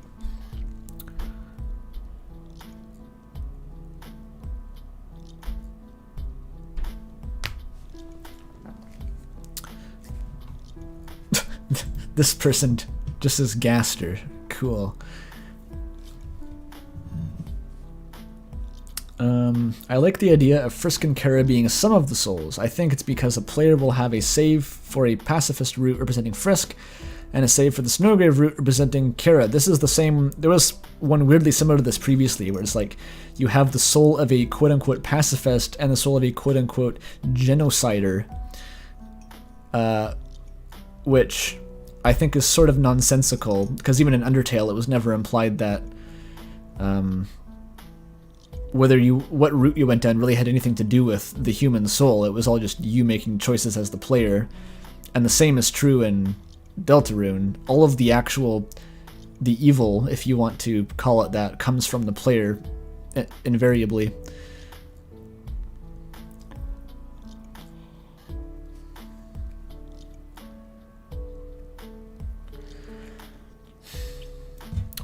Waluigi is best. One thing to notice is that Kris may know things we do not. Yeah, that's what I've been saying. For example, it's implied Monster Kid that Kris went inside the bunker at the edge of town. Yeah, Kris had some experience with the bunker, we're not sure what it is. Meaning they may know what's inside. Yeah, I'm pretty convinced that Kris has some degree of prior knowledge. That would lubricate all sorts of different things in the story if Kris just had a little bit of knowledge beyond what the player is aware of. To what extent that knowledge reaches, I don't know. And I think if it was too much, that would sort of be unsatisfying, because Kris would just be following essentially a script that we don't have access to. But a little bit would be cool, and would be pretty likely, I think, at this point. So this person, this is sort of like the equivalent of like an anti-intellectualist take for stupid video game lore, is that stop overthinking it is just for convenience, which is fair in a lot of cases, but this is mostly it's just a dangerous argument to overuse, because you start just arbitrarily writing off. Toby Fox has a lot of attention to detail, not as much as some people may think. He's not perfect, but I think immediately just discounting something without at least considering it as a possibility for containing meaning is unwise.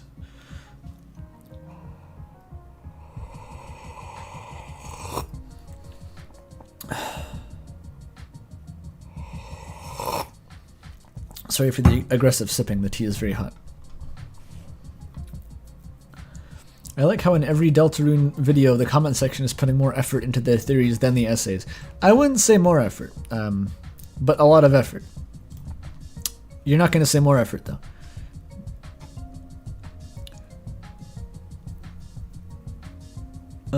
I didn't consider that Kris could have 3 entities. It was pretty interesting to see that point of view. Yeah.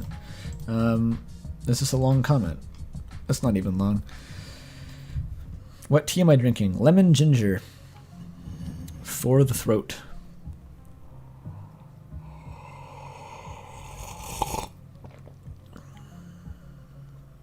I should try oolong.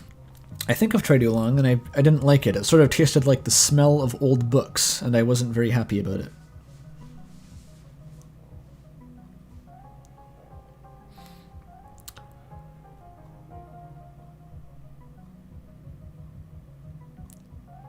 Yeah, every sip is actually it's canonically a Joseph Anderson impression.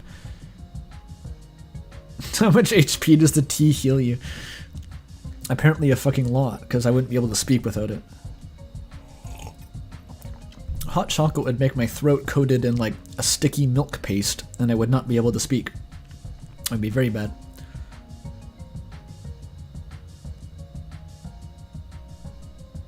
Why are you giving like me the tea lore? I brewed it too hot. How do you? I boiled the water and then poured it into the cup. Okay, like, should I have moved to Mount Everest where it would boil at a lower temperature?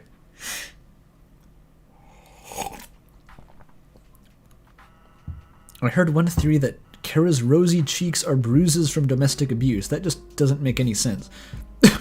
How long ago was this? Okay, back to the comment. One of the aspects I love about Undertale when I played it is how the narrator was implemented. From how I understand, the narrator of Undertale was Kara. There is evidence to indicate this. As in the genocide route, when you look at the mirror in New Home, the narrator says, "It's me," yeah. And all the other narration in New Home, it's interesting because I assumed it was Kara. I had an idea of how Kara was like. Once you assume it's Kara, you can learn what... Yeah, that's sort of the appeal of the whole Kara interpretation. So who's the narrator in Deltarune? Again, my next video is about that exact topic. I don't have a specific name, but when I first played Chapter 2, I think I found an Easter egg that hasn't been discovered. What is that? You know how in the Cyber City there are a lot of doors. Oh, yeah, they found the only knockable door. I know where this is going. Yeah, basically there's one door in the city that if you interact with it, you get this weird, what appears to be narration that says, "You found the only knockable door in the city. This here is my pride and joy." And it seems to be in first person, which is extremely strange, because that is the only instance in the entire game where what we could assume is the narrator speaks in first person. But what I think I have concluded, because of how little sense it would make otherwise, is that we're actually hearing the response of the person on the other side of the door. They just don't have any dialogue portrait.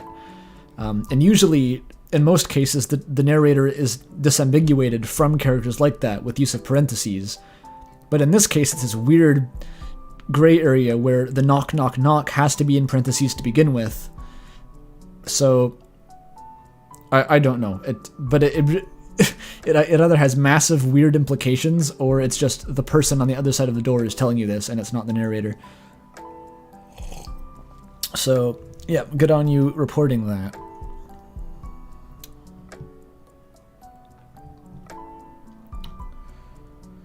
Kris is far, far too capable of soul manipulation for it not to be theirs. Okay. The narrator is the character who created the simulation. They're really proud of the door. They spent 3,000 hours in Blender. Sure.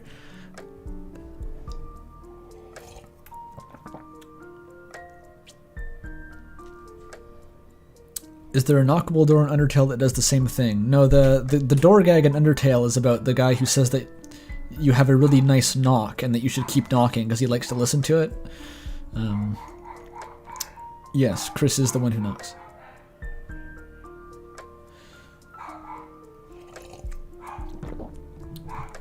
Okay, what's this guy saying about soul manipulation? That gives me like alarm bells when someone's talking about soul manipulation like it's a thing that I should know what it is.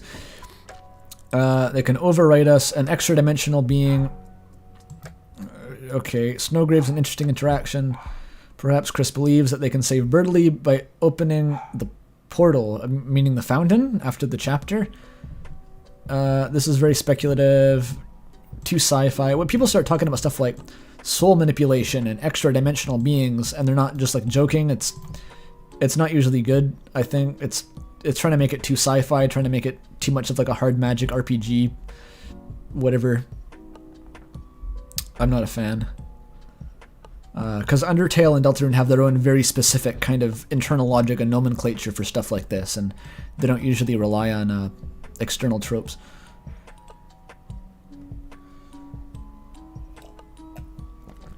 Yeah, I know he's talking about grabbing the soul, but just referring to it in those terms is weird.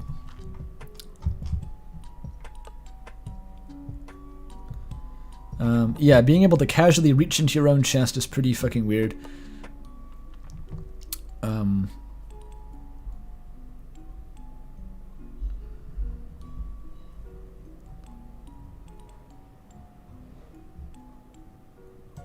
Kris knows the entity killed Birdley. There is no hope. Right, so he's attempting to get help. That's basically what Dork's interpretation was, yeah. That's the explanation for the Fountain After the Snowgrave route. Shoutouts to the Mudeth song, yeah. Binding of Isaac is one of the few games that has a mod with a better soundtrack than the original soundtrack. So it's not often that happens, but fucking hell, the Anti-Birth soundtrack is one of the best, some of the best music I've ever heard.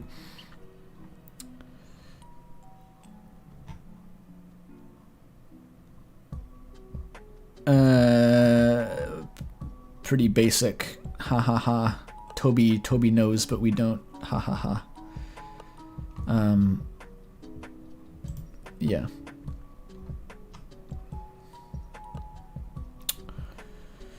Kris has the soul. We're controlling it. They're left as a zombie. Yeah, very elegant take. It works.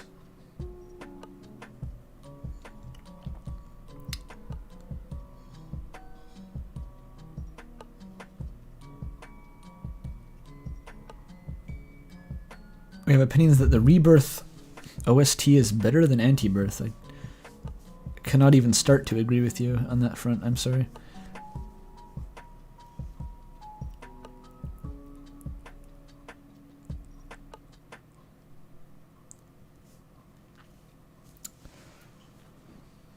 Okay, I'm not all that deep on the lore, but I had a thought.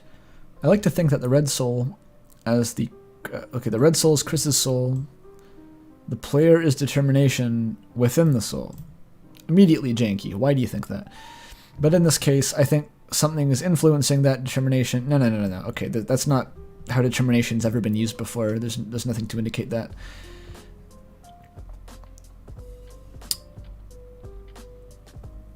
The third entity is Gaster to Fadley. The soul is the player's, but at some point... Kris lost their soul and was replaced by yours. Okay, the replacement interpretation checks out. They would have the zombie state to themselves when ripping you out, right? Okay. The Susie cutscenes. Your soul does not control Susie. It only takes damage for Susie. That's all. Which is hard to parse, but as I said, the rest of the cutscene is trying to drill it into your head that you do not control Susie. But since she has her own soul, she's able to resist any influence. Okay. This is hinted at with the bunker thing, where Kris isn't stated to have gone in. We know that Kris somehow did something with the bunker. That's all. Something traumatic happened. Yeah. They warned everyone else not to go there, or something along those lines. This lines up with the in-game lore about souls that says you can survive without a soul for only a little while. I don't think there is in-game lore about that. There's lore about the soul can only survive outside of a body for a little while if you're a boss monster. Apparently humans can survive for longer, human souls that is. Monster souls cannot survive at all outside your body. But if you remove the soul of a monster, they die instantly. There is no known lore about what happens to a human if you remove their soul. But again, that's all in Undertale, so we don't know how much that applies to Deltarune. In Deltarune's universe, you can't survive without a soul beyond a few seconds. Like, we still don't know that. But that's a good guess as to why Kris has to put the soul back. There's just too much confidence behind these kind of speculative points. This is exactly why Spamton's whole string thing affected them too. Yeah, there's a valid parallel, right? So when Spamton's strings are cut, he collapses. And I think that is supposed to parallel what happens to Kris. By Kris cutting their strings, i.e. removing the soul, they can't really, they're sort of like a puppet, they can't control themselves. There's a parallel there. I don't know how precisely we can conflate the two things. But yeah, I definitely think that is the intended reading of that, where that's supposed to hint at why Kris can't take out the soul.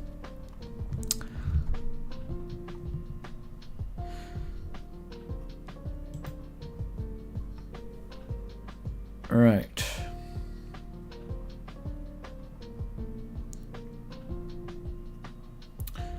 What if at the end of Undertale you gave your soul to Gaster instead of Kara? it would be funny. I don't know. Nothing indicates that. You know how hard it is to even like meet Gaster or know who Gaster is just by playing Undertale? Like, that seems extremely unlikely. There's a 1 in 1,000 chance that you would know who Gaster was at all. Or no, that's oversimplifying it, but like, it seems too obscure to make into a legitimate plot point in that game. How's chat doing?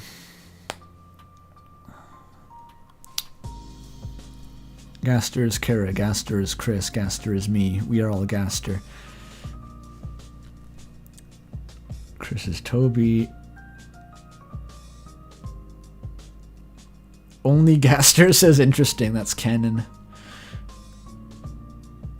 Yeah, Gaster's the only one who's ever found something interesting.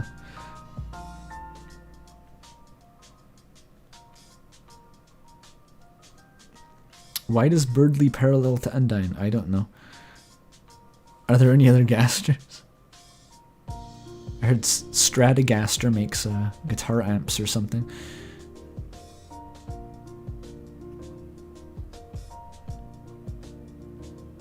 Chat is gone. They've lost it. Twitch chat, that is.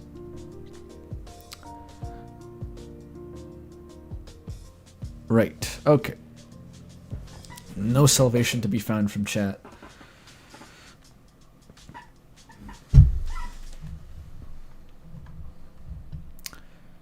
To Sophie, personally, watching this video feels surreal. I've been heavily into Deltarune for roughly 3 years, and one thing that always frustrates me is how a lot of really important details are swept under the rug in favor of Kris is actually possessed by Kara, and he, in 5 quotation marks, was made by Gaster. That does seem to happen occasionally. Who is actually the knight, because if you change the word egg to wingdings, it's the movements of the knight, which is true, by the way, hilariously. And also Sans is a darkener because he wears a blue hoodie, yeah. So basically, they're saying the video is good because it wasn't bad. I appreciate that. Quote, I highly doubt the dog running you over scene is canon. I'm skeptical that anything the annoying dog does is supposed to be, like, thought about. That's the one thing I'm comfortable just not thinking about, if the annoying dog is involved. Because otherwise that would mean that Toby he's just succumbed to, like, the hussy sickness and is making himself a self-insert who actually has plot relevance.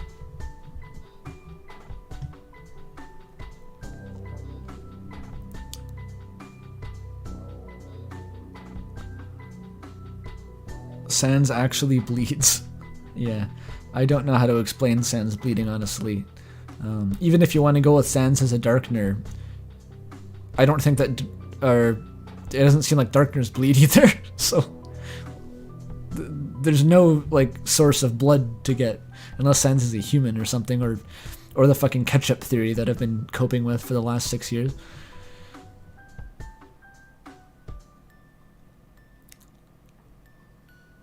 The song that's playing now is this Undertale lo-fi playlist. A specifically very good one that I enjoy. It's not even just a compilation, it's like an album that people made. What's in Lancer's bucket? I don't think Toby could have revealed that without making the game R-rated. Oh, you mean the bucket for all the blood? I mean, Kris would definitely bleed.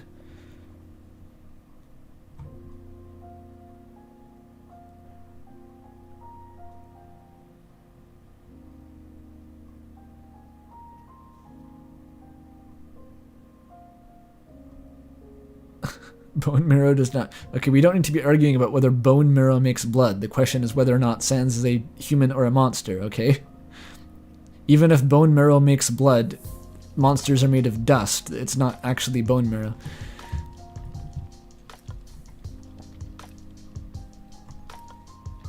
Yep, Pilot Red Sun, classic. For some reason, I'm starting to think that the player just got total control of Kris's soul. Oh, wait a minute, what is that? I got 20,000 cops. Oh my god, am I being swatted? Terrifying. Bye. I hope you have a good stream. Thank you, David. Juan David Bayarano. Thank you. I don't know what cops are.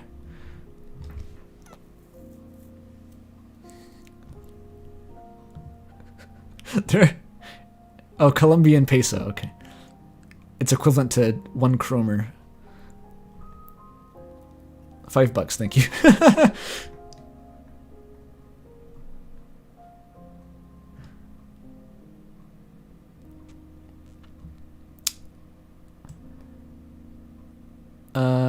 Yes, the player has control over Kris's soul.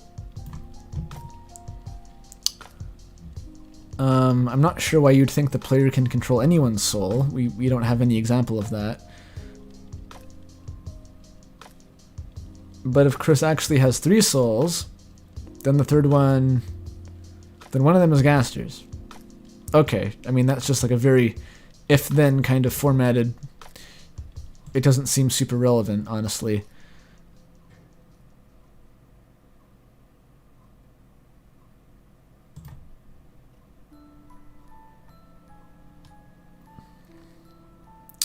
Right, another person advocating the police involvement theory, the cry for help. Right.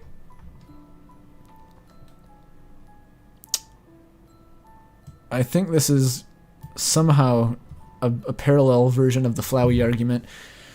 There's a difference between a soulless monster and a soulless human, yeah, basically.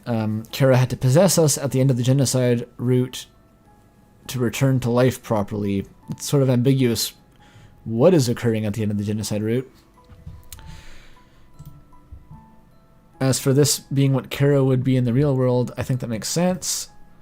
They're a family in the first game. Yeah, this is the...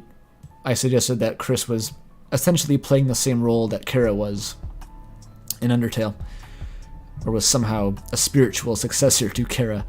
In the first, we could see Frisk come along.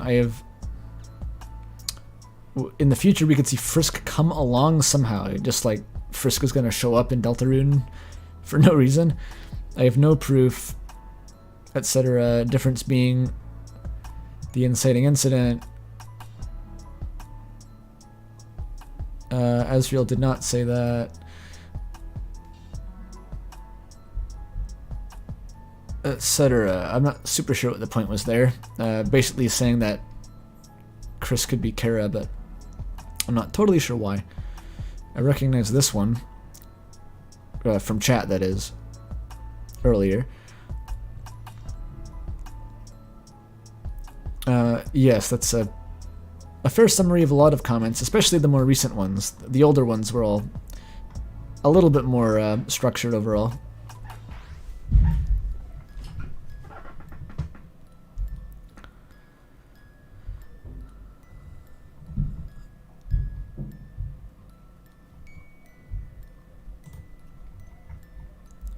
At the start, you said that we haven't seen anyone else's soul yet. However, we have seen Susie fight alone. Okay, well, this is...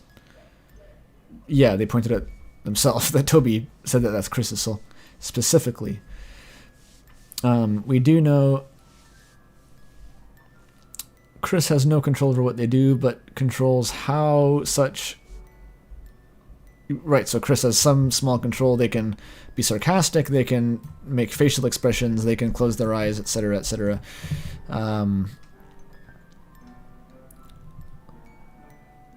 But can't control how he talks. I think that's reading too specifically into it. I don't think the parallel is meant to be like that precise that we can look at it like that.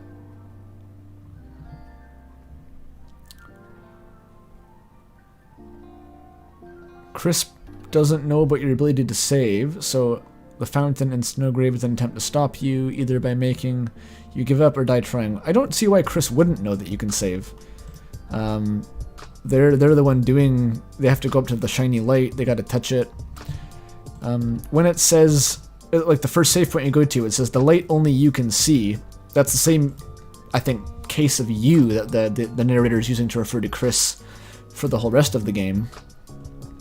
So, and that's discounting the fact that the save file is originally in Kris's name in the first place, so I think it's a bit of a stretch to say that Kris just has no idea that we can save or load the game.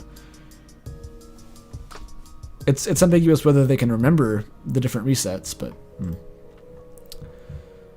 Kara's not evil because they teach you how to talk to frogs. Correct. Toby has said that saves in Deltarune are not canon and are just save files. Okay, well, link or didn't happen. For fucking truth bombs, word of God truth bombs, you might have to provide a link.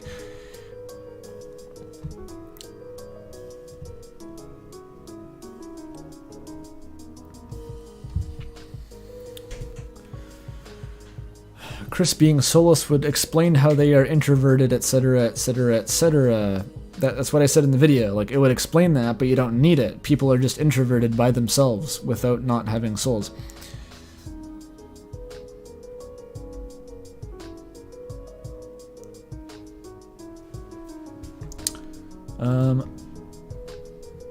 These are traits of someone undetermined. What do you mean? There's no relationship between determination and that, unless you're talking about just like the normal English use of the word determination. But I don't see that being a very strong point. That's just like your opinion, man.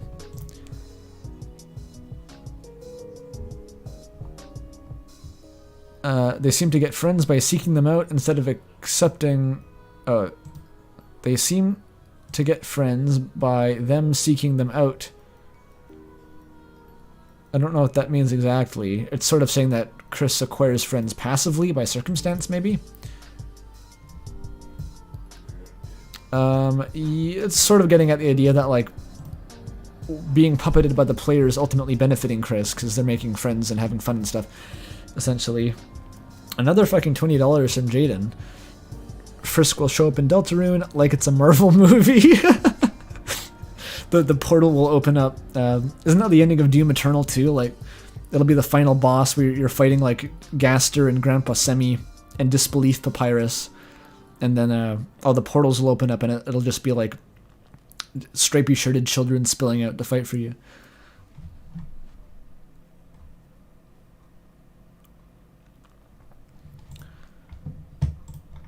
Your mom. Nice. Another Mudeath shout out. What the fuck is this? This is gonna be bullshit. That's just bullshit. Delicious food. Okay.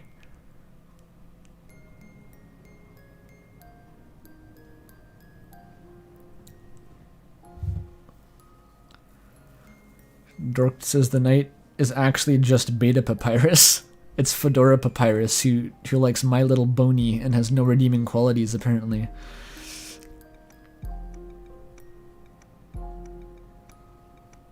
That reference would have aged great, eh? My Little Boney. That was a great idea.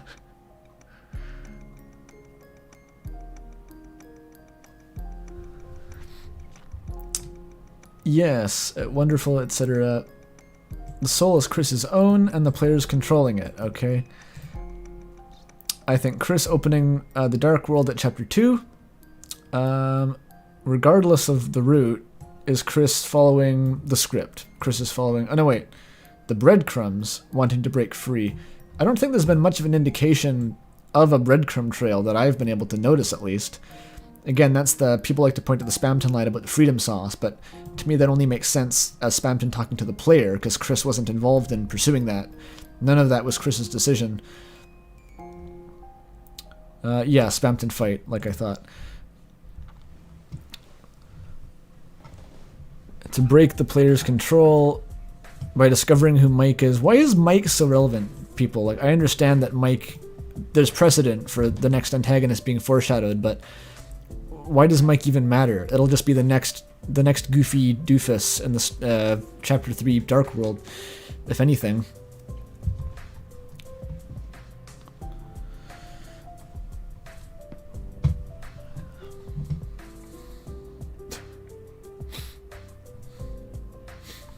Okay. Cheery caramel. At the end of both chapters, Kris still functions without the player's soul. More specifically, in Chapter 1, when Kris tears the soul out of their body, they then throw it into something like a cage. Okay. If we are to move during the cutscene, yeah, the soul moves inside the cage, if anyone didn't know that. You can control it. Yeah, this is true, but like everything here is very clearly stated in the video.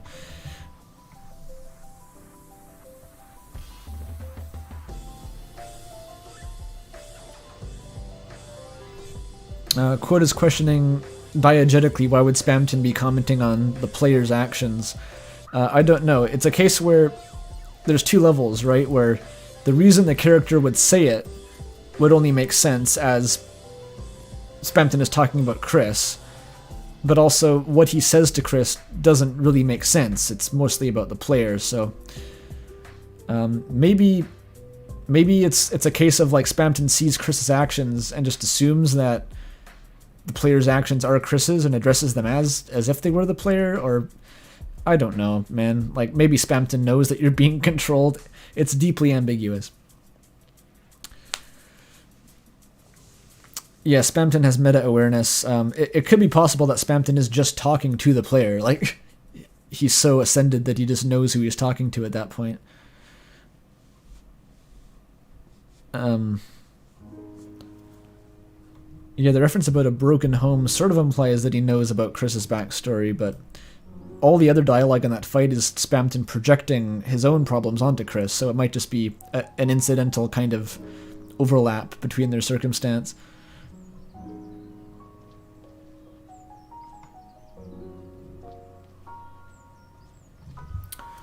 Yes, I agree that heaven is either the light world or the real world, although I do not know which.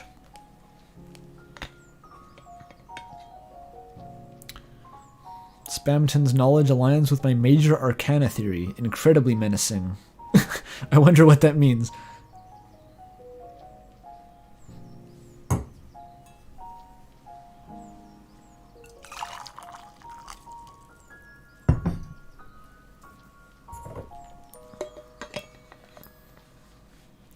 People point out the Queen knows that she's a laptop and is unbothered by that. I think that's reasonable. The whole concept of the Dark Worlds and how they like retroactively form a history, it's kind of janky, but it sort of makes sense if you just grant that like once the Dark World is created, not only does the world start to exist, but it starts to always have existed. Like the past is created as well, and the characters know. They sort of have some awareness that they are these objects, but they also have this history and life.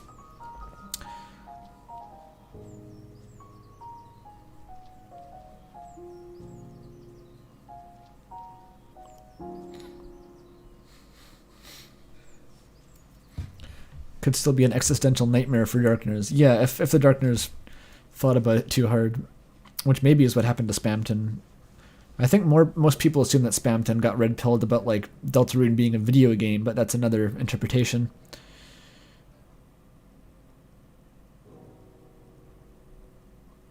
Yeah, Spamton says he's never seen a soul like that before, which is very interesting. So he either means a human soul or the player's soul, like if you can identify that somehow.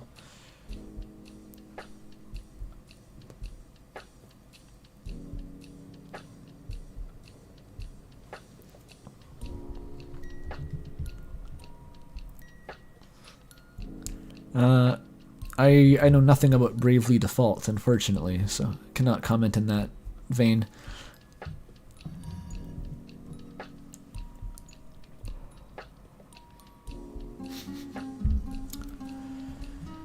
Okay. I have linked the flowchart. I think I pinned it in the Discord server on one of the channels.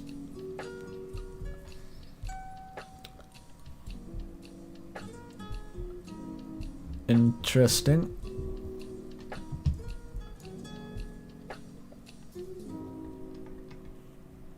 Alright, the comments are degenning a bit. That's good. We can make faster progress.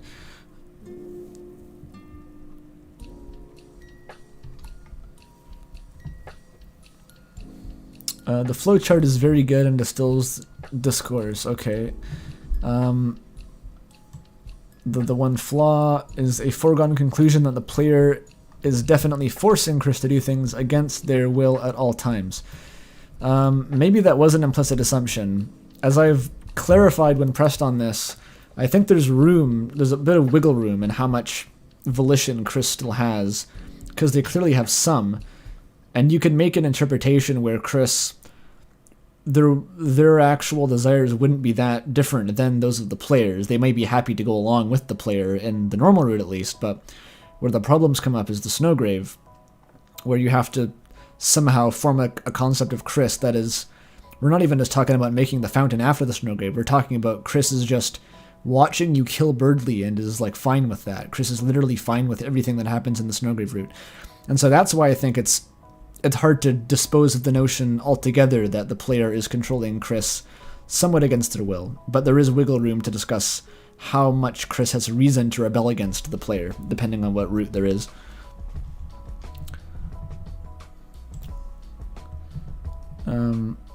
Yeah, there are instances where Kris does things on their own, but they're minor for the most part, and they all happen in cutscenes.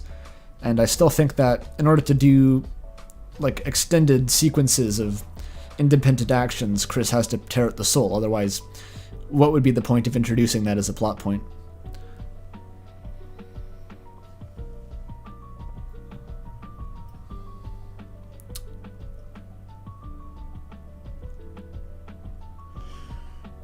This train of thought pretty much requires a third entity, they claim. Right, so that you need the third entity to justify why Kris takes out the soul, basically, which is, it's not great. That's pretty unsatisfying to use it in that context. Essentially to say that Kris and the player are on the same page, and the third entity is what fucks with it.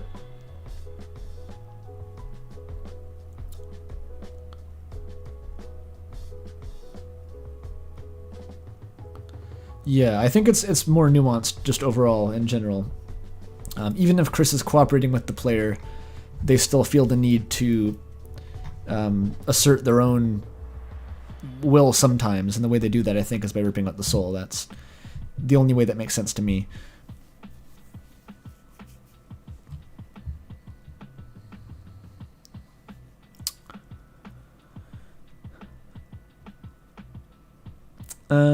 Yeah, that's a weird point, Quote, about making Noelle stronger but not Kris. Because even after you do a Snowgrave run, I think Kris is still level 1 in the real world. They still have 0 XP, which is strange.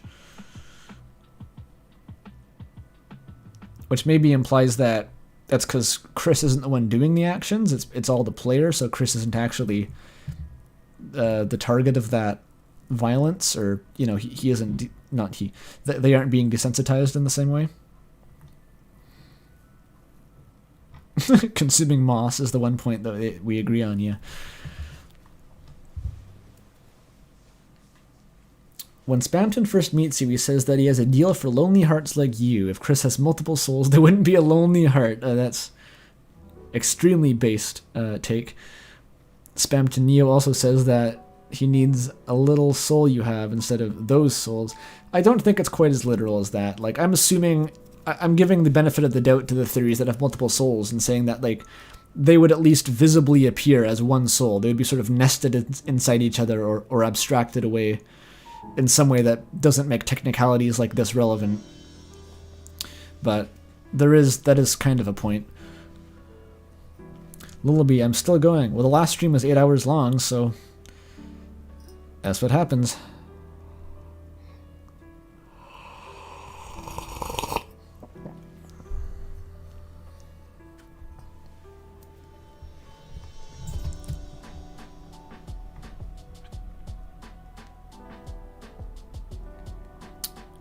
Right.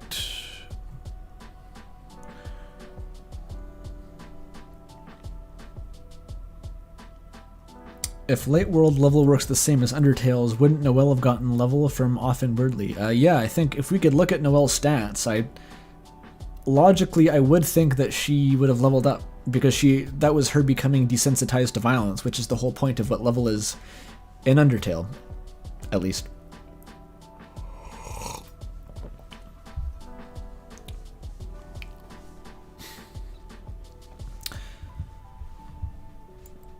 What if Snowgrave Root was a one-off with no ramifications later? That would be very funny.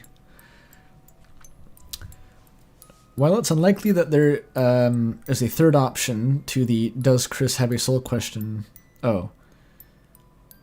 So what if Kris does have a soul prior to the events but doesn't have access to it? Okay, this is just another way of phrasing that the soul was... that Kris's soul was swapped for the players, which I do agree with. That's possible. Yes. Right, it would be consistent with Undertale, because Undertale very specifically states in the True Labs that humans cannot absorb human souls, so if you want to get around that, sure, that's a good way around it.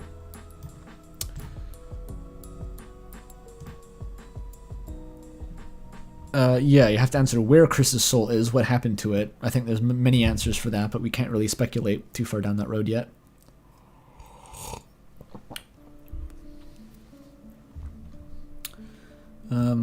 Both the player and the Kris have parallel souls, the Kris, with no third entity. Yeah, so this is basically calling me out for not including that as an option. Again, I was assuming that that was sort of counted as the same thing as Kris not having a soul and the player being the only soul. The circumstances are just different.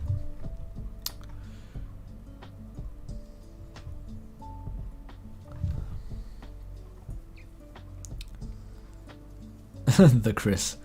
If a monster absorbs 2 human souls, then would that be the same as a human absorbing another human soul? I think it's talking about, in this case, the vessel is what matters, because that's why Flowey had to be a flower, is because by not being a human or a monster, Flowey can absorb as many human souls as a... Well, the reason Flowey couldn't be a human was because Flowey needs to be able to absorb human souls. The reason Flowey couldn't be a monster is because monsters melt when exposed to determination, so being a flower was literally the only loophole that would fix both of those problems. Kris can stop your actions at any time. Like, if you have evidence for that, I'm all ears, but like otherwise you have to get through the entire Snowgrave run and just say Kris is fine with that.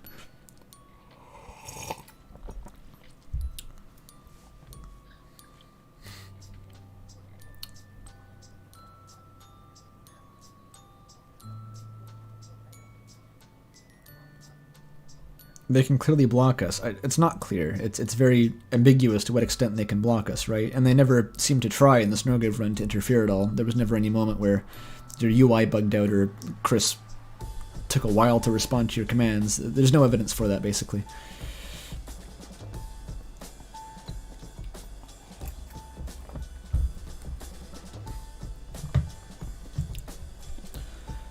Theory about Kris making the fountain after Snowgrave. Maybe they were scared and decided it was better and safer if the murdering was done in a dark world. I mean, that's a fair point. It's kind of like if Kris knows that they have like a weird psychopath monster inside them who's gonna kill people for no reason, does it even matter if it's in a fountain or not? But so maybe that's that's more the reason, is like you could say that it's weird why Kris would create the fountain, but it's no weirder than not creating a fountain and just waiting for the player to attack someone in hometown. I don't know. Maybe Dark Worlds were their form of imaginary friends when they were younger and are now revisiting them, which is why they have history before we get there. Well, that's not...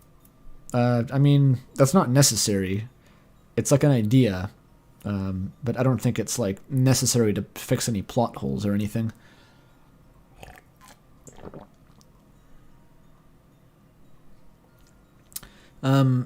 Quote is mentioning the levels. The levels in the Dark World are different than the levels in the Light World, because in the Dark World it seems like you just get 1 level per chapter, whereas in the Light World Kris just stays at level 1.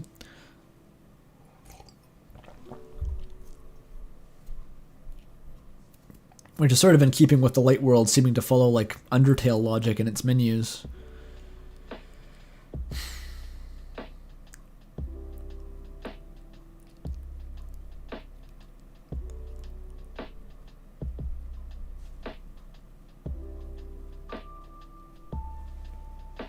Okay. What if Deltarune alternate version of Kara is Kris? All the evidence here was presented in the video, my dude. It's almost like you haven't watched it.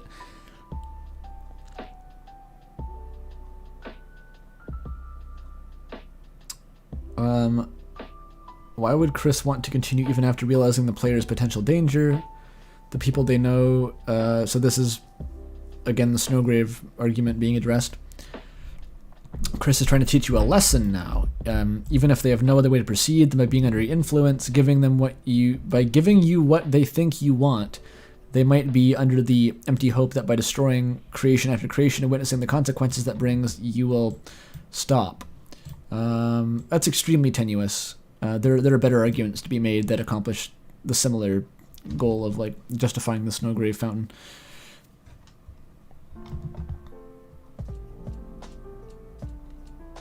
This is the replacement thing.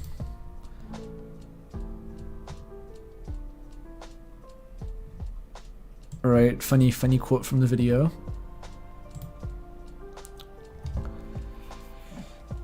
How's chat doing?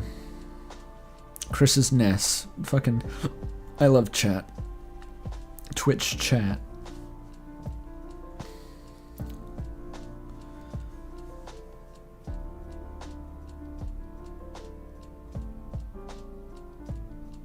Yeah, imagine a late world battle with the Undertale UI. I think that's possible. That would be a strong Omori vibe if that was the case, where you have battles in like both versions of reality, but one of them is completely different and like totally lame.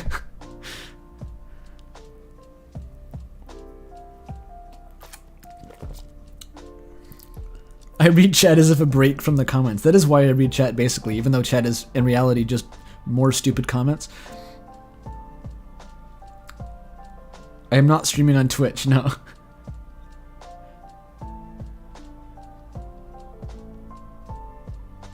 All the fan games about Kris being Kara and attacking the characters from Hometown. I can picture exactly what you mean, but I didn't specifically hear about any being adapted into games and stuff, but I would be shocked if there wasn't. Oh, you think the Sadie Hawkman's dance is going to come back? That's going to be a plot point in the future? I do not know what the fuck Toby was smoking when he wrote that. That is like one of the weirdest pieces of narration in the game.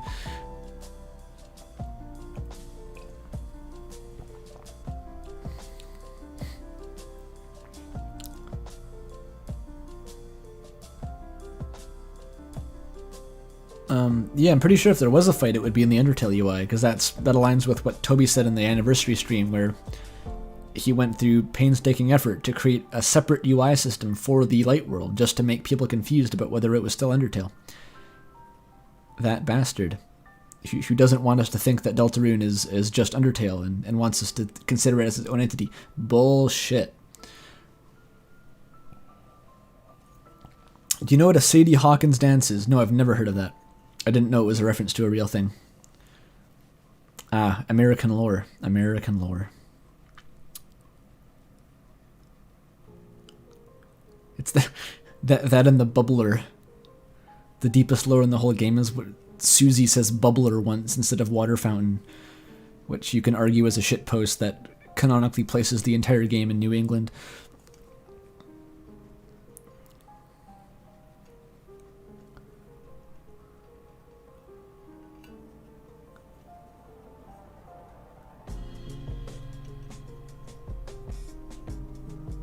Yeah, it's the shitty real world Omori fights again.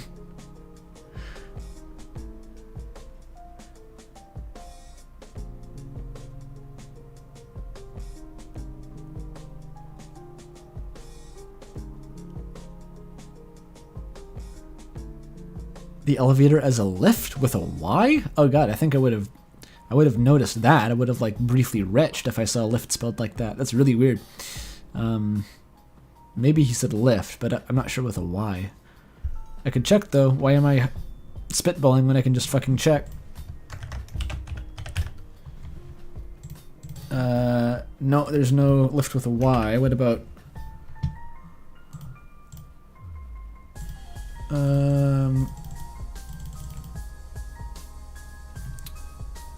Maybe in here?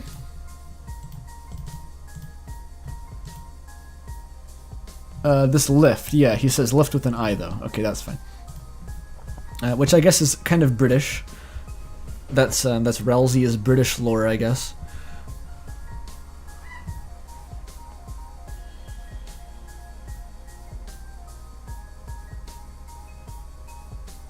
The Asobo Japanese Darkners aren't real though. They don't have souls. It's fine.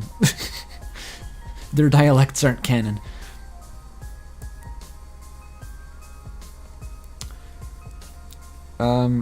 Yeah, I found someone who apparently data mined the Chapter 2 dialogue, and I've had that downloaded. It's just on Reddit or something, I think.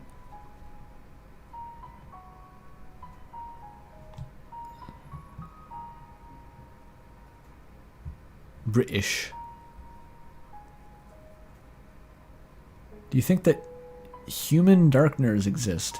No, because Toby's a fucking furry. The cage in Chris's room is the bed that Birdley uses for sleepovers. That is the best interpretation I've ever seen. That is canon until stated otherwise.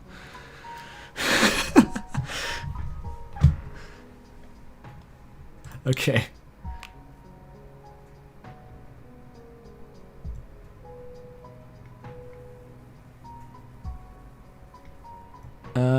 Okay, Kris having more control.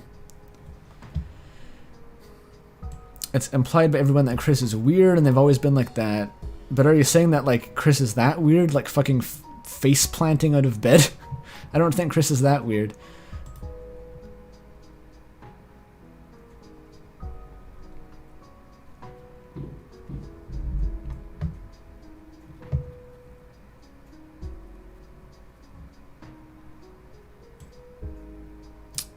Yeah, this is addressing the same thing as recently, where Kris has some control, clearly, but not full control. Yeah, I can agree with that.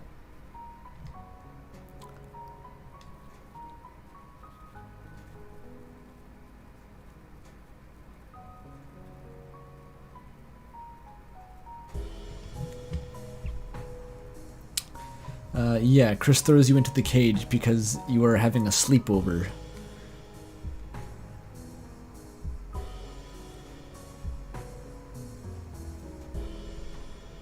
Okay.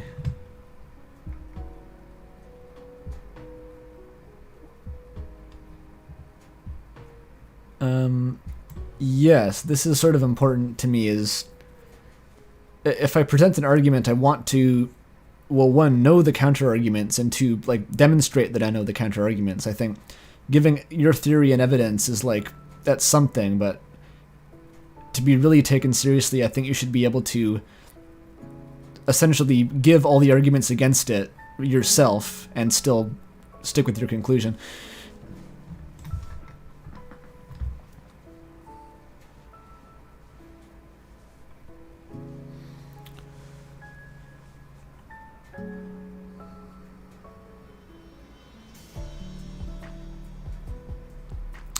About Kris not having a soul previously, when people say Kris is weird, I don't think that means they don't have a soul. I really don't see why that would be necessary.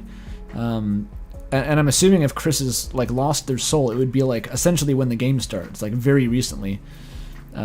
Potentially even, like, the instant we see in the game starts is when Kris's soul is, like, yoinked out and replaced, but... Or again, it might just be the player controlling Kris's existing soul.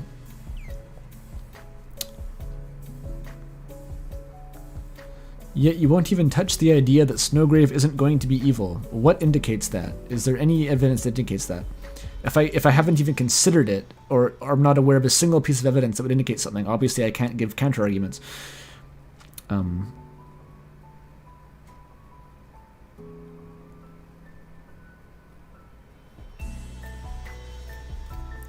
This has been going for 5.5 hours. Yes, the last stream was 8 hours long.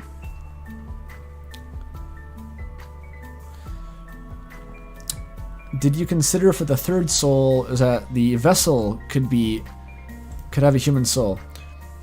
I've heard this a couple times, but I don't get it. We very clearly see at the beginning of the game, we have a soul appear for us, That is the red soul. It looks the same as the one that's in Kris. And then, I mean, well, look, the word vessel implies that it is something to put the soul into, so I think it's a very strong implication that the vessel was supposed to be, we have the soul, then you make the vessel, you put the soul into the vessel doesn't have its own soul. And because the soul ends up going into Kris instead, I don't think it's reasonable to assume that there's another human soul floating around.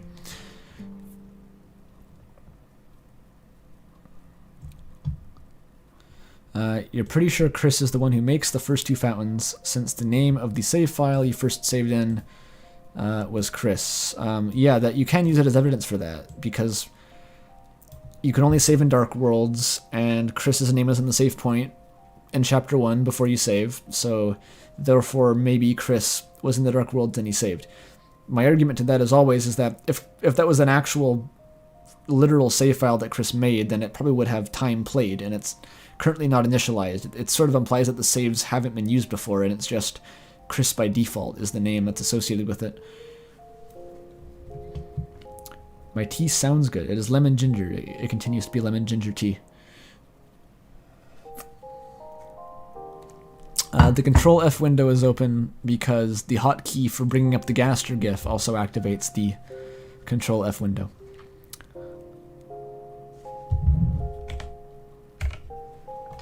Oh, not that time though. Never mind.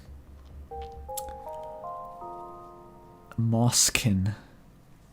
Bapanada. Are you going to stream a Let's Play after chapters 3 to 5 releases? That is terrifyingly far in the future. I have given some thought to that, but that's probably not too important right now to decide. I was leaning in the direction of doing a first playthrough off stream and then maybe doing a second one on stream, because I'm assuming if everyone's like into the game, they won't want their first exposure to the game to be watching a stream, and I won't want my first exposure to the game to be playing the stream and having chat yell spoilers at me the whole time, so I think that would be for the best. Licorice tea. I've never had licorice tea, but I like licorice a lot.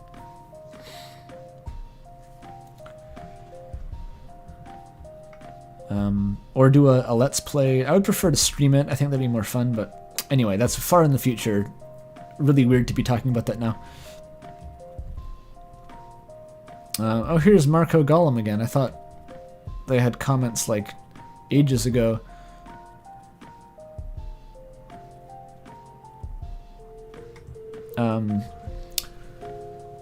Summarize my theory here. Apparently there's a link that exists somewhere else. The theory already exists. If you want to see the whole post, put the link at the bottom of the comment. Okay. So, if you listen to Big Shot... Oh, right, this is the decoded Big Shot lyrics. This has not been mentioned yet. You probably know this. Please, Mike, answer the phone. I think that's like the old debunked version of the Big Shot lyrics, though. Like, I think there's been clearer isolations that sort of make it clear that it's not please, Mike, answer the phone. I think I Can't Explain Until We're All Alone is still in the current version.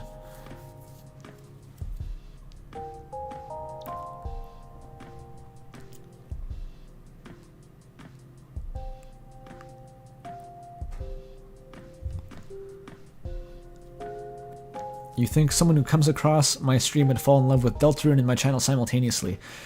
That's assuming that someone is watching the stream without knowledge of either me or Deltarune, which is, it's weird to think about. Like, theoretically, that's who I should target if I want to expand my audience, but ultimately, if I'd be streaming it, it would be toward the core audience who I know is into the game, and I think I would... The overriding concern would be to respect people who would want to play the game themselves, instead of just being immediately spoiled by a stream.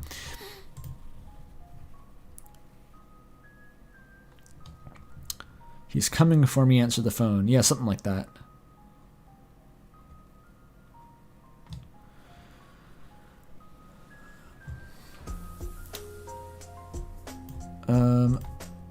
Ralze is trying to have a one-on-one convo with Kris. Yeah, this is the only instance of, like, that concept popping up. I Can't Explain Until We're Alone. That sort of has Ralze vibes.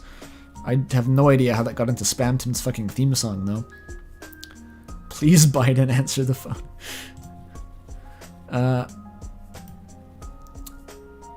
Think what you will. I'm not going to say something even crazier, like that Spamton or Gaster has a soul of the player following them, etc. Yeah, just some food for thought. Yeah, Spamton lyrics. They're weird. They're spooky, but they're very hard to apply to other aspects of the game because, like, what is the source of those? Like, diegetically, what is the source of those words coming from? It's almost impossible to think about it in those terms. Oh, that's true. Yeah, like every time Kris speaks to Spamton, he is alone. Like, there's a very specific point about Kris has to ditch the party whenever he goes to talk to Spamton, so it might just be in reference to that. Yeah, Max, like the Rousey connection was what the comment was about in the first place. That's what they were saying. It reminded them of.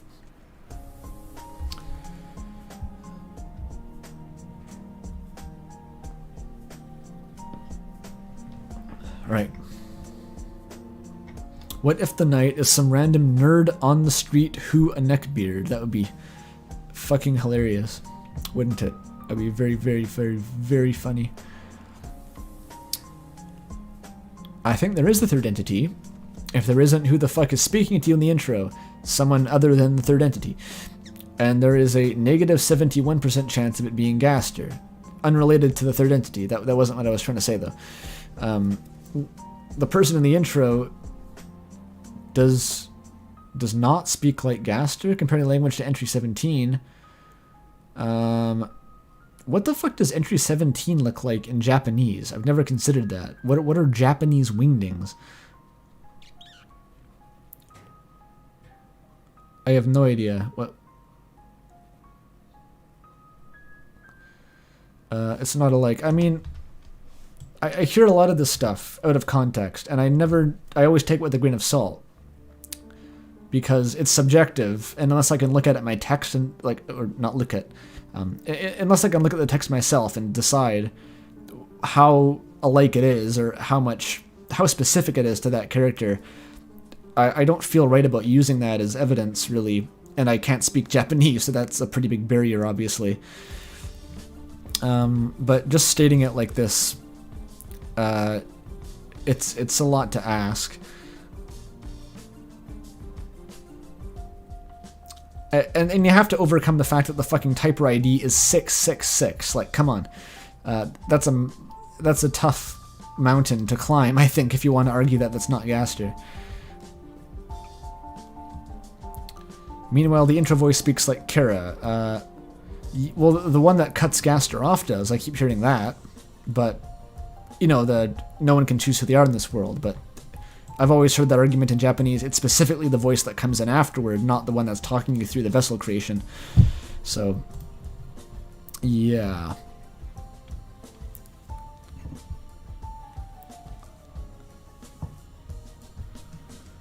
When you hold right in the hospital, what is happening?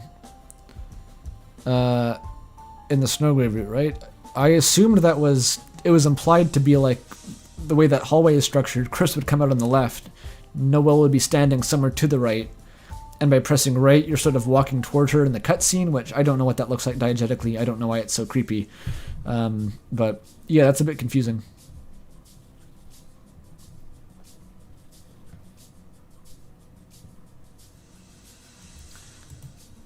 Okay, Cleo LeBlanc is again here.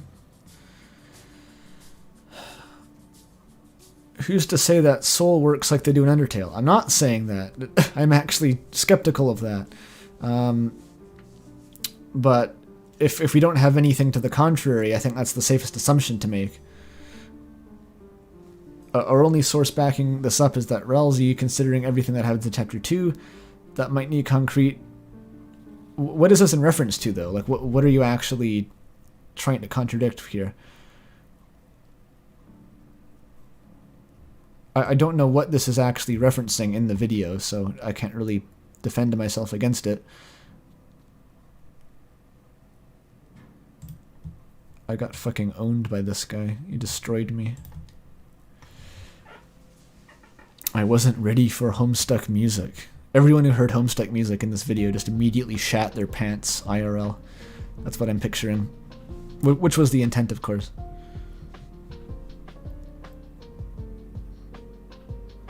Is Cunningham my last name? No.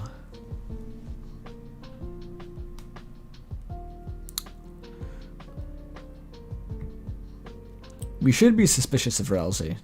We just don't know what we should be suspicious about.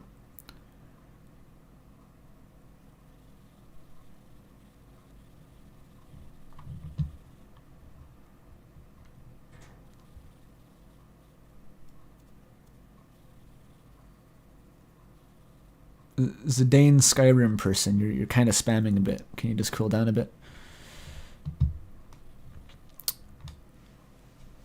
I think what Kris is said from the beginning of the game. They're a husk with no emotions. That wasn't said. No one ever said that. But changes when the player is brought into the equation because the player represents the soul of Kris. When Kris threw their soul... Oh, threw. T-H-R-E-W. Threw the soul into the cage. We are no longer in control. Yes, that's obviously true.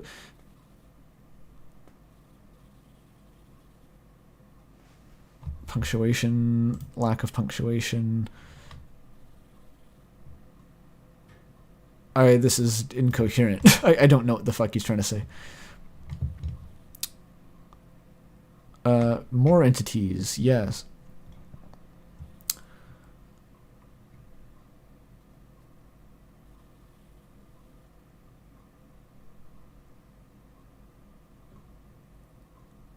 This is just a peer review. What else has it ever been? What else is this? What do you think are the lyrics to Big Shot? Someone posted it in the Discord the other day, like a really clean version. I don't know what happened to it, and I don't know where to find it myself, unfortunately.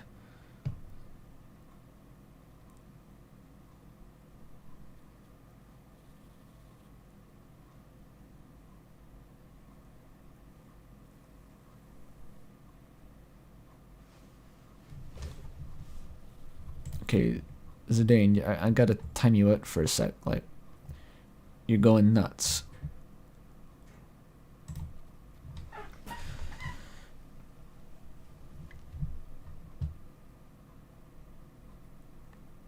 If you're being limited by the character limit in stream chat, it probably means that the stream chat isn't the best place to post your theory, just in general, because I'll probably miss it. It's very hard to have like a coherent discussion through a live stream chat.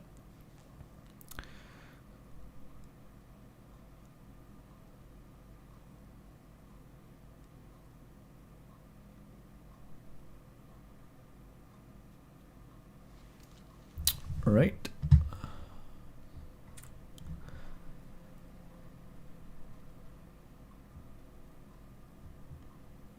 What if Kris is working with Gaster? Possible. Who knows? Hot take. Are we ready for hot take, chat?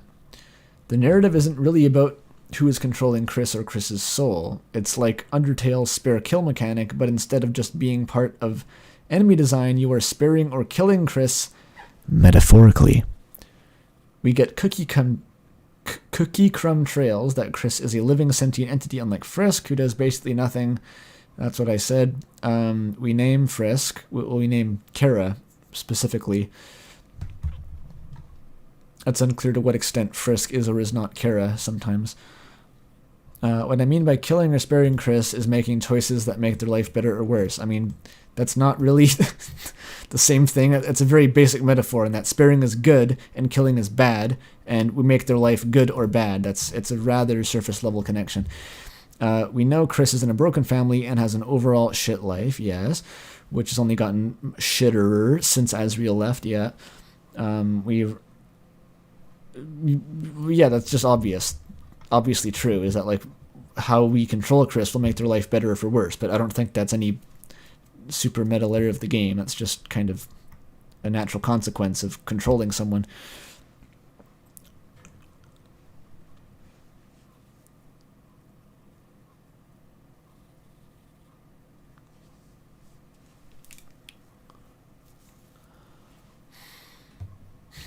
Okay.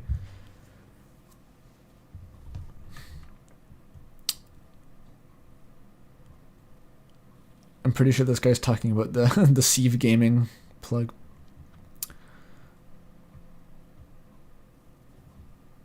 Oh, this guy thinks it's actually surprisingly simple.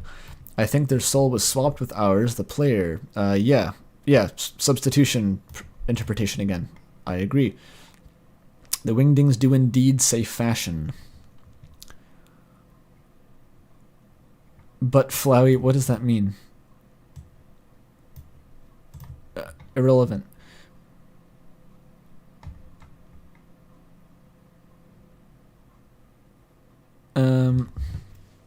You don't think Kara is in Deltarune because I don't think so. Are you asking me whether I think Kara is in Deltarune? I don't know what that... You have to be precise about what you mean by that. I don't necessarily think that Kara from Undertale somehow got to Deltarune, but I do sort of like the idea that Kris is like the equivalent to Kara, the Deltarune version of what Kara would be. The substitution theory keeps getting brought up. It was my fault for implying that it wasn't an option. That's basically it.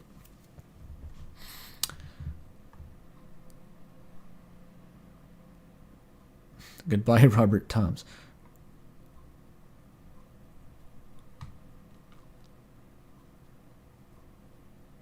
Okay. Another, the answer is surprisingly simple. The soul is the player's will manifest. I was hoping to discourage this, by the way, with the fucking iced tea gag, where I said, if you think your theory is so clear-cut, you haven't thought about it hard enough. It's a good rule to abide by. If anything is simple, then you haven't thought about it hard enough in Undertale and Deltarune. The soul is the player's will manifest. This is why, despite inhabiting Krill, who the fuck is Krill? Inhabiting Kris, the damage conduit for all party members. What is the cause and effect here? I don't see why one implies the other.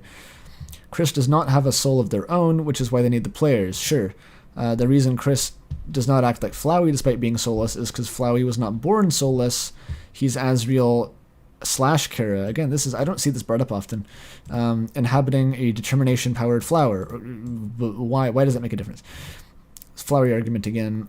Kris was born like that, and that's the point. We don't know if Kris was born with... wait a minute, what?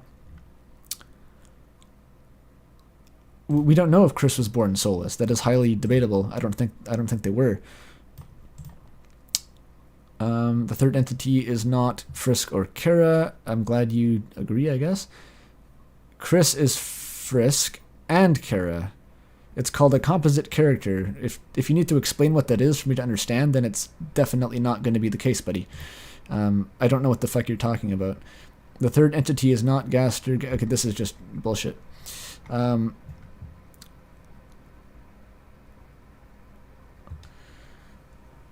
Oh yeah. Every time you say surprisingly simple, I get reborn. Yeah, me too. I wonder why Steve hasn't posted lately. He did one of like the most banger channel rebrandings ever. He went from like Mario Maker challenge runs to just continuously destroying Nintendo with facts and logic, i.e. my favorite kind of YouTube content, and then he stopped uploading months ago.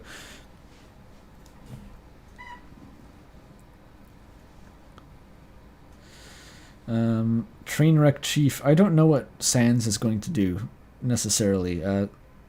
Sans has been allowed to slightly break the fourth wall by referencing like the time between the release date. Is it so that Sans recognizes the player? It's we the player recognize Sans, and that's sort of what the dialogue makes fun of us for, is like, because if you say that, hi Sans, he says, who the fuck are you, basically. I could be wrong about that. I don't remember all of Sans' dialogue.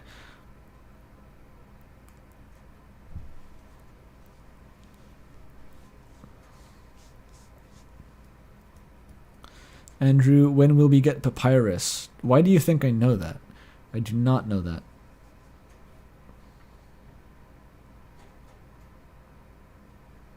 Sans did your mum. Very true. Sans winks with every second line of dialogue, okay? I don't think that's a silver bullet. Now everyone knows you're from Canada. You can send intercontinental ballistic missiles at me.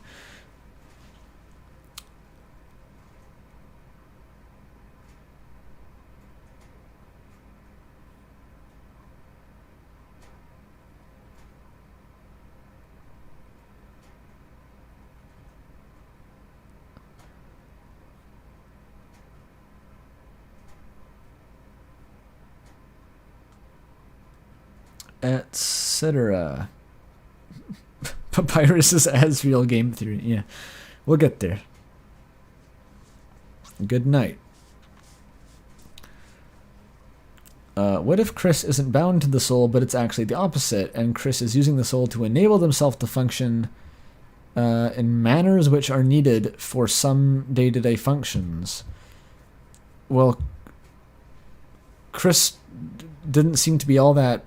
There was nothing particularly wrong with Kris before the game started. No one mentioned anything drastically weird, so I don't see why that would be necessary. I'm thinking an entity, i.e. Gaster, convinced Kris to go through with the Dark Fountains. I honestly think this is plausible, but it's just very vague, and we need to wait for more information to go further into that. Either Kris consciously or subconsciously knows what they have to do and just does it. Maybe. Obviously, they don't like some of the things they're forced to do, but it seems they feel obligated, forced, compelled to do that. Yeah, that's one interpretation, and you can also argue Kris's motivations may just lead them to do that normally. But you could also say it's following a script. It's sort of a one or the other situation.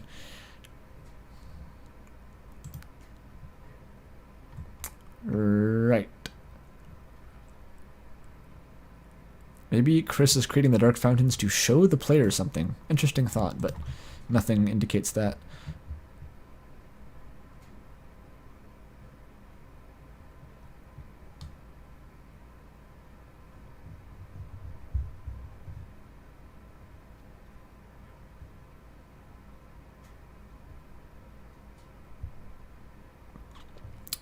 Zombie-like Kris is the part of Kris that would make him cover him. That's just Kris being a prankster. That doesn't need to be a part of Kris. You do not need to be supernaturally possessed to play a prank.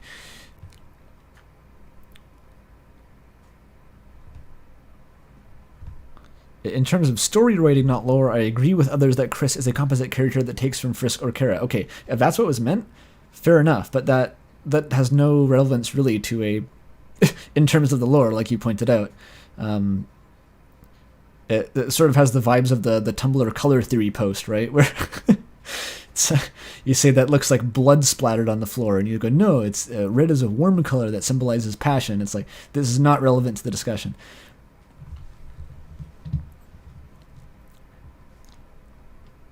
Correct, Latanubs. This is a Toby Fox game. Everyone is gay. It's largely true, I think. Or at least it follows Homestuck rules, where everyone is either bisexual or has yet to realize that they are bisexual.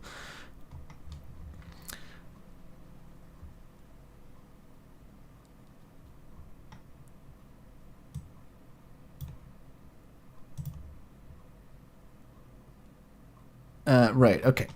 It does bear mentioning that the bird cage Kris uses to contain the red soul has beat up before the player begins Deltarune. I don't know how else to interpret that other than Kris forcibly removing a soul has happened before. Again, I don't see the cause and effect here. It says it has seen several crashes. I don't think it's hard to argue that throwing the soul into the cage constitutes a crash. Like, it doesn't seem unreasonable to me that that would be what's implied, but the way the dialogue is phrased makes that so flimsy that I don't really feel comfortable leaning into it. It's possible this is just the same character of the player and your influence simply predates the beginning of the game. This is weird. I just don't think that makes sense. Like, if the game wants to articulate that, it's going to be a fucking difficult task. But considering how everyone remarks about your unusual behavior, yeah, it's also just straight up in the text that, like, Kris is behaving weirdly since you started playing. This is new. So, this is why it's so weird that Toriel suggests that Kris has been doing that frequently, where That does seem to suggest that Kris has been tearing out souls previously, but there's been no other indication of that, which is why I really think it might just be a misdirect of some sort.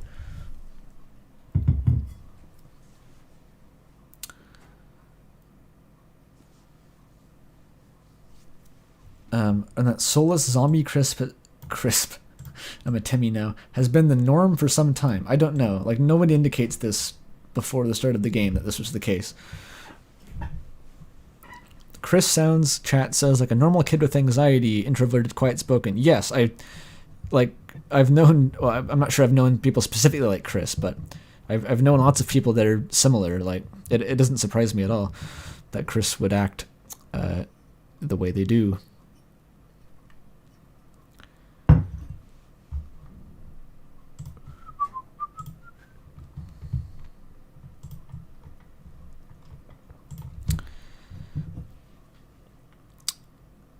Kris threw bath bombs in the toilet. Is that what that means? I'm legitimately curious, because I've never found the dialogue about throwing bath bombs in the toilet, but I've always wondered why the stack of bath bombs is in Kris's room. Yeah, there was Rudy dialogue about Kris taking too much time in the bathroom, so it's clearly like a known fact that Kris spends a long time in the bathroom. What people are actually wondering about, though, when that gets brought up, is whether that implies that, like, why Kris is spending time in the bathroom. Was it, is because they've been tearing out their soul every time, or is it just that Kris, unrelatedly, spends a lot of time in the bathroom, and that's their cover story for that one incident in Chapter 2? Oh, nice, you gotta keep flushing the toilet. Okay, that explains, like, a crucial facet of the lore to me. I'm glad I know that now. Kris could just have bowel problems. Yeah, that's not usually the kind of lore that gets included, but you never know. Kris is bored and likes being alone. Yes, pretty much. There's been a lot of comments that were all in the previous stream, but basically making that same argument. Kris spends time in the bathroom because Kris is sad, but phrased in many, many different ways, which I don't think is unreasonable.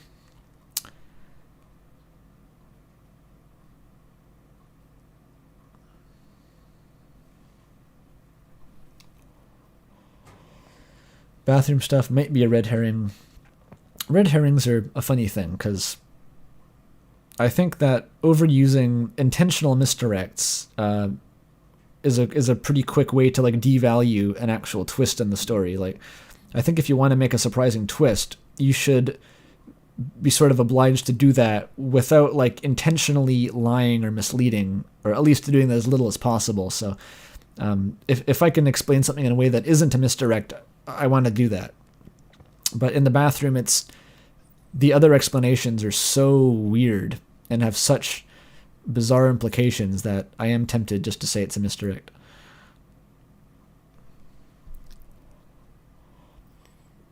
Kris IBS legend. I wouldn't have seen that, by the way, Mel, if you hadn't sent the second one saying that was the worst message you'd ever sent, so thanks.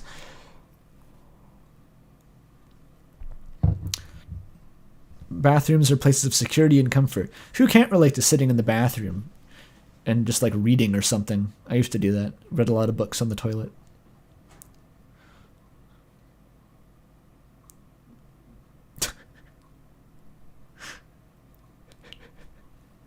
Kris IBS coding. Shit. I love sitting on the toilet while playing Clash Royale. Hell yeah. There'll be my sponsorship next video. Specifically about sitting on the toilet. That'll be the ad read.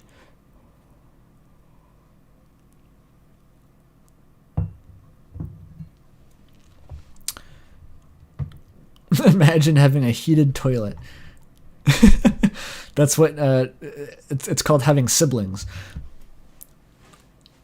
Anyway, enough toilet lore. My Discord loves the toilet lore, but, you know, there's too much of a good thing.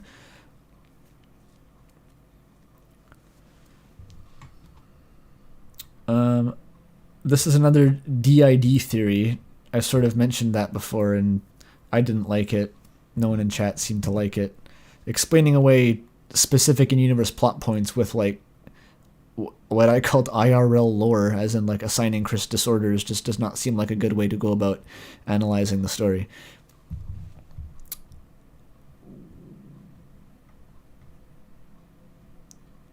The point of Chapter 3 will be to stop Undyne committing genocide because of her pent-up aggression. Holy shit. I don't think Undyne is like just a raving lunatic under the hood. I think Undyne is essentially a moral person. I don't know what would indicate that. My stomach did just growl, yes.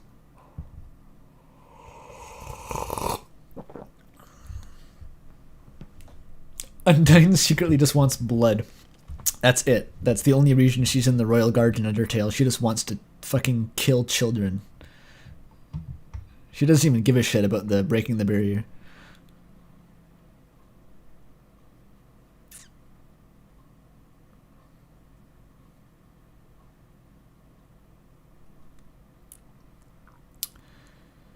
Stomach lore.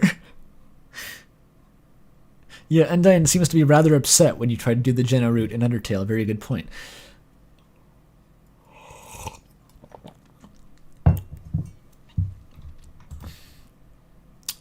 I will forever stand by the fact that Kris is wearing an Asriel locket, which is why Ralziel.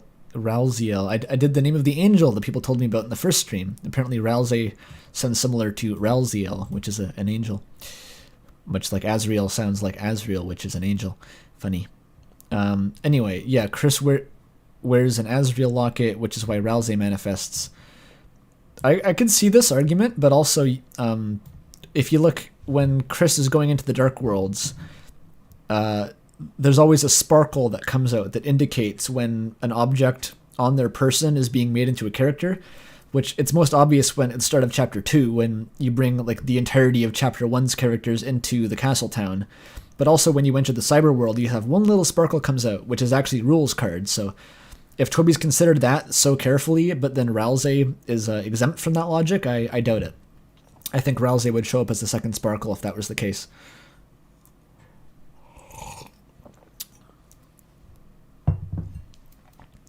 Yes, Asriel is indeed Toriel and Asgore's ship name. Always has been.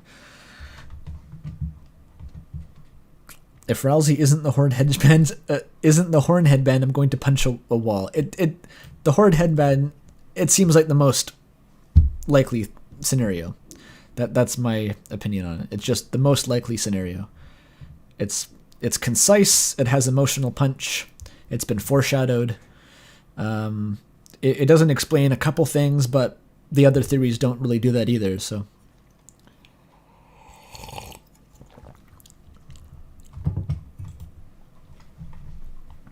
It would be interesting if Kris had a locket. Someone yesterday, not last stream I should say, mentioned Spamton's heart on a chain comment, maybe some sort of like long distance reference to the locket, which is interesting, but I don't know what it means. About the menu screens before beating Deltarune, oh yeah, this person was traumatized by the Chapter 1 menu apparently. Yeah, it's weirdly obscure, as I've said many times. I was deeply surprised that no one else had like completely analyzed it to death by the time that I noticed it, because I just found it while browsing the wiki one day, like while writing the script.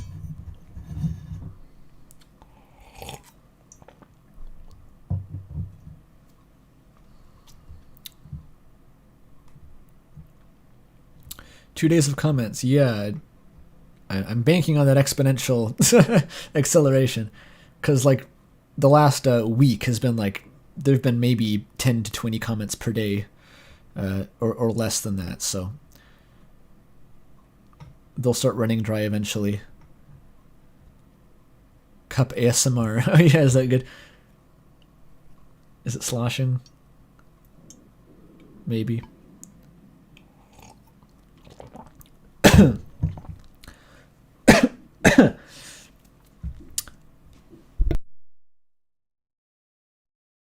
I always choke on the fucking tea. Damn it. Okay. You may have missed the possibility that Kris had their own soul and was replaced. There it is again.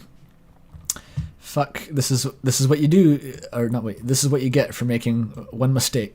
This is why it takes so long to write the scripts. because you make a mistake and this happens, you get 400 comments about it.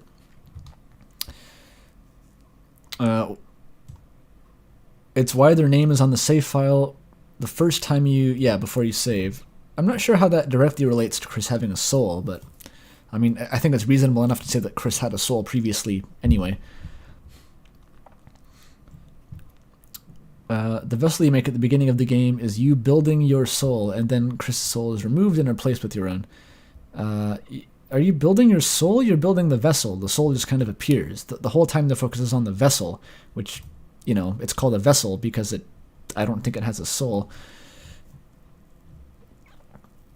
And I know you give the vessel like emotions and like a favorite color and stuff, but like that was never implied to be part of the soul either. The soul just lets you feel compassion. It doesn't hold your consciousness, because otherwise how the fuck does Flowey work? Asriel's soul never made it to Flowey, but somehow his entire mind is still encoded within the dust or some shit like that. Souls function differently in Deltarune. That's a fair point. They just might. Birdley doesn't turn to dust when he dies. Yeah, this is a bit ambiguous. Some people say that Birdley has fallen down. Some people say that Birdley is merely brain dead. Kind of unclear.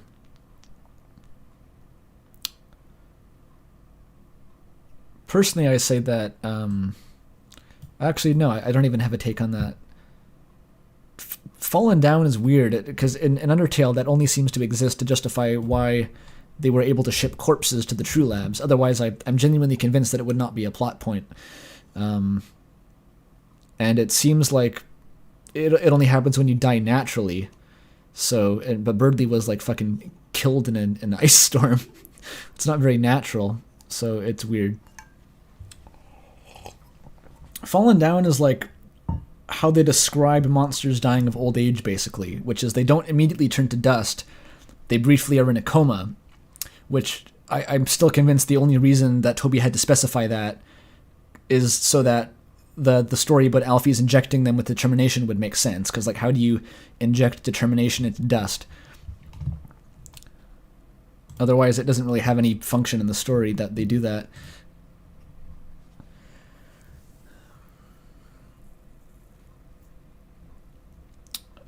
Only Spamton makes a mention of souls, suggesting they aren't necessarily a thing the characters are aware of. It's in a book in the library. There's a book in the library that is about souls in universe. So yeah, we know that they're common knowledge, at least. This might add evidence to the theory that Kris never had a soul to begin with. Well, as you've heard, I disagree. Yeah, well, this person's bringing up good points, but also not so good ones as well. We're right to question how closely soul lore follows Undertale, because there's definitely things that are different between Undertale and Deltarune.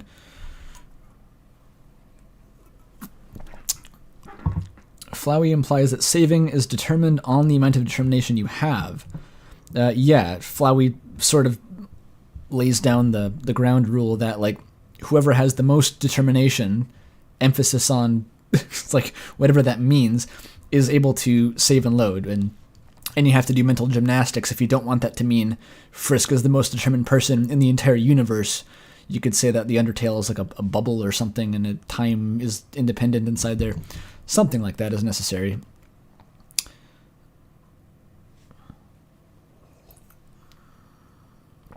I don't understand how save files work in Undertale. Our save has the name of the first fallen human, but does that mean the soul is theirs? Yeah, it's unclear. That's, again, Kara being Kara. If you're going to find things that don't make sense in Undertale, there's like a 70% chance that Kara is involved. Because the soul is definitely Frisk's, or you could argue that the soul is the player's, but it's not Kara's for sure. Kara says, Kara specifically says that it's not my soul, it was yours. Not my determination, it was yours. It could do with the barrier causing the... yeah, like, again, mental gymnastics. It doesn't really matter to me what excuse you have to make, but, like, you have to make an excuse for it, no matter what.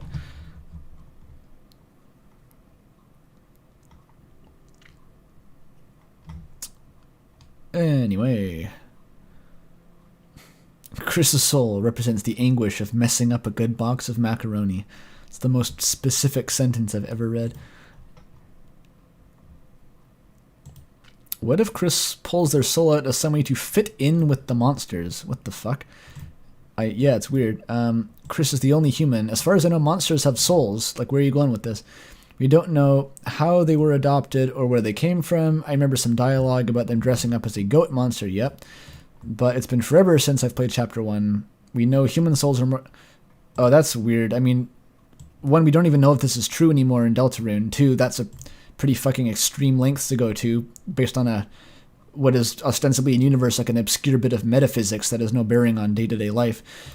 Remove your soul to be more like monster. Yeah, I'm not feeling that one. A third soul may be the vessel. I mean, I've said, like, why would you call it a vessel if it had its own soul? A third entity is your mom. Kris has a human soul. Yeah, that doesn't limit to just one human soul or any other kind of soul. It's phrased very specifically and vaguely. Right. Okay. One-shot music. Pretty sick. Oh, yeah, the music died. Shit. No one told me.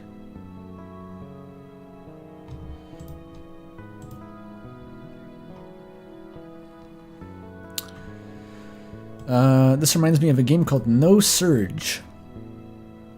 Interesting. I've never heard of it. Massive spoilers for No Surge. I don't know if I want to spoil a game I've never heard of in chat here. Maybe I'll just skip that one if that has spoilers that are so important.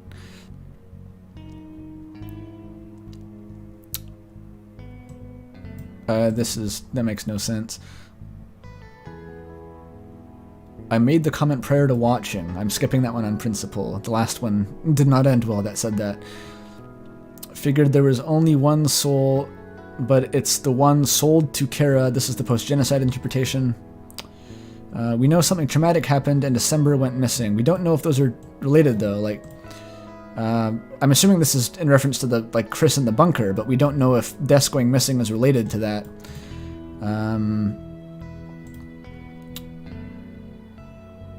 It's just speculation. Never mind.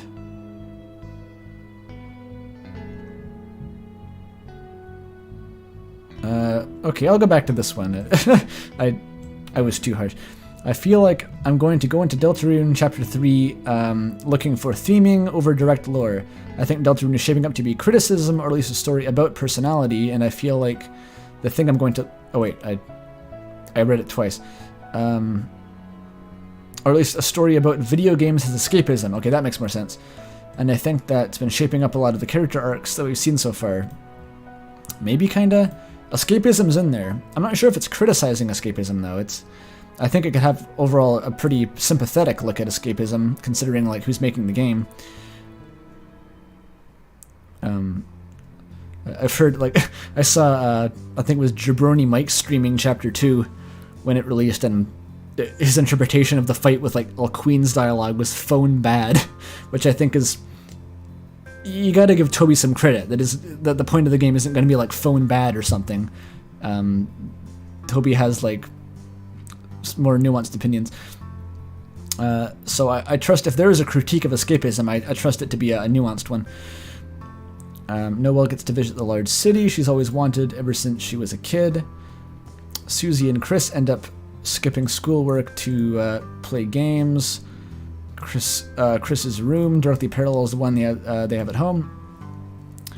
Yet they're way more excited. I'm not sure what the through line is necessarily with these.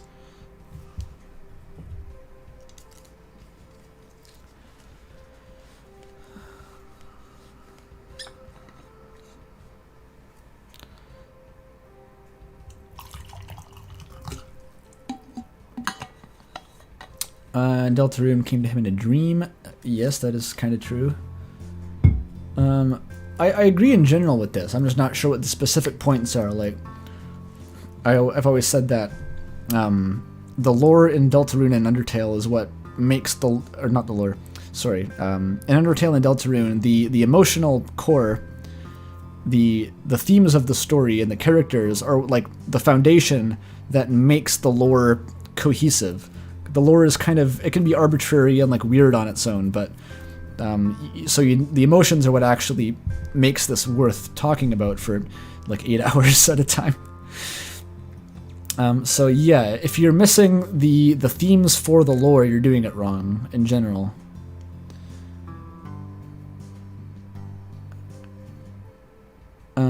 Yeah, the most interesting story is Kris being held responsible for their actions. Well, is it Kris being held responsible, or is it Kris holding you responsible? Because Kris hasn't really had much volition so far.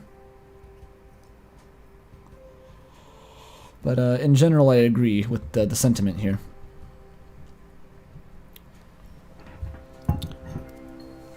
Chat says, Toby Fox boomer moment.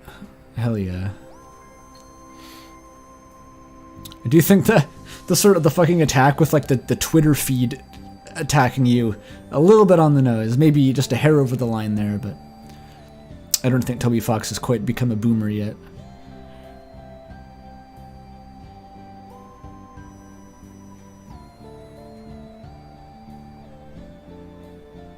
Undertale / Deltarune without themes and vibes is just Five Nights at Freddy's. That's chat's opinion, so don't kill me for that if you're a FNAF stan or something. But yeah, I very briefly followed Five Nights at Freddy's back when like the very first like original MatPat videos were coming out about it, but I dropped off quick because yeah, it's more of an intellectual approach you got to take with Five Nights at Freddy's. If we were to assume the two soul idea, then does the player give Kara Frisk's soul? Does the player give Kara Frisk's soul? This is an Undertale? Even though, who the fuck is she? Every time I see someone use like a female pronoun for Frisk or Kara, my brain has to like reboot. Just because it's so rare. I don't know. I think my concept of Undertale is that there is only one soul. The player is directly controlling the soul, as they are directly controlling Frisk, because Frisk is sort of a player character that is not being dissected or deconstructed. They are just the player character. And Kara's the twist on that, so I don't think there's literally two souls ever in Undertale.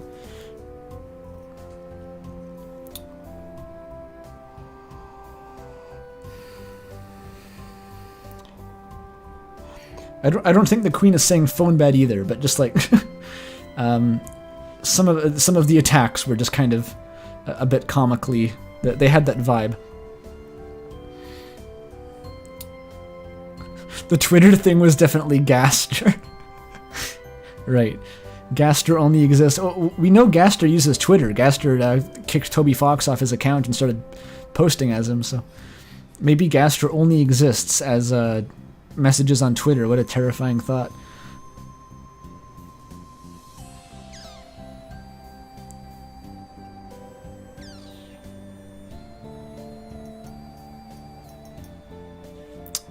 If the player cannot talk outside of Kris, what is Noelle hearing when Kris is down? I think it is implied that Noelle can hear the player in that instance, which is creepy.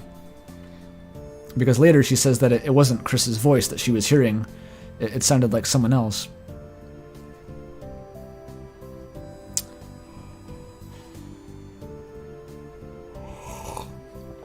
Gaster is stuck in Twitter and will save us from NFTs.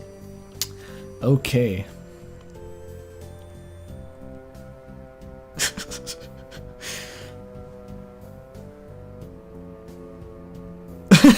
You're the most respected royal scientist, and then you only exist in Twitter? Shit.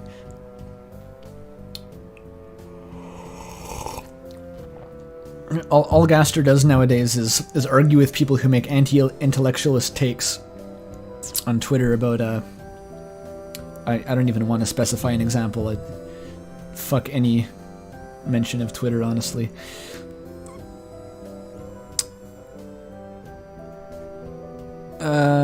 etc., etc. Alright. Chat has exhausted its usefulness for the time being once more. I think Kris is a good person, but also that the road to hell is paved with good intentions, i.e. more Kara. Okay. I would love it if we got retroactive Kara lore through Kris. Some people are worried that Kris being Kara means that they're not their own character, whereas I argue Kara we know nothing about and they don't really make sense, and I'd be very happy if Kris's characterization trickled backward into Undertale a bit. Oh, Quartz sees the comment. My head hurts from all the lore. Nailed it. It was all worth it. This person again. All our soul questions will be answered when we uncover the entire library. I mean, that's not unreasonable to assume, but we can't do that yet. The way things are going makes me feel as if Kris is an artificial human that never had a soul, that came out of the bunker, created by Gaster, who is alive and well, in Deltarune. I mean, if you would specify a reason, that would have been great. As far as I can tell, that is purely speculation. Kris doesn't want to read about humans because memories are painful. Yeah, I think that's another link to the Kris as Neo-Kara, essentially, is that Kara hated humanity. Kris at least has like strong feelings or mixed feelings. We don't know if they hate humanity, but yeah, based on the reaction to that book, we can sort of draw a parallel.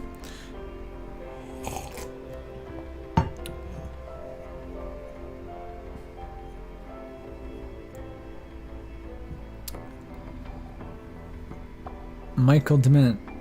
Legit never gone on Twitter, so I missed Chapter 1 till a month after. I didn't hear it through Twitter. I don't go on Twitter either. I don't even follow Toby Fox on social media. I'm so deep into... I know so many people who are into this game that I just heard immediately, passively.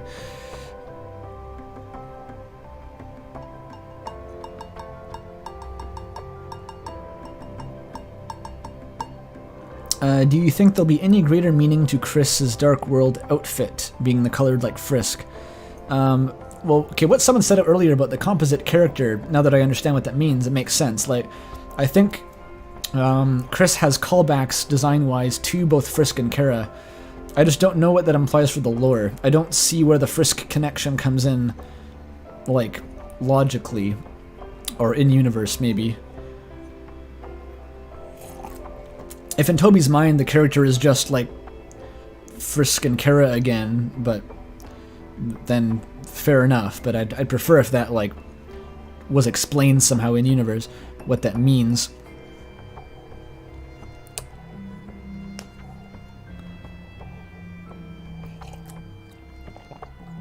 Let's talk about the bunker incident. What is there to say about it, though? There's not very much that we know about it, unfortunately.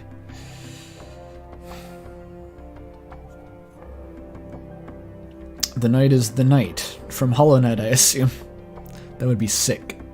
We'd get the... You thought the Dead Cells crossover was cool. Just wait till the fucking Undertale crossover. The entirety of Hollow Knight takes place in a mound of dirt in Kris's backyard. Canon.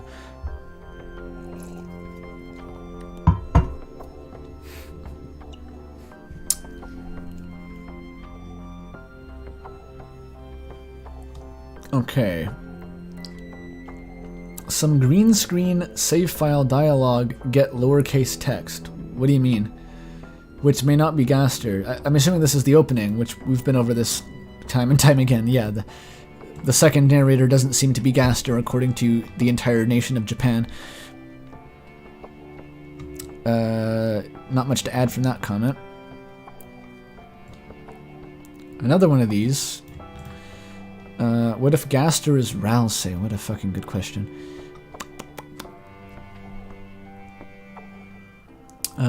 Yes. Thank you for complimenting my diagram.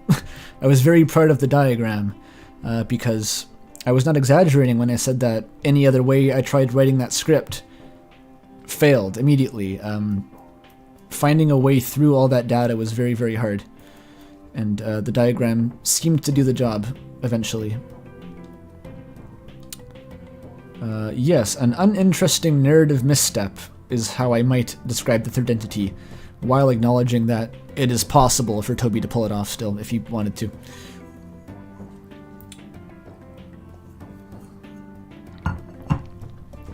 "9 days ago." Yeah, we're gonna speed up. We're speeding up now.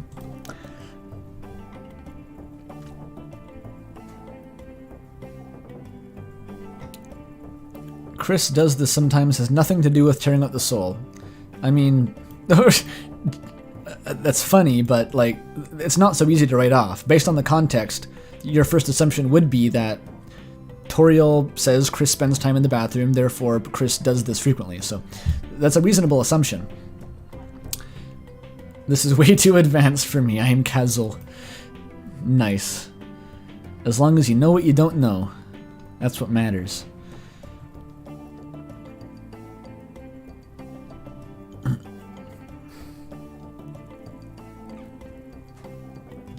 Yeah, Night in the Woods music. I shamefully have never played Night in the Woods myself. I watched a playthrough when it came out, and I never played it, so... Oh well. I enjoyed it a lot, though. The writing was excellent in that game. Unfortunate that the creator apparently just died, which is kind of upsetting. I saw like a fan animated... Apparently it was like a fan animation for like a hypothetical trailer for the sequel to Night in the Woods, and it was so well done and straight-faced that I thought it was real. I was like, oh my god, they revived him from the dead just to make Night in the Woods 2, but it was just a fan project. It was very sad.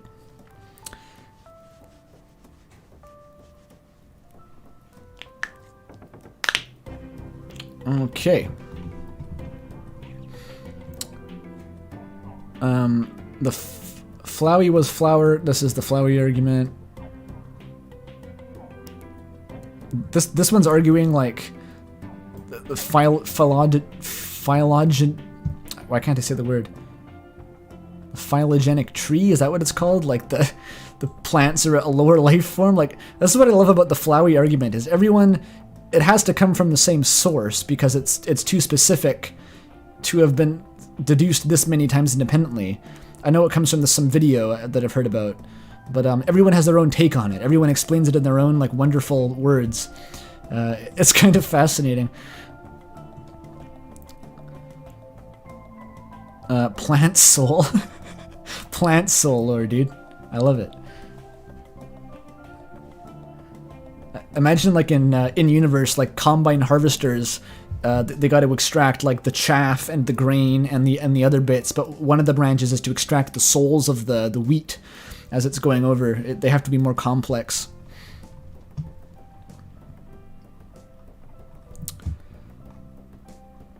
Kara is soulless, Kris is soulless.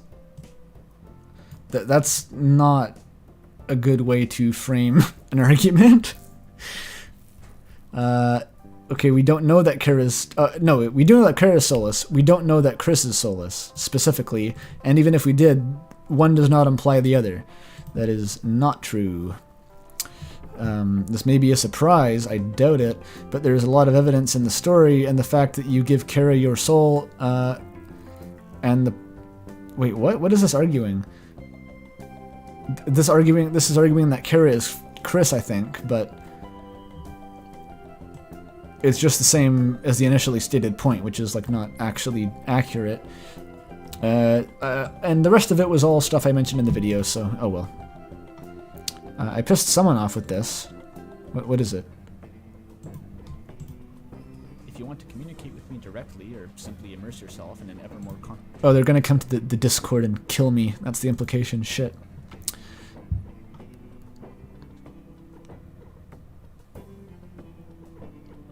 I don't know if I want to just open YouTube links midstream there, but interesting. Where does people in chat are do animals have soul debate? It's a good question. If we ever see an animal in a Toby Fox game, maybe we'll know. Other than the annoying dog, which I don't even want to know what's inside that thing.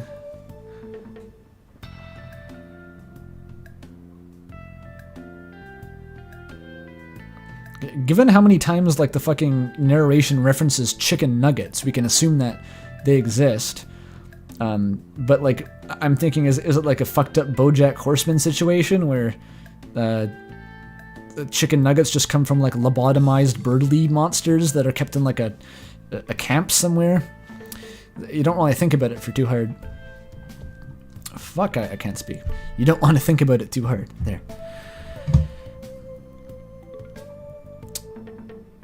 Why would Kris open a dark world? I think of it as Kris trying to experiment with the soul. Queen's explanation of how to open a dark world states that if someone's will and determination and someone's will shapes the dark world that's created.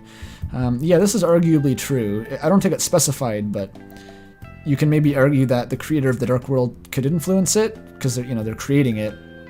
It's unclear. Kris wants to gain control over the body such that they put all their will into creating the dark world, where Kris doesn't need the soul. We don't know that Kris doesn't need the soul in the dark world. We've never seen Kris without the soul in the dark world at all, so we don't know that. Kris is trying their best to stop the soul, opening a dark world, gaining control over their actions. Again, I have yet to see any like really compelling evidence that there's a reason in universe to believe that continuing with these fountains would lead Kris to freedom. People seem to think that that's Kris's motivation, but I don't know why they would think that currently. It doesn't seem like a logical conclusion. I think a lobotomy on Birdly would be redundant. Oh my god. Not even I'm that harsh toward Birdly, man. Yikes. Ralsei is the only one I've called lobotomized. It's okay if you do it to Ralsei, but not Birdly.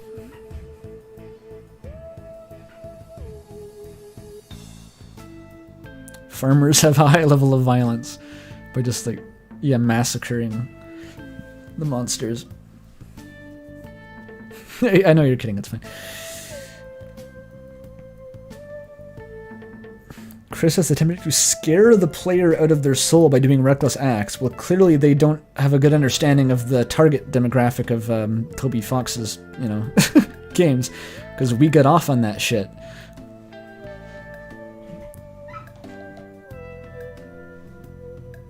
Are there Easter eggs related to cheating? I haven't heard of such a thing. Okay. Another hot take. Be ready, chat, for hot take. Twitch chat. But what if third entity is Toby Fox? That is a hot take. That might be too hot. Okay. If we, the player, are one of the entities influencing Kris, surely the guy who designed the game could be described as an entity. I think the point of the word entity is that you can describe literally anything conscious as an entity, so that is true by default. He's the only person I know who has reason to create the fountains. Okay, no, this is fucked. Again, favorite thing about Toby Fox, not Andrew Hussey, and even Andrew Hussey had more restraint than this when inserting himself into the story. When Andrew Hussey did it, it was built up for a long time, and it was cool, at least at first, so... Toby, like, just shitting the bed spontaneously and making himself the primary canonical driver of the story's plot is absurd. The underplayer AU has been right. I've never heard of that AU, as is true of most AUs, I'll admit. The first has personality, but the players control them. I guess that's what the AU is. Toby's a Mary Sue. It's heavily implied in Undertale that Gaster followers and Goners might be fractured pieces of Gaster. I don't know if that's implied. One of the Gaster followers says that they're holding a piece of Gaster. As far as I know, that's the only reference to Gaster being in pieces, or the Gaster followers having the pieces. I don't think it's ever stated that the Gaster followers are the pieces.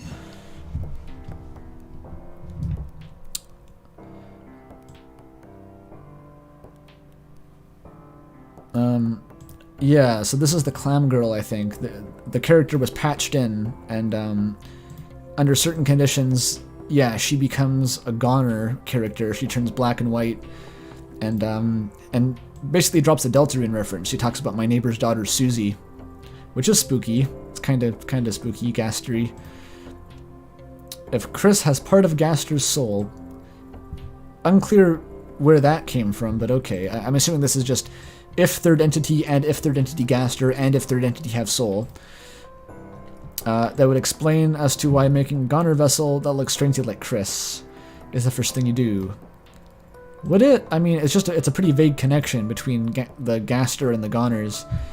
You could also explain that just by the person who's narrating the whole procedure is probably Gaster. Oh, it went away. Gaster can't exist due to broken body. So he requires a vessel. I mean, I don't see why that would have to be Gaster making himself a vessel. He could have done that without you watching, or without talking you through it, or letting you choose the favorite color. What if you said the favorite color that wasn't Gaster's favorite color? That would be really awkward. So I don't really see the logic behind that too much.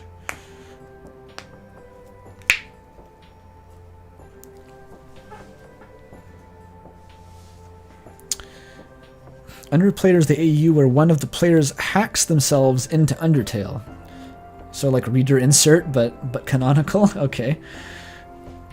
Kris is depressed or something. Yeah.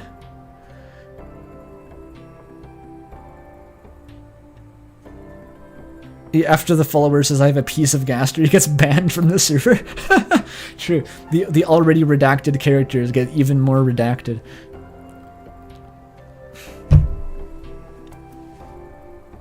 I'm gonna take a 5-second break and eat some of this cookie. Hang on.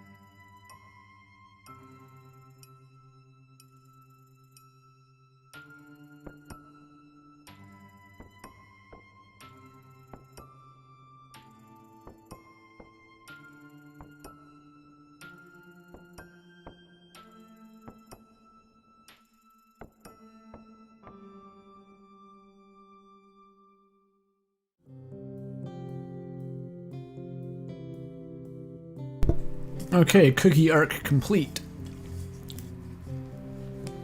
I have to flush up the cookie with the tea now, otherwise I'm gonna sound like shit.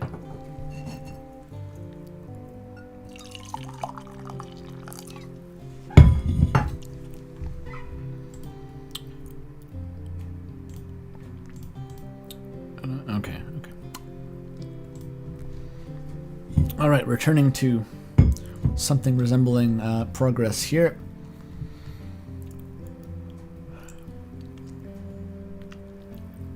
Kris is Frisk. It's almost confirmed. Almost confirmed. It was like Toby was gonna email you, but then the internet cut off at the last second. I see. The name is almost an anagram. Anagram face. This is all evidence that I brought up, and I didn't find it convincing. So why do you think I'm gonna find it convincing now that you've restated it?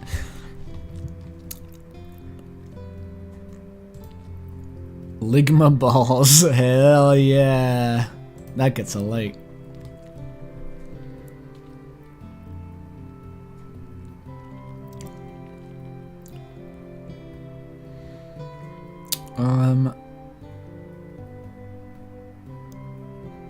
Right, is there anything in here beyond wonderful praise and encouragement? Fucking, I'm just like sifting through a huge pile of compliments, throwing it over my shoulder like a goblin defined lore.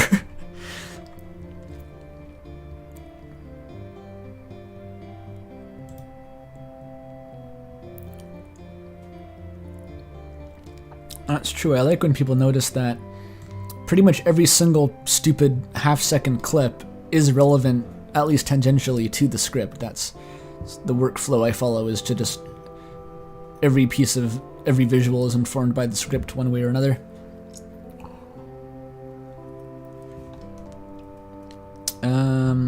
I think it's just a compliment mostly. Okay. Flowey argument stated more concisely, I guess.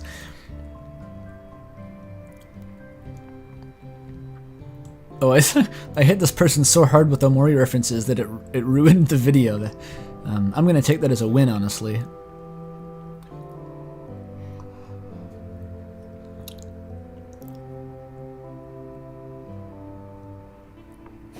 Steven after not surviving.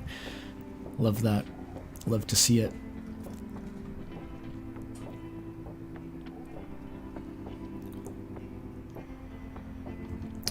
Did you know that Ralsei is an anagram for cereal? Wow. Did you know that Asriel is an anagram for cereal?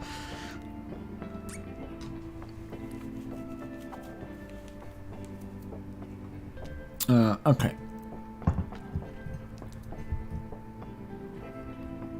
Yes, GasterGIF. If I oversaturate the market with GasterGIF, it will lose its value. I'm gonna monopolize it. Which, by the way, I still don't know where that GIF actually comes from. I may embark on like an arc to find out its source and somehow credit whoever made it. It's just, you know, those GIFs get spurred around so far that they almost cease to have an origin.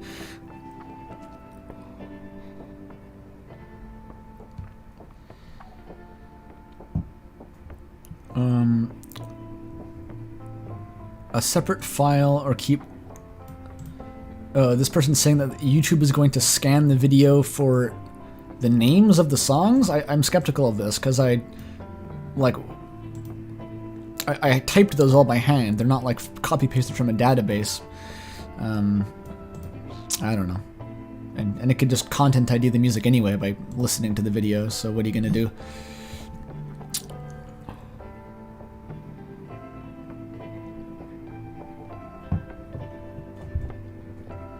Okay. In exchange, perhaps you or another will read my rambling. The cage and red wagon exist. Yeah, okay, as evidence for the bloodstain? I don't know what that means, but I mean, no one's mentioned the bloodstain at least yet. I don't know what the bloodstain's for. I don't even know if it is a bloodstain. It's just a stain. Maybe it's Kel came over and spilled his orange Joe on the carpet again. Like, who knows? I really don't know.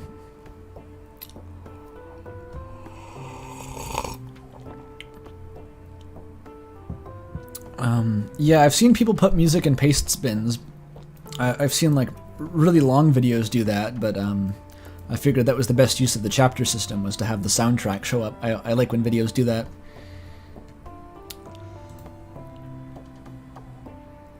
Hell, you mean Kel and Hero have a similar room to Kris and Asriel. Coincidence?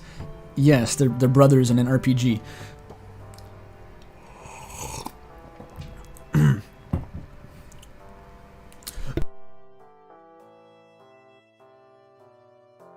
Fucking tea.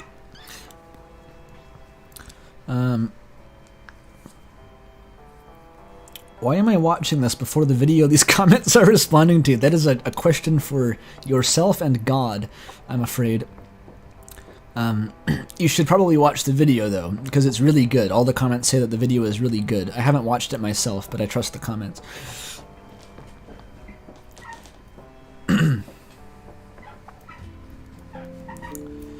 Okay.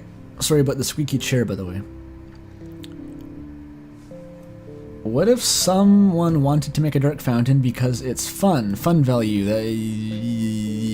Maybe it made sense in their head? Honestly, I still don't really understand why people think Kris has more than one soul. The nature of our control over Kris was always in relation to the single soul. One thing I think people should keep in mind is that control and possession are not the same thing. I'm curious what the difference is, though. At the end of the day, the player and Kris are still two very different people, and the game constantly reinforces that. Kris doesn't need to have two souls in order to be taken control of. I mean, no. The player is an eldritch interloper from the perspective of the game. That's fair enough. Doesn't require a soul from our universe in order to act within another universe. I mean, that's kind of a weird stance to take. I mean, sure, it doesn't need to be. Toby can define the rules to be whatever he wants.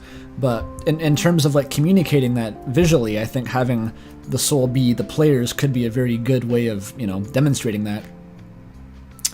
And it's more tangible if you have like a kind of a rule, if you impose rules onto the systems like that. The evidence that Kris is using Frisk or Kara's soul is a bit sketchy. Well, I agree. If there is anything I've noticed in Deltarune, it's that circumstances or people can be the same even if they are in a different universe or timeline, right? Asgore and Toriel are still divorced. Undyne is still, basically a cop. I mean, Undyne was, like, realistically in Undertale, Undyne was just a cop again, but medieval themed. Alphys remains an intellectual and an anime fan, yes. Yeah, they're all rather similar. They have the same personalities fundamentally.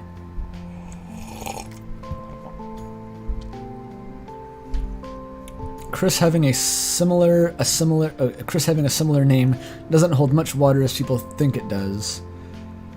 Frisk is at most an avatar.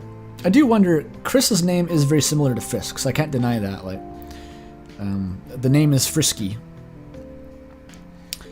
Frisk is at most an avatar who exists to serve the player's whims. That's sort of what I'd say, yeah.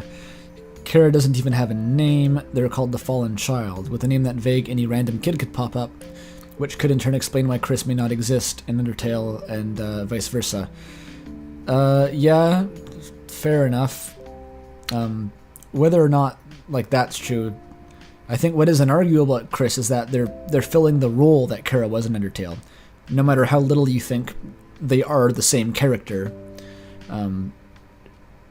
they're very much living Kara's life. The hottest take I've seen all day is the stream telling me it started 94 minutes ago. No, in fact, the stream has been going now for almost 7 hours.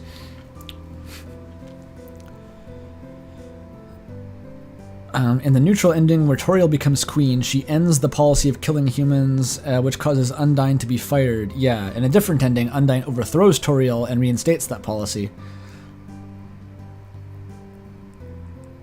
You're saying that Royal Guard are the army, not a police force. I mean, it's the same fucking, like, it used to be just like the town guard, you know, in your Whiterun. You don't have the police and the army, you have the town guard. I think that's what they were going for there.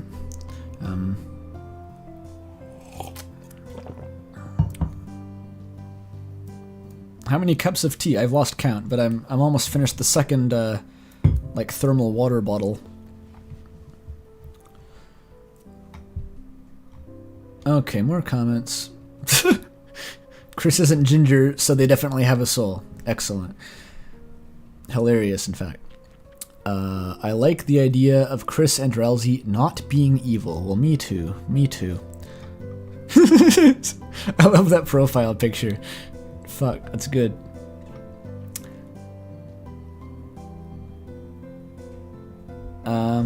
Oh, you wish the scroll bar was in the capture. It's hard to tell, because like the scroll bar updates with how many comments are loaded, so I don't even really know. I know that, look, if you're gonna be slapping me with like medieval history and shit about the Royal Guard doesn't equal the medieval police, I'm talking about fantasy media trope, okay? I'm not talking about the fucking Duchy of York or something.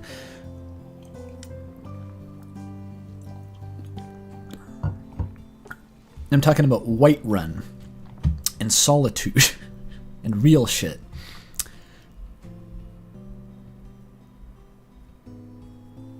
In theory, interesting theory, but fails to consider that Kris has one soul for every Deltarune player. I'm sorry, I don't know why that didn't occur to me. It seems obvious in retrospect. And at this point has probably turned into some horrible heart-shaped demon that is currently eating their way through the game, etc. Okay, I don't know what that was about. Kris is Kara at the end of the genocide. Okay. Just name drop the theory. Don't even bother explaining what the theory is at this point. But this works well for the stream though, because this is what this has turned into, is I just recognize the stance, and I name drop it, and then I move on, so that saves time. Important thing, in the same version of Undertale that Toby added hints to Deltarune, A new Caroline was put in the files. Oh, right, yeah, this is talking about the demon strings, as it was referred to last stream. Previously, it was a file that contained this big disclaimer that says, "Don't data mine the game, or Toby will be mad and sad, and will come to your house and kill you," or something like that. And after everyone just data mined the shit out of it anyway, it was patched to say this: "Greetings, you've made yourself completely clear, understood. I, your humble servant, will follow you to the utmost." Sounds kind of Caroid, a little bit Caroid. But I don't know what the fuck that means, basically.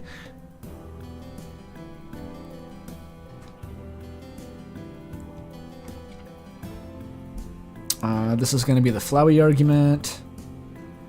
This is explaining how Flowey was formed. Yep, Flowey argument. Oh, this person just wants to go through the flowchart. Interesting. Skyrim is real, yes. Sometimes I think more about Deltarune than my college classes. Dude, in the first 2 fucking years of university, it was a bit of a shit show. 2016 and 17, yikes. That's all I'll say.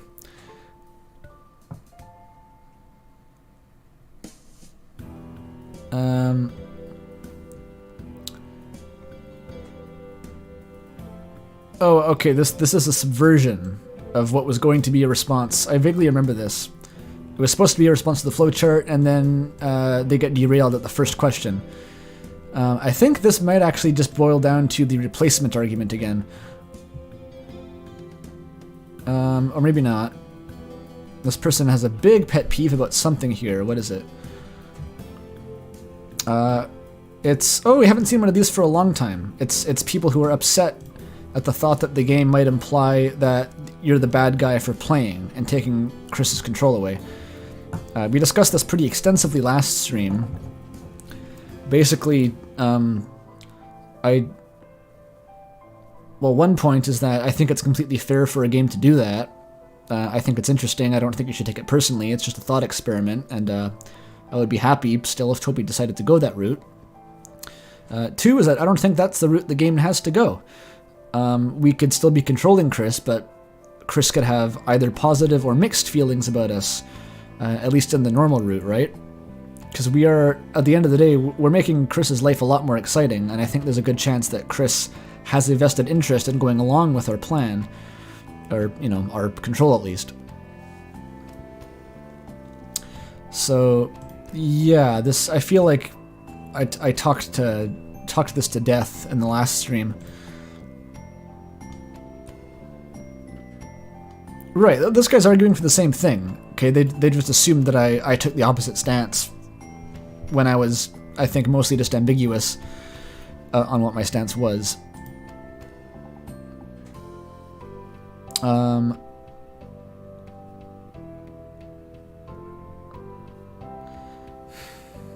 The U is plastered everywhere, referencing the joint consciousness. I don't know exactly what that's referencing, because the narrator at one point does distinguish between Kris and the player, and usually there's a lot of very specific tactile references to you, like your fingers you felt, your eyes you didn't see.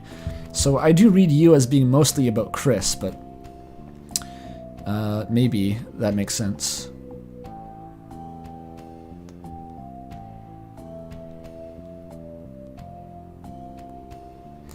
Yeah, this is all sort of evidence, but like I agree with them fundamentally. Like, there was never actually a disagreement, it was just a misunderstanding.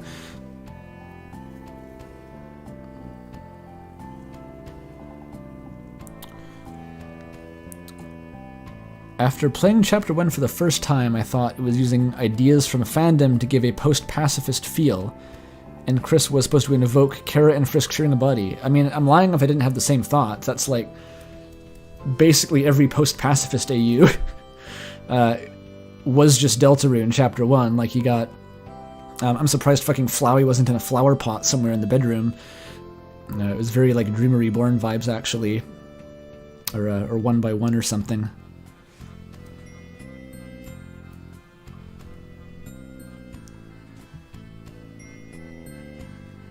I have random speculation that the only way to reach the ending is after reaching a point in the last chapter, you have to go back through the game. It's a thought. It's interesting. Could that's sort of what Undertale made you do anyway, right? If you did a neutral run, you have to reset and play it again from the beginning to get the real ending. So it wouldn't be unprecedented. There's some gameplay clips that I don't recognize. I'm assuming they're referring to Spamton Amogus. That's the only thing that could mean. My theory is that it's the player's soul and Kris has their own soul. However, Kris's soul is not in their body, rather is within some other container. So it was replaced, basically. Oh, wait. And through some apparatus... Wait, what? It's controlling their body along with us. That's jank and whack, and I don't really see why that would be the case. Yeah, there's no reason to consider that, really. Tesla talking about Undertale. Again, the profile picture I thought was cool 10 years ago and never changed it. That is the only lore behind the Tesla picture.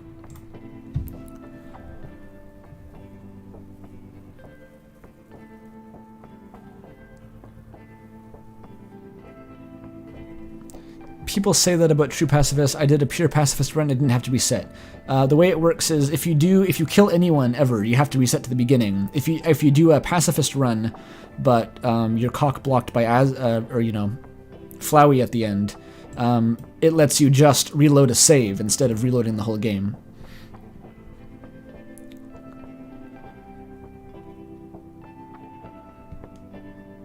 Yeah, Tesla's kind of cool. Tesla's cool.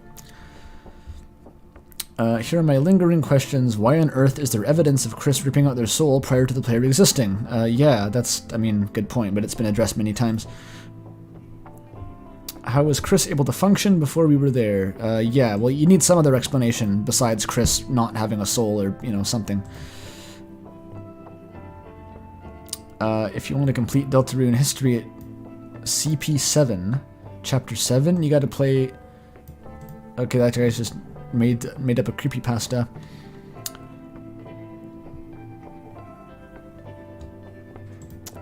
Complicate the bullshit. Yeah, please complicate the bullshit. I love that. Are you a Tesla Kinney? I don't understand entirely what that means, but I'm offended regardless. There is a third option, which is at some point Kris lost their soul, which is the question of how. What was in the mysterious room? The bunker. It's the bunker, right?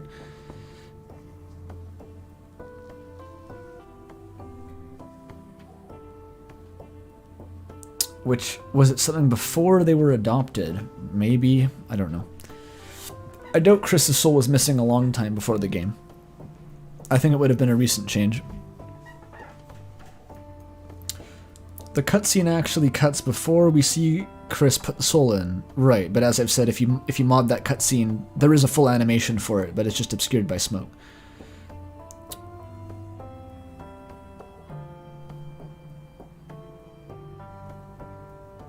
Kris put the soul into Susie. That's kind of fucking weird, but maybe. If I'm using anything that had to be modded as evidence, then it can't be completely taken at face value, so I guess there's still possibility for that. Andrew Tesla Kinney canon lore. That's just 5 words. That's not a sentence. It's just 5 words.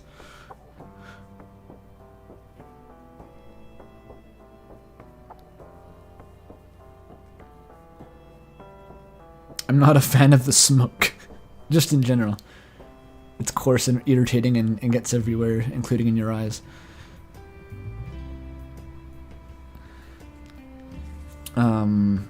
Right, next comment. I always thought that Kris and by proxy Frisk's soul was an actuator of both the player and the character's will. Why is that by... Oh, no, they're saying like for both, in both Undertale and Deltarune, this is the case. This could be argued for Undertale. Like, again, the idea that Frisk is just the player character and doesn't have a will of their own, and there's no difference between them and the player diegetically. You could argue that. But how does this Elaborate. We know that Kris and Frisk live without it and are defenseless against an assailing monster. Wait, what? What about Frisk here? In what case was Frisk soulless and was defenseless against a monster? When did that ever happen? Whereas the player loses control when the soul breaks. Okay. We know Kris and Frisk have autonomy, however limited.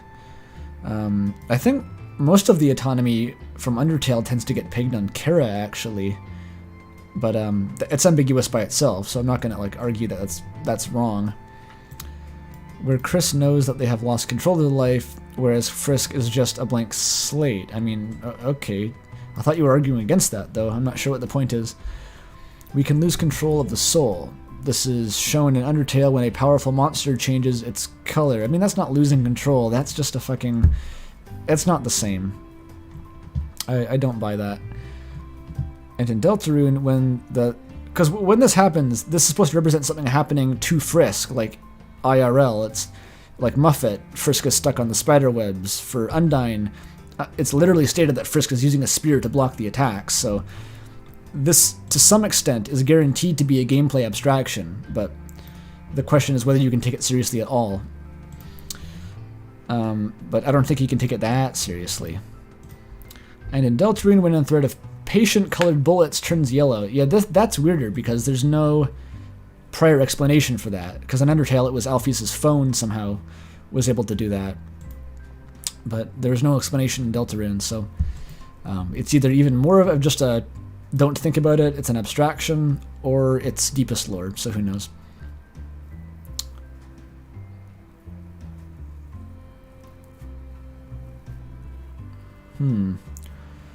Whether that was Kris knowing how to change the soul element? Doesn't that mean fucking food? Isn't that a funny word for food? I'm gonna look it up.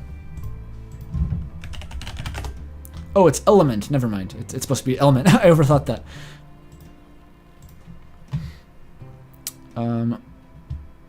Right. Yeah. Okay. I don't know. When Kris removes the soul, it's clearly our only connection to Kris. They gain autonomy. Yeah. It is given that Kris can't live long without the soul. That's true. But what? It is unclear when either Frisk or Kris came under control of us. I'm assuming we started controlling Kris at the start of the game. It's pretty heavily implied. Frisk is a bit more ambiguous because again the game wasn't really deconstructing that aspect of the game. Yeah, we all these things that we can't answer.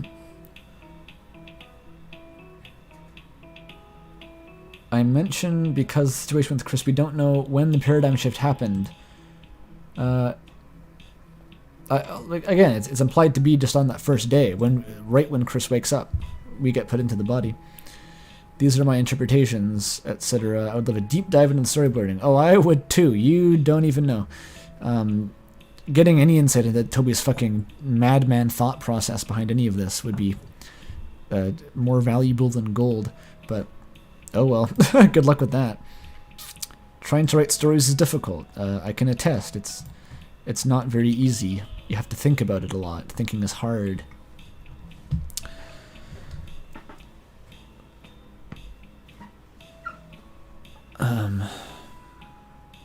Element 6. Cat type. Yes.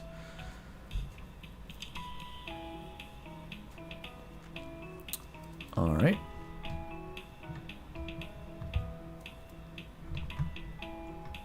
Hot take. Another hot take.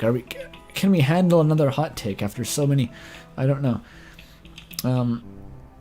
But it's not about the number of souls, it's more about Kris themselves and their relationship to the Dark Worlds, and even why they might go and make more. I mean, yeah, that was sort of my take as well. I'm going to use... Okay, some justification, some bullshit for using he, him. Oh, it's long. I haven't had a long one for a while. I've forgotten about these.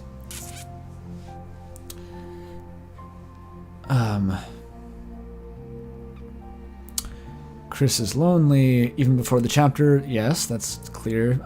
It's implied that Kris was lonely. They're the only human in a town full of monsters. Monsters don't understand humans, kind of. It's a little bit...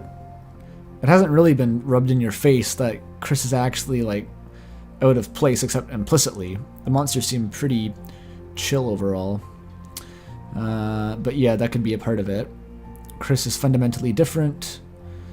It's sad that, yeah, Kris wanted to rid of the red horns. That's the obvious hashtag sad adopted human moment. This, along with the whole ripping out their soul, is attempts to be more like their family, and by extension, oh, this is the same fucking thing as before. It didn't make sense the first time either. I hope this isn't the same argument again, where Kris just wants to rip out their soul. That's the most reasonable way they can think of to be more like a monster, which is kind of fucked. Toriel didn't cheerfully exclaim that Kris ripping out their soul was normal. She kind of skirted around it like she knew. I don't think Toriel knows. I don't think it's implied that Toriel actually knows that's what's going on.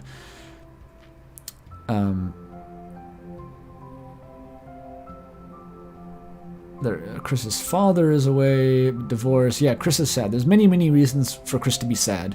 I am not arguing against any of those. But what's the point? The reason I'm bringing this up is how affected people around Kris. I'm not sure what that means. To be blunt, Chapter 1 showed Susie, how she was acting, holding a mirror up to her violent nature, making her reform herself somewhat. I guess that kind of happened? Yeah, that sort of happened. That was Susie's arc. Susie realizes she wants friends and witnesses the possible route her cruel actions might take her down. Yes. Chapter 2 had Noelle addressing her own weakness. I mean, that's true, sure. The chapters so far seem to have been sort of spotlights for one character at a time, where they go through an arc. First Susie, then Noelle. Snowgrave is a weird perversion of that, but is still almost the same arc, but just a really weird version of it that is probably not good long term.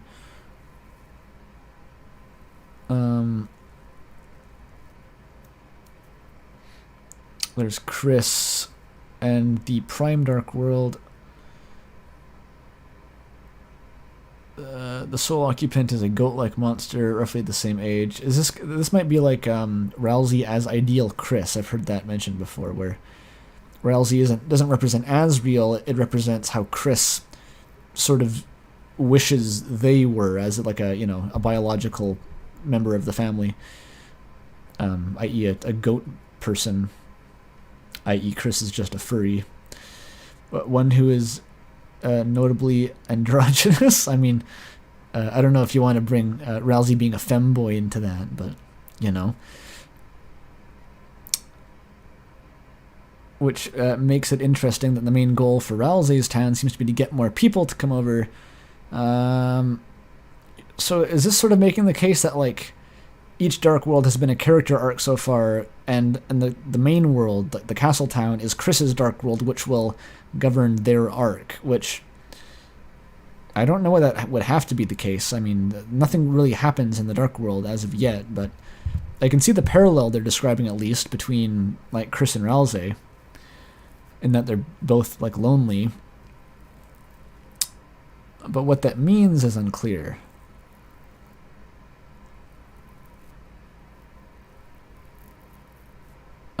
Kris is getting some sort of therapy from seeing an idealized version of themselves going around and making friends.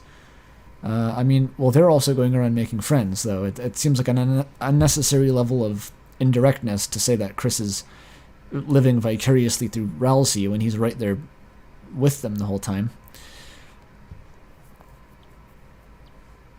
I think Kris will finish the therapy and as such the Dark World when they address their own demons. Okay. It's also why I think that Kris seems to make the next fountain themselves. They have more stuff to work out and purposely set the scene. Apparently it's going to be about family and home. Yeah, there's I agree with like the very basic points, but just the specifics are a bit extra. I don't think you need to complicate it that much. I mean, Kris is having a lot more of a social life now that he gets, or not he, I've been poisoned, now that they get to go on adventures with their friends. Also, one last note that Kris only seems to remove us when they want to do something they enjoy, such as eating pie, or things they don't want us to stop. I mean, we've seen 3 examples, and you've given 2 reasons, so there's not really much of a pattern. It's just whatever is convenient at the time, Kris does. And also the TV, again, Kris plugs in the TV after the first chapter.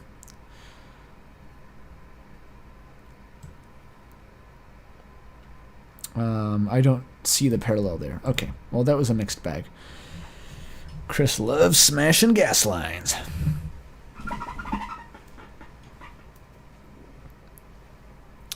Okay, chat says the issues with Ralsei being ideal Kris is 1. Prince versus Kris. Oh, yeah, pronouns and stuff. Unless you want to read into that all the way and, you know. 2, T-Theory says Kris doesn't like Ralsei. Well, yeah, Kris doesn't like Ralsei that much. I don't really see the case for ideal Kris either. I'd have to think longer to formulate like an argument against it, but it's not an impression that I got.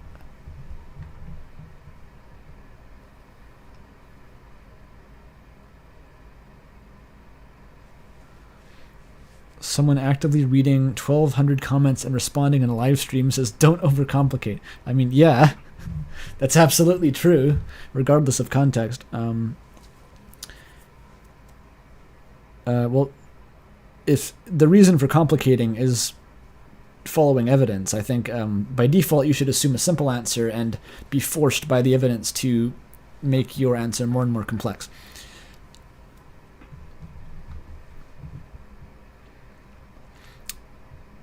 Where the hell is Kris?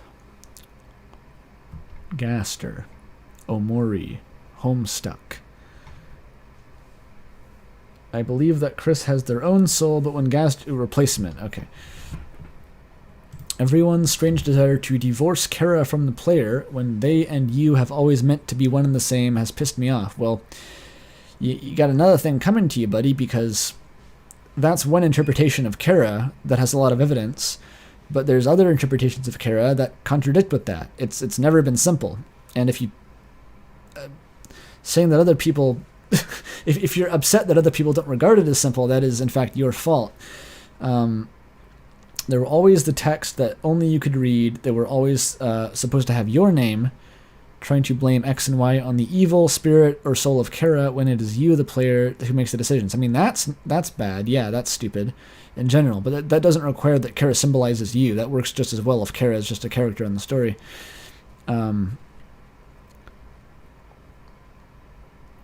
It's your name on the save file. You call for Noelle. Why are we in Deltarune suddenly? That was like... brief dizziness went over me when we transitioned implicitly to Deltarune. We were just talking about Kara. The one who can read her thoughts. This means it's all... yeah, okay. You're the terrifying voice. I agree. What do you got, though? What about Kara? You're the one who can't play piano. Yes. Okay, so stop being about Kara pretty quick. But yeah, basically, like, this isn't mutually exclusive with Kara and Undertale. That's... there are takes where Kara is like a diegetic character, but also all of this is true, and there are also implications that Kara represents you in an abstract way as like the gamer entity, you know? So, and neither one is completely cut and dry. Because if Kara is just you, right, then what the fuck is the whole deal where they caused the plot to happen in the first place before you were ever playing the game? Kara's in the backstory. They made independent decisions and had all this influence on the world outside of existing as a player. So Kara's Birdly, correct. The Kara is you. Oh god. The more I learn about Kara, the less I learn about Kara, and as intended. That's literally just how it works.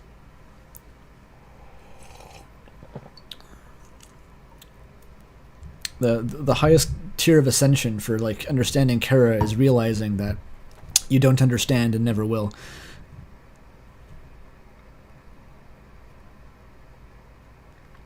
Apparently someone actually identified the random Roblox Kara model that I showed for like a frame. I had no idea what that was. I just googled Roblox Kara. So nice.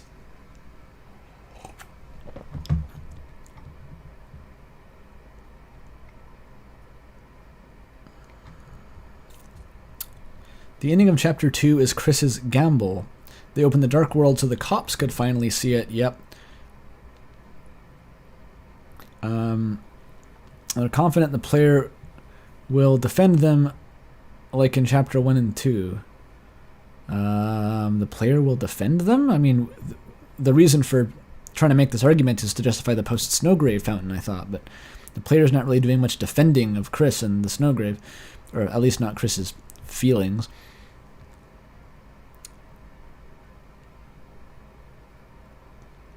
I don't think it's about Kris surviving. It's about Kris being worried about other people getting hurt.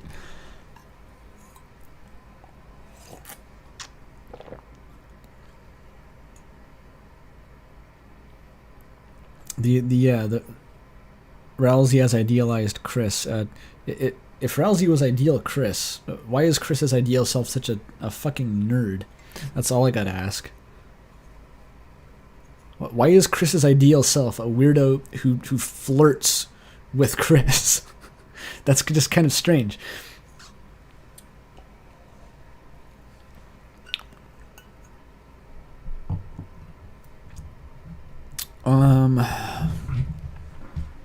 This may be a long shot, not a big shot, but a long shot. What if the third entity is the game itself? All right, we've gone full one shot. Whether it be the game having form or sentience, or Toby enforcing game's continuation. Okay, if the game could be controlling Kris to continue its line against their will and our own, it would explain how the game messes with the save files to prevent corruption. What? It would explain how the game messes with the three when does it do that? I don't know what you mean by that. It would also explain why Kris without player is a zombie, as the game wouldn't know it. Now this is there's no actual logic that this is founded on. There's actually a reason why Kris themselves would be willing to open a fountain after Snowgrave. What is that? Further their end game goal of preventing the roaring. How the fuck does making more fountains stop the roaring? I don't really get that. This was addressed earlier in that like Kris is trying to draw out the night, but the night has never appeared in the dark fountain. The night makes them and then leaves, and then it's up to the lighteners to fix the mess. So just by creating a fountain, I don't see why that would have any effect on the night's plans. It would help, if anything. I once read that Kris creates their own dark fountain despite Ralsei in an attempt to figure out who the Knight is, since the dark world will be created by Kris and not the Knight. The boss will respect Kris. That is a reasonable assumption, I guess. And Kris can learn more about the dark worlds. That's a fair point, honestly. If Kris is doing a big brain move and just wants to have a cooperative like king equivalent or a queen equivalent.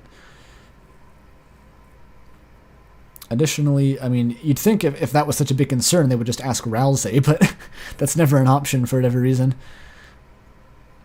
The Knight may potentially enter the Dark World to see why on Earth there's a dark fountain, like maybe, but I don't see any direct reason why that would be the obvious course of action. In any case, creating a dark world would provide Kris with a valuable strategic position in defeating the Knight. Yeah, it's not the best argument. There's points there, but there are less tenuous ways to argue for the Snowgrave root fountain.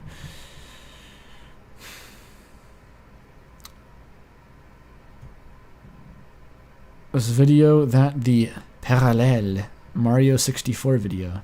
Parallèle. Just one word is French or something.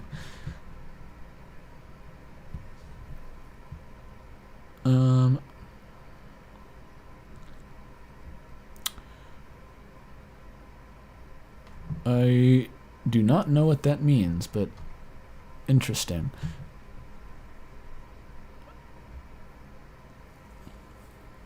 Yeah, I know it's referencing the Pan and Coic video, but parallèle. But first we have to talk about parallel universes. I love Pan and Coic, by the way. He's great.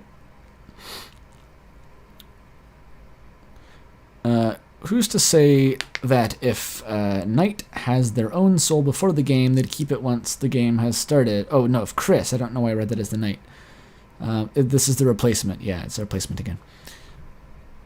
Upon getting the player's soul, Kris gets their own. Upon getting a player's soul, Kris gets their own soul. What?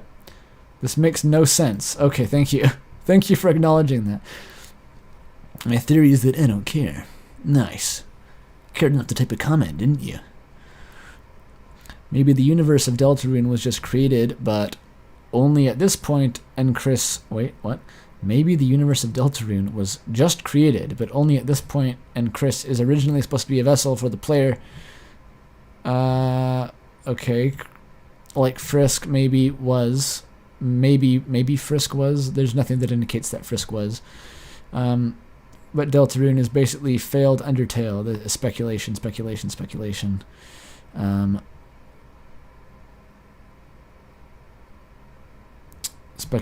etc. What the fuck?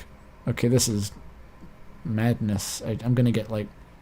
That's like a cognito hazard. I'm not reading that. It's gonna hack my brain.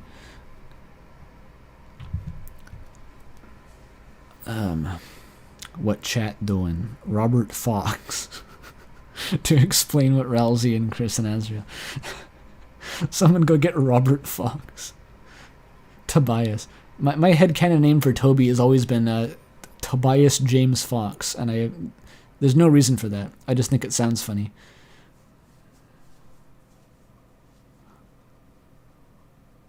TJ Henry Yoshi.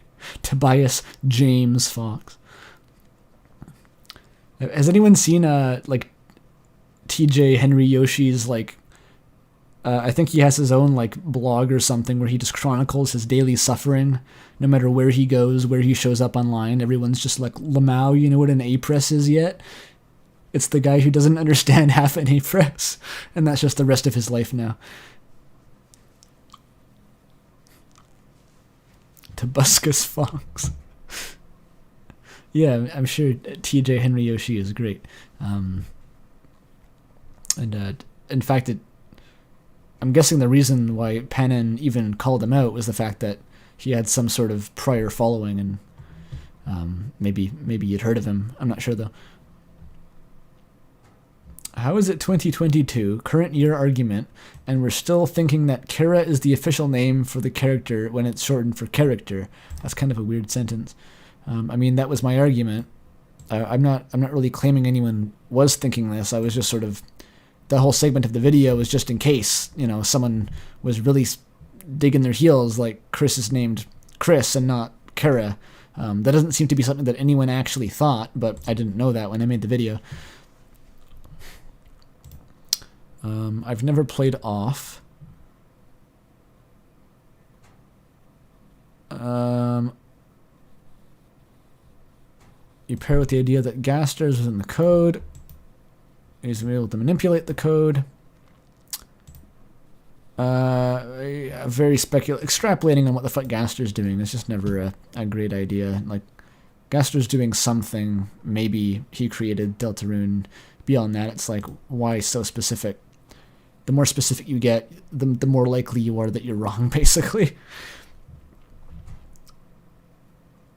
Linking us back to the soul we were once linked to, but not in the same world. Yeah, that's very speculative. I remember hearing about Off a shit ton, like when Undertale came out first. That was what everyone compared it to, actually. So it's not like news to me that Off is similar.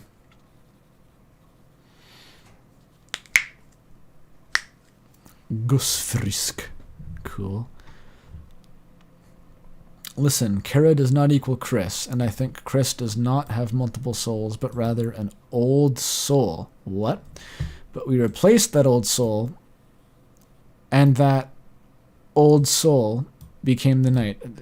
Random speculation. There's no reason to believe that.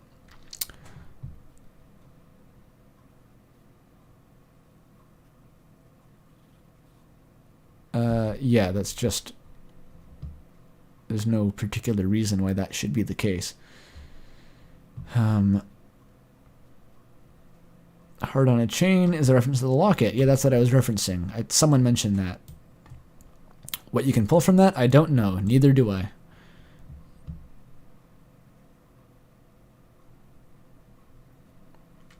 There's a third option for the first entity that inherently involves a third entity. What? I feel... Okay, there's a third option for the first question that involves a third entity. Oh, okay. Kris had a soul and was replaced. Why does that need a third entity? That's just the same thing, but why? And only we have determination. Okay, why do you need the entity? This could explain even Kris's behavior. If something is happening, such as the soul being held hostage, until Kris... What? I don't know what this is arguing for. A desire to regain the means to control your own fate. This is like other arguments you've seen, but it's mixed in with like, I don't know how we got from here to there. Kris wants to regain control. I don't know why a third entity is involved in this still. Like, that was never made clear.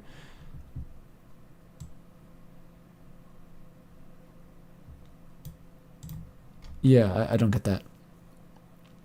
The Gaster GIF. I'm pretty sure this is me saying that I googled Gaster GIF. Yeah. There you go. Music stopped again.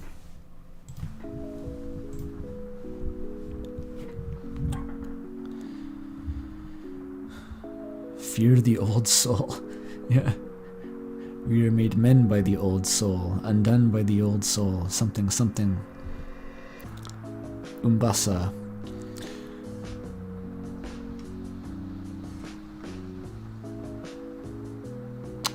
Have I authored anything on the SCP Wiki? I have one kind of embarrassing story where it was like near the end of my degree. I was working on this project that I didn't want to be working on, and it was driving me insane. I, for the only time ever, considered writing something for SCP, and got just far enough into the vetting process to realize that probably I would face greater scrutiny trying to submit something to the SCP Wiki than I would face in the academic paper that I was trying to get published for school. So I realized that it wouldn't help, and I gave up. It's rather intimidating. You have to go through like 5 layers, and the idea wasn't that good in the first place.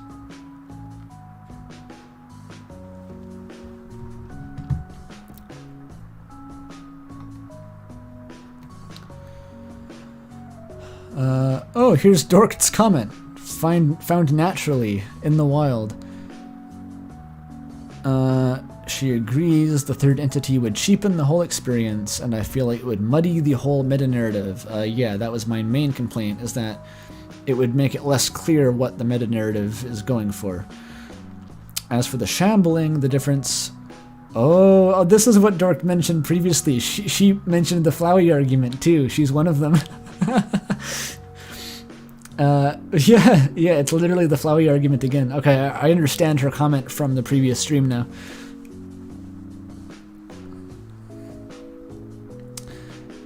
Right. Or it could be that Kris's movements are struggling for control to pry the soul out. Right. Or it could be painful. Yeah, there's many reasons. but I would like to know precisely what.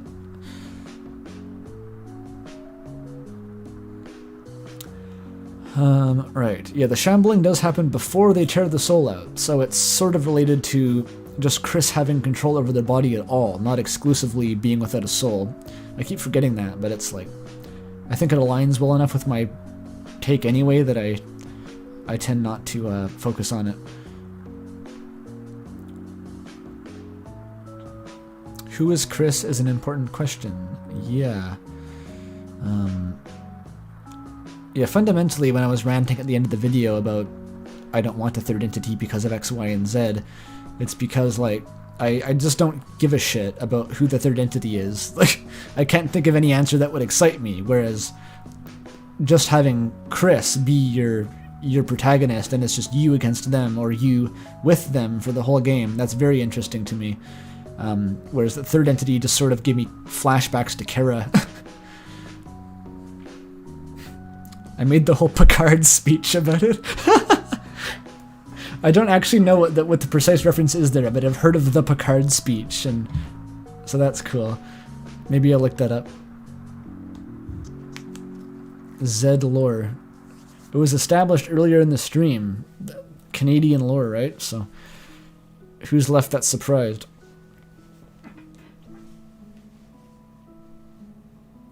I said the letter Z very clearly in the first video I ever made. I assumed everyone would have immediately called me out for being a filthy Canadian, but no.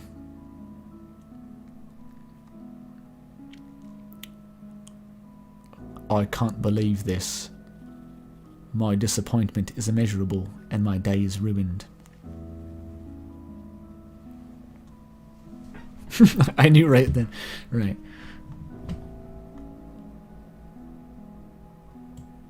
I personally think that Kris being usurped of their soul, the player is yoinking their choice. What funny words. That Kris is being usurped of their soul, the player is yoinking their choice, the yoinky splanky their choice. Kris could be trying to cut ties with the player, taking your choice away to balance their life. Wait, what? Taking your choice away to balance their life, they probably couldn't hold our choices up after the ending of the game, and therefore go downhill. Wait, what? This is... You're talking as if the game's already ended. We don't know how the game ends. They probably couldn't hold their choices up after the ending of the game, and therefore go downhill. As in after the ties are cut. I was joking in Chapter 1, but I don't know what this is even saying. Settle their realization of freedom, removed, and try to free themselves. Sorry, I can't do this one. It's the meaning is not percolating through the words whatsoever. Like it's a... I'm gonna give myself a headache if I tried to read the whole thing there. I'm sorry.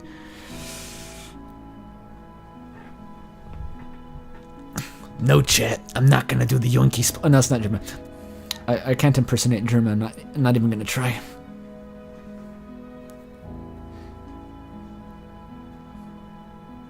Actually, I think I thought I did a pretty good German impression for like 2 seconds in the last stream when I said, no, I'm not gonna do your math homework. It's a very specific cadence.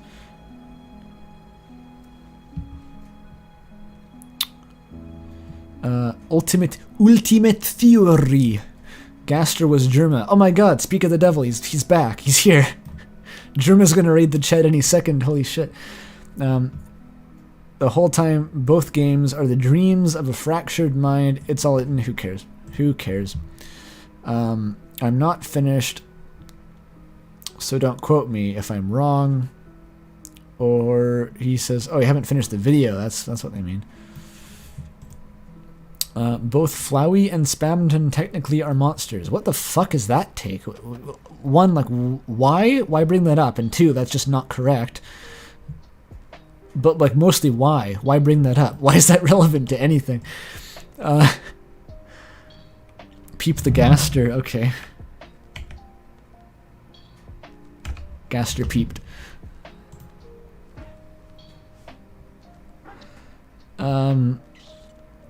Flowey used to be Asriel, but his soul was destroyed. and he's only alive because of determination, and spammed him since he was being controlled and not injected with determination because lifeless as soon as the... But why? Why is this relevant?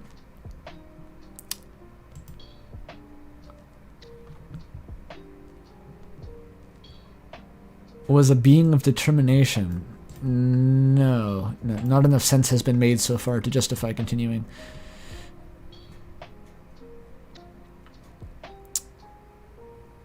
The third soul is the one who recognizes the characters. I think that's the player. That's you. You do that yourself. Why do you need a soul for that? Another thing is human souls are much stronger than monster souls in Undertale, I should specify. So monsters' bodies have to be sturdier to make up for it in Undertale. This may explain why monsters like Flowey are able to exist. Oh, this is the Flowey argument, but with like weird, just a preamble to it.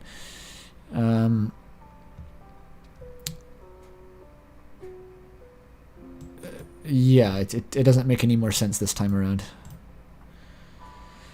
One idea in the Goner Maker sequence. We, the player, are given a soul.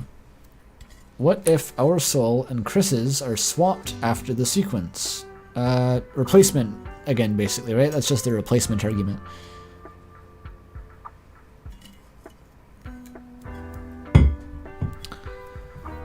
I'd watch a 1 hour version of the Gantz and Gaster GIF. I don't know why I read that one. There's been several comments like that. One reason Crips kept... Sorry, the Crips are here. One reason Kris kept going on is so that they could find a stronger enemy to break your determination. That makes no sense. Like, whatever the logic is there, it was made up by that person. I guarantee. So they can claim your soul and escape. Yeah. And I might be asking, how does Kris know that the enemies will be harder? That's not what I was asking, actually, but... It's a video game. It's... Okay, that's off the rails.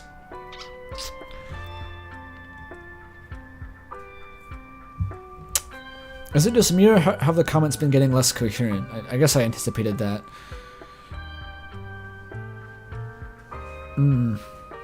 If it doesn't go meow meow, then it isn't a cat. Damn, that's profound.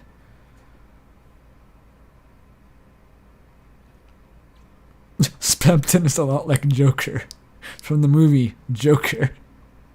Excellent. Right, Spampton is a cat. If it doesn't go meow, it's not a cat. Therefore, Nico is not a cat. I understand the discourse now. I would like to point out, while it does significantly shift our understanding of Kris's character, Kris could still be at least partially responsible for the actions we are looking toward the third entity to explain, and they don't necessarily have to be evil or the big bad for this to be true. That's exactly what I was saying, I think. Gaster likely gave over the night ends up being means or knowledge needed to create the fountains. But yeah, I mean, you don't have to tell me. Like, this is what I've been telling other people in like the previous stream mostly. You touched on this. For fuck's sake, delete the comment then. I hate this shit when it's like, edit. Oh, the comment was irrelevant. Delete it! I don't want the comment if it's not relevant. Jesus. How many casual Homestuck references can you get away with?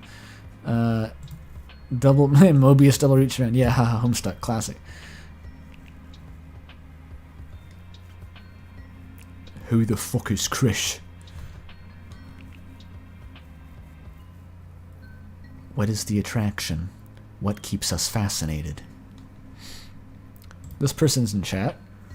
Haven't gotten far enough into the video to see if you mentioned this, but I think it's as simple as Kris being told to do all this beforehand, and perhaps even being threatened.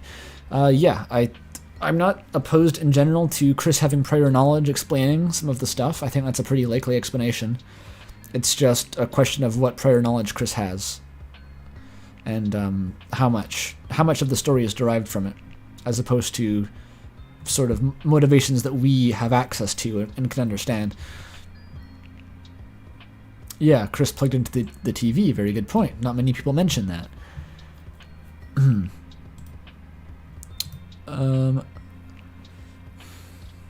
Yeah, this is sort of an implication that Kris making the fountain was premeditated, because the point of plugging it in was to turn it on later during the fountain.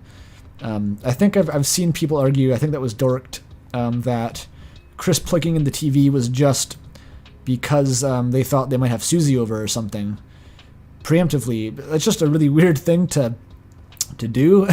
I guess if you're going to go through the trouble of ripping out your soul just to turn on the TV, I mean, surely it wouldn't have been that hard just to, if Susie came over, turn on the TV yourself then, or plug it in then.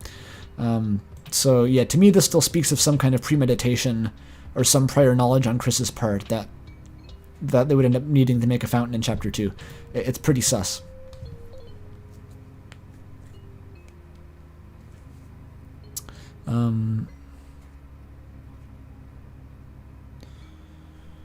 In the chat says, in the weird route, Ralsei doesn't get to talk to Kris alone, yet they behave identically. Yeah, I mean, we don't know where the knowledge comes from. It's not necessarily Ralsei calling the shots. It could be something else. Kris watched TV while they ate the pie. Yeah.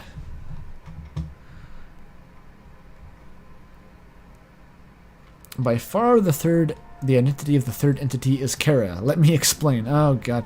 If Kara is controlled by the player to do bad things in the Jenna route, Kara takes over instead of Kris. Why is Kris in the Jenna route? That's two different things. I think you mean Frisk. It's Kara doing the actions. No, it's not. It's the player the whole time, except for when you kill Sans at the very end. So then the three-souled body of Kris will not affect... The three-soul body of Kris will not affect Kris. What? Kara has a bare minimum of save experience. If Kara wasn't pushed to do bad things, the knife scene... Okay, this is sort of nonsense logic in general.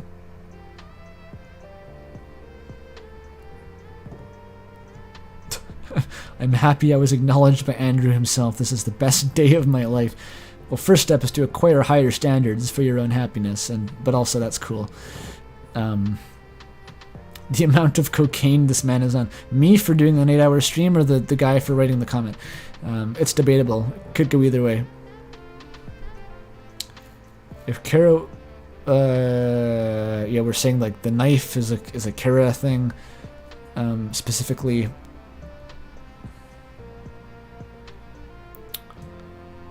And Kara saying excellent or fancy words is just Kara saying it. This doesn't have meaning. I can't parse these sentences, okay? Like, no. It's too much. It's too much. I'm skipping it. Both of us, yeah. Perhaps, since it said that a human can't hold two souls, the fact that Kris does so leaves them extremely fatigued. I mean... No, I'd think that would mean that Kris couldn't. If you were going to carry over the rule at all, it would just mean that it was impossible. And I think in any case, like having a two-soul theory is just the worst of both worlds in most cases. They move around slowly like a zombie. Yeah, again, not the best argument for why. Almost a Kara. One letter off. Yes. Song timestamps. I like him. A guy saying a word to someone is saying words. Well, they're not wrong, yeah. Very cool. People will jump at any opportunity to pass blame, even if the other person is fictional. That's kind of true. There hasn't been that many comments trying to pass blame at, I think, this stream. That hasn't really been the main what the fuck source, you know?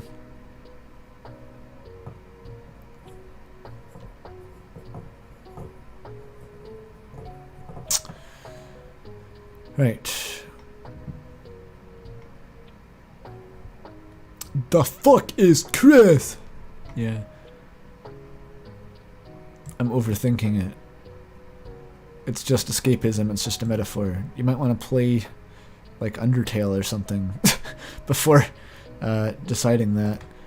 It's not really Toby's MO just to make things metaphorical strictly for the sake of them being like realistic. It's Toby's MO is, well, for Undertale and Deltarune, it really seems to have been make explicitly fantastic things like sci-fi concepts, fantasy concepts, and use them to inform something realistic, but they themselves have no obligation to be realistic.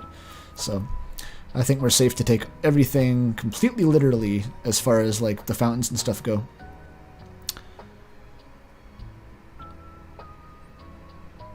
Yeah, this guy is not a Kris X Ralsei enjoyer. Apparently I'm brave for not enjoying Kris X Ralsei. Who the fuck is gonna cancel me for not wanting Kris X Ralsei to be a thing?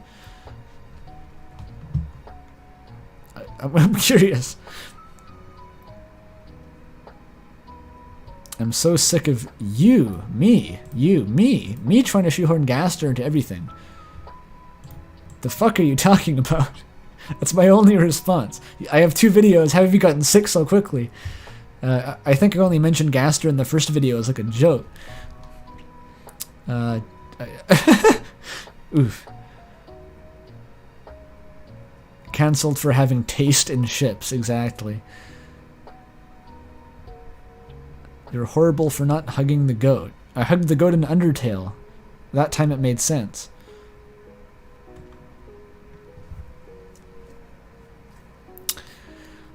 My conclusion. Kris has 3 souls. Okay, the player, Kris, and either 1, Gaster's soul, or 2, someone in the Dark World's soul, because... Okay, no. Skip. Holy shit. The third entity is not a problem for letting Kris become their own character if they're either A, an observer, or B, meant to be something Kris cuts himself free of. I mean, well, this is still... If it's this, then that's still the third entity usurping our role, the players, to some extent. If it's this, then, well, the third entity hasn't done anything yet. What I was saying, the third entity in the video, that was being used to justify Kris creating the fountains, like what happens after they pull out the soul. So that doesn't fit with... If the third entity is just an observer, then maybe we haven't seen anything yet. What's the point of having a third entity at all?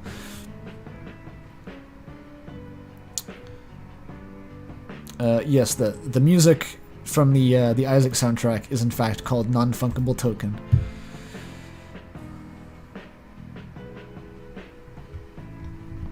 Wait, someone made a typo.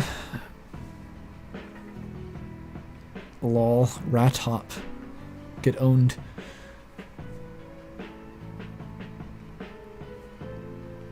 Kris and Ralsei shipping? How could that ever possibly work when the game is clearly a Susie harem? Honestly, true. Like, that's an even better take. Everyone just is lusting for Susie at all times, axiomatically, including apparently Asriel, because of the fucking How to Draw Dragons book.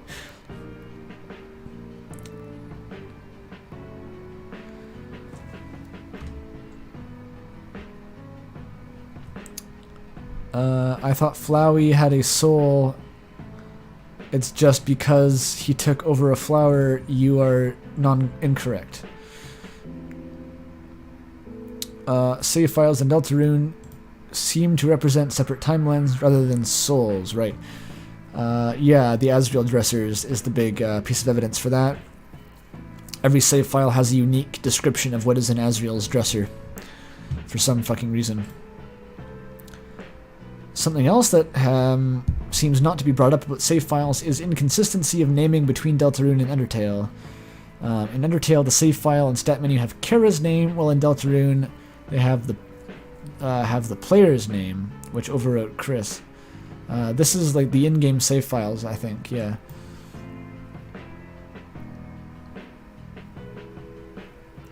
I don't know what to make of that either, precisely. That's getting into, like, the resolution is too high. I don't know in that level of detail what it implies. What's up with Susie's tail? I don't get the joke either, honestly, with Susie's tail. My only guess is that it's just some what you might call anime bullshit of a character just having some arbitrary pet peeve and getting really flustered over it.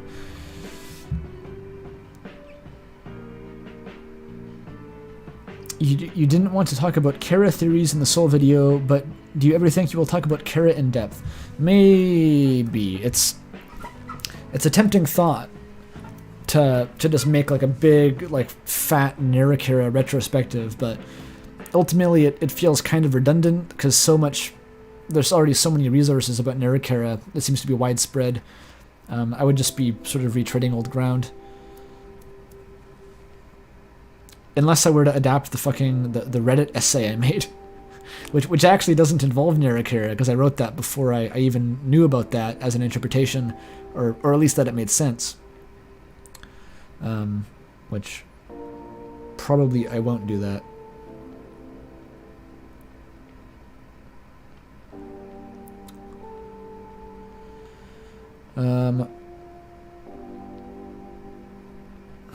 My dad went to the same high school in Croatia as Nikola Tesla. Sweet dad lore. I love it.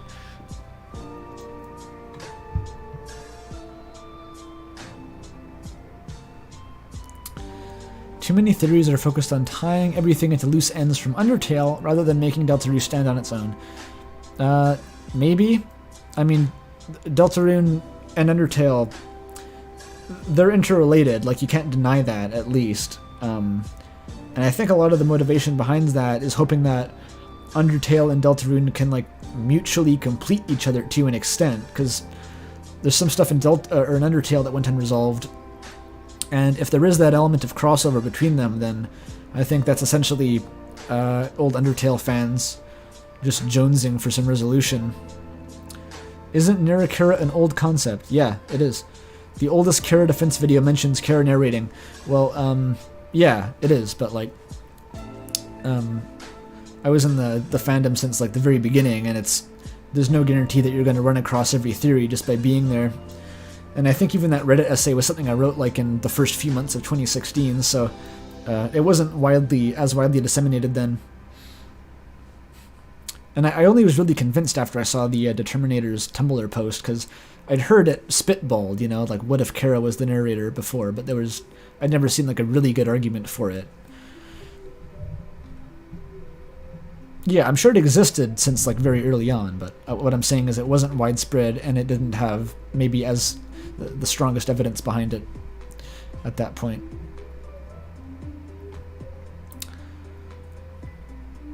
To me, it seems that Kris is the equivalent of Kara. They're the same person, but in an alternate universe. Kind of what I'd assume, just in general. So Kris is creating the fountains because they want to bring the roaring. Why? Why?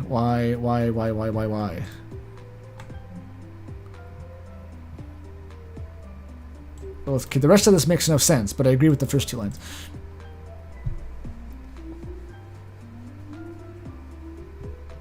I'm still going, Yuki. Probably gonna stop soon, as my voice is going. I'm out of tea. I need to eat. So, yeah, we'll say when it hits 10, I'm gonna transition into... I'm not gonna read comments anymore. How about that?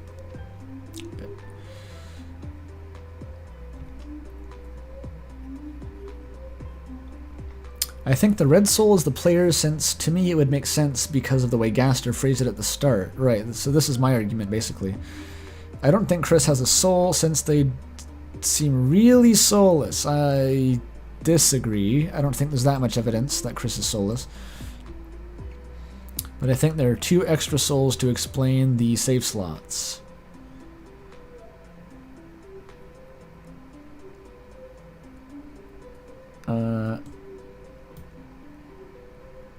And those are Gaster and Kara. Okay, well that's kind of just random speculation then.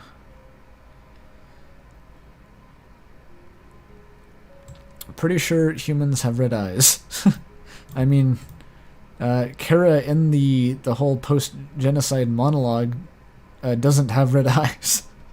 They're just like brown. So I don't think that's the case.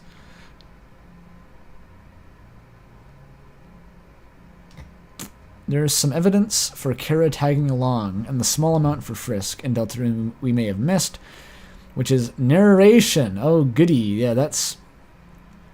that would have passed over my head. In the neutral and pacifist roots, Undertale is subtly implied. Okay, Nerakera. Yeah, I'm into Nerakera. And Deltarune, the same Okay, there's not very much evidence. I'll say this off the bat. because I've been looking into this a lot recently, that there's not like clear-cut evidence for Nerakara. You cannot make the Nerakara argument nearly as easily in Deltarune with what we have now. So that this isn't a very strong point off the bat.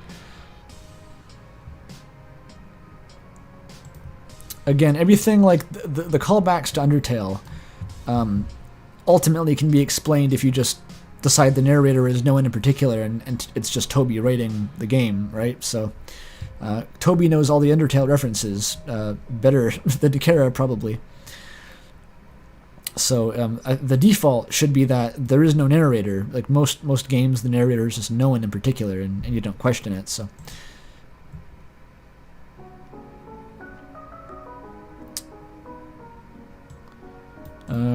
The only evidence for being Frisk is the ability to turn yellow. Yeah, people are reading a lot into that. Which, yeah, there's not much. Yeah.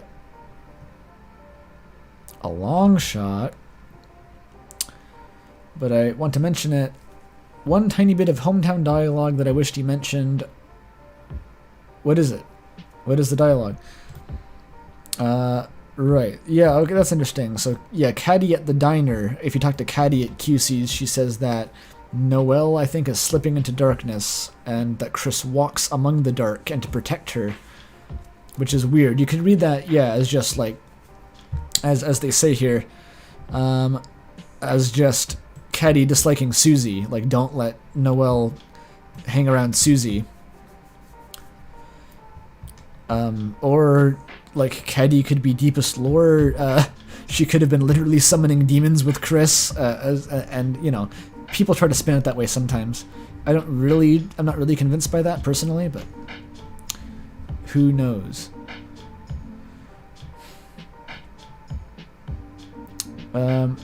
Yeah, I don't know if that literally implies that Caddy knows about the Dark World. I mean, we know that they're goths, we know that they're into the occult. Like, that just might be a thing that she says, like, normally. But it does obviously bring to mind the Dark World. But whether or not that's intentional on Caddy's part, or if it's just Toby being cheeky, unclear.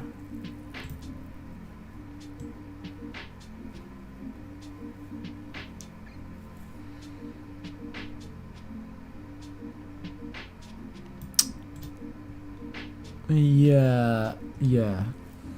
I think Caddy and Kris are just edgy, says Chad. I do too. That was my very first assumption, was that Toby was just, like, sort of making it clear that they're weird Molgoths or something. Yes. This could lend credence to the theory that Kris is the knight. I don't think they're opening fountains. Yeah, if Caddy's gonna be the deciding lore drop on revealing Kris is the knight after all the other evidence, that would surprise me, to say the least. We know Kris is one of the few who went into the red-doored bunker, according to some of excuse me, the older kids in hometown. Yes, and they were scared and stuff.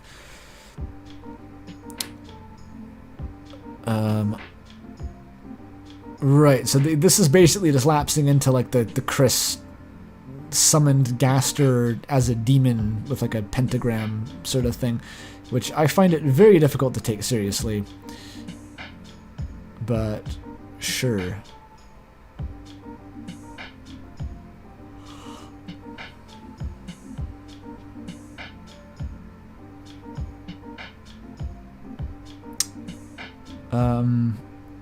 Yeah, I'm not sure how that ties into Kris wanting to get their soul back, really. But, yeah, okay.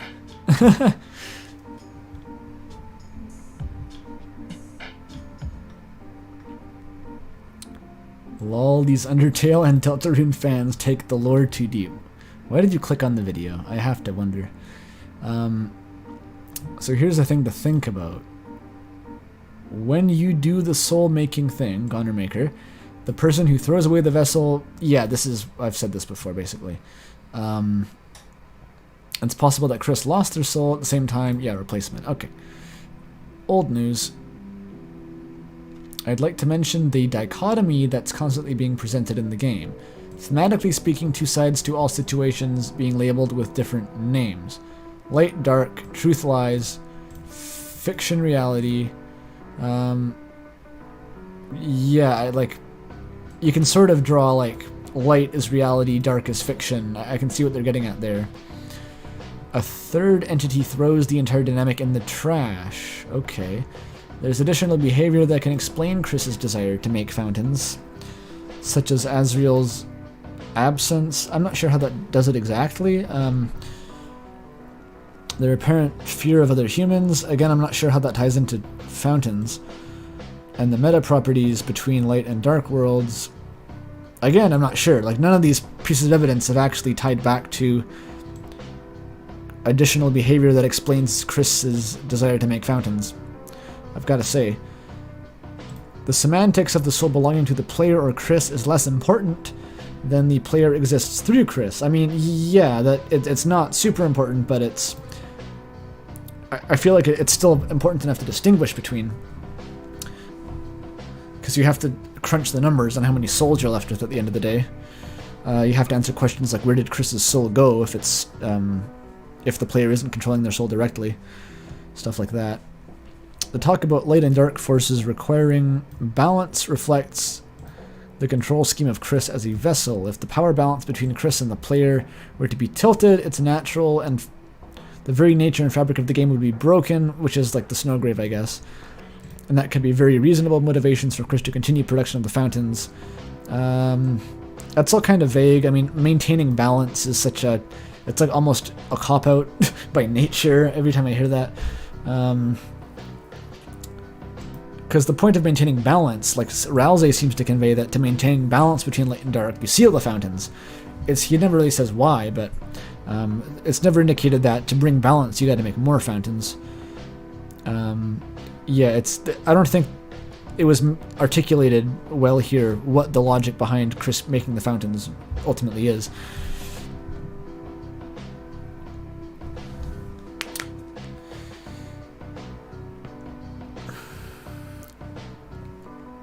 The third soul could be the character you made at the beginning. The character could be empty with not soul and uses player soul to stay alive. Wait, what? And the player gets thrown out of the vessel from the beginning, jumps into Kris's soul. Again, I'm not a fan of that. I mean, I guess if you wanted to imply that the soul was created to put into the vessel, and then not only was the soul shunted into Kris by accident, but that, like, the player was bound to Kris's soul and the first soul was entirely unused, maybe there's a long shot where that soul comes back. I'll give you that, but I wouldn't count on it. This is like a little bit more sense than the other arguments that were just like the vessel would have a soul, whereas like it's called a vessel. The point is that it doesn't really have a soul.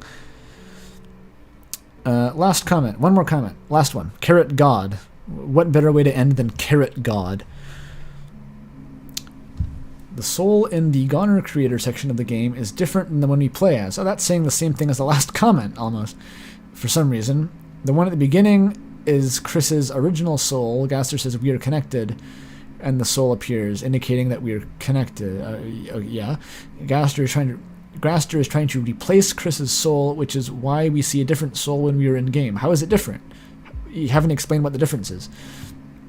But Kris's original soul is sometimes able to control the body, almost like an original soul is using the body like a puppet. Okay, this is another one that's like, Kris has a soul of their own.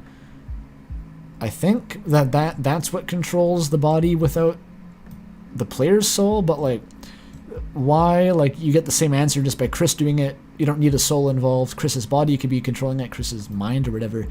And also, this makes it harder to explain why Kris shambles and stuff, because they'd just be, as I said in the video, if Kris has a soul, they're left as a normal human after checking out the player, so there shouldn't be anything really that weird. Carrots are bad for you. Alright. So that is officially the last comment, which is a shame, because I feel like we're getting closer to the end, but I can't. I'm getting too tired here to continue for much longer. I will hang around for a bit, as with last stream, and maybe just chat with the Twitch chat. But that is officially the last comment, and I'm going to reinstate the Gaster gift to emphasize that point.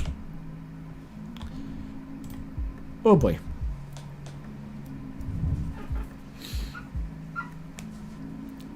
Damn. How many people are left? 75. Okay, that's still much lower than the last stream. I guess that is just the weekday kind of taking its toll. But I'm not complaining. I'm still surprised that 75 people are here. Remnant Cpunk asks, what was my major?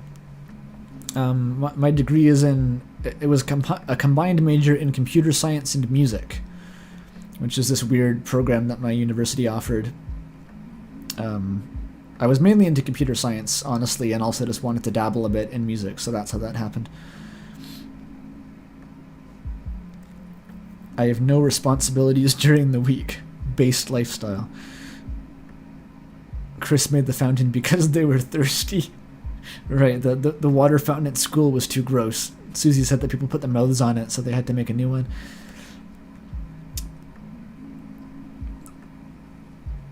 Last stream, the people at the end probably weren't there at the beginning. That's true. I mean, I think a lot of them were like European people, like waking up and tuning in. I don't know whose morning routine is to like boot up the computer and tune into a Deltarune stream, but maybe some people do that. Bill Gates died of ligma. That's tragic. Message retracted. It wasn't that tragic. Holy shit. What if Kris opening the fountain is a call for help? Yeah, that was a lot of... That got brought up a lot of times in the course of reading the comments, where... And I think that was also Dork's interpretation, was that Kris is trying to get the police and their mom and Susie to sort of dogpile on any further Snowgrave attempts and realize that something is seriously wrong, which kind of makes sense. The mega comment you read earlier, I haven't finished it yet. It's a very mega comment, yeah.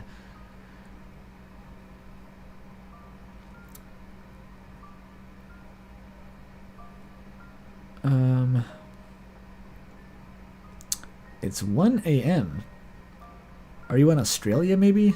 What the fuck is west of where I am? Are you going to be doing comically long streams responding to comments for each one of your videos? Maybe. I mean, these seem to have been successful so far. People seem to like them. It is exhausting, but overall, like, just doing a stream for 8 hours without any real prep work is still much less work than it takes to, like, make videos and stuff, so... it's not a huge burden overall.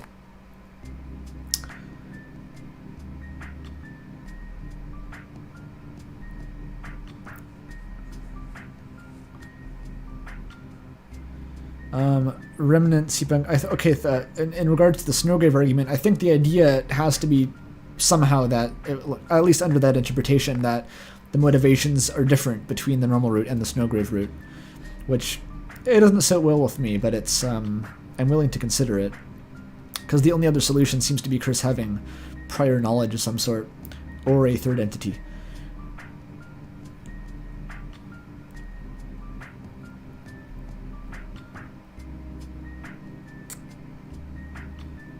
Oh, of course, right, yeah, Eastern US would be later, Australia would be earlier. I forgot how time zones worked completely for a second.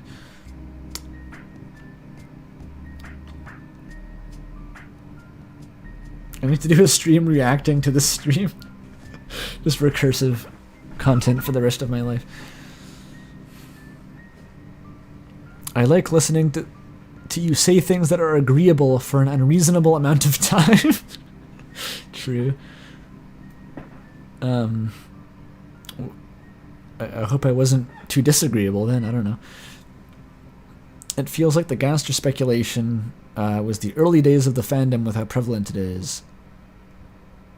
I'm slowly realizing we may actually get a sprite. Are you talking about like an official Gaster face reveal or something?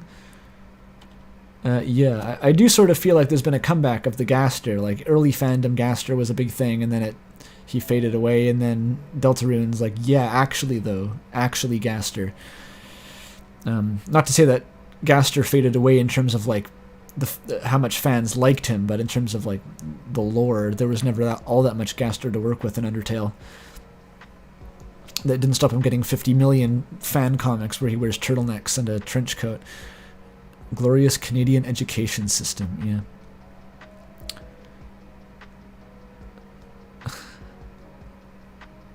Gaster mukbang. I feel like that should be illegal, that string of words.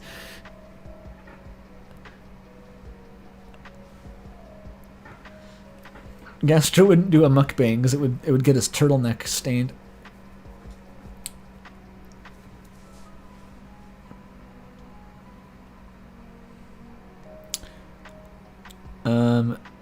Yes, Lucas BC disagrees in minor points, but I'm entertained to watch you for 7 hours.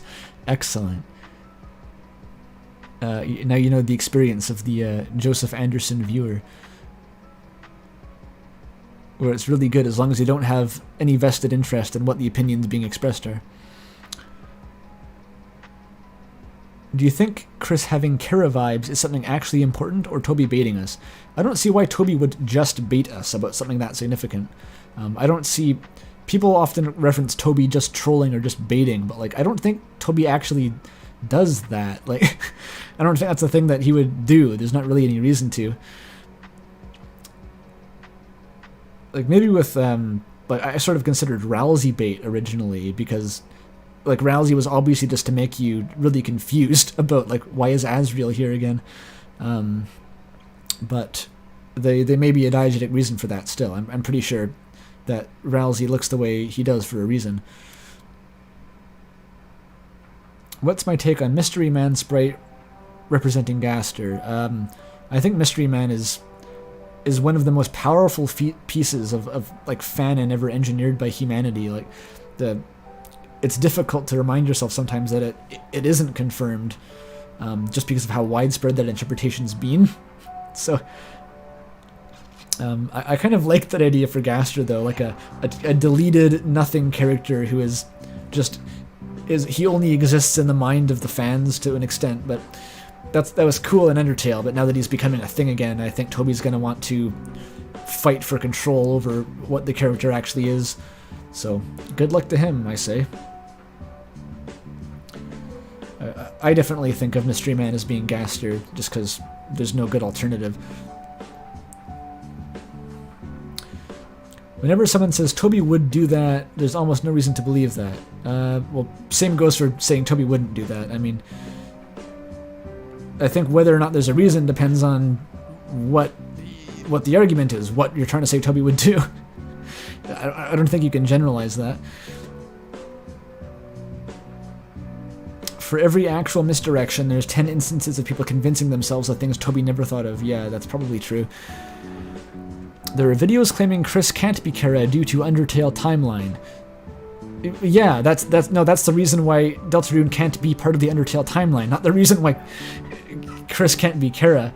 I know there's that Jaru one that argues for the timeline, which continues to baffle me at all times, because there's so many fucking holes in it. Even arguing about the character ages is this big thing you have to like argue about, and then even if you do that, even if you convince someone, you have all these other things you have to argue about afterward. It's like your reward for fighting for the time, or the timeline theory, is just more suffering as more evidence is unearthed against you forever.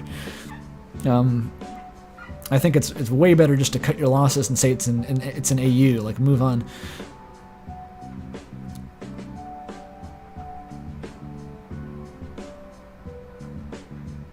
The fun fact, the Bible verse talks about 666 is the number of the beast, is the number of a man. Yeah, well, 666 was originally a reference to Nero, I think, the Roman Emperor Nero, who was very anti-Christian, and there was some sort of numerological way to encode his name into a number which resulted in either 666 or 616, and it's kind of unclear due to the translation or something. Wasn't there a scrapped Gaster tarot card? Well, scrapped is the key word there. It's the tarot cards were originally a fan-made designs, and then, you know, Toby spotted them and he was like, hey, that's pretty cool. And so they made them official merch, but first they had to redact, you know, they got rid of the Gaster, they made some changes. The stream is ending. Yeah, the stream is in the process of ending. I'm honestly not sure if I'm going to do a part 3. I'm conflicted now, because I feel like we've gone through most of like the good comments. Like the quality has been decreasing, but on the other hand, I do feel some amount of obligation to just finish the task. So I'll decide later. I don't know how many cups of tea again, but I drank 2 full thermal water bottles of tea. What has more holes, Undertale's timeline or Zelda? Definitely Zelda. Because fucking Zelda was just slapped together after the fact.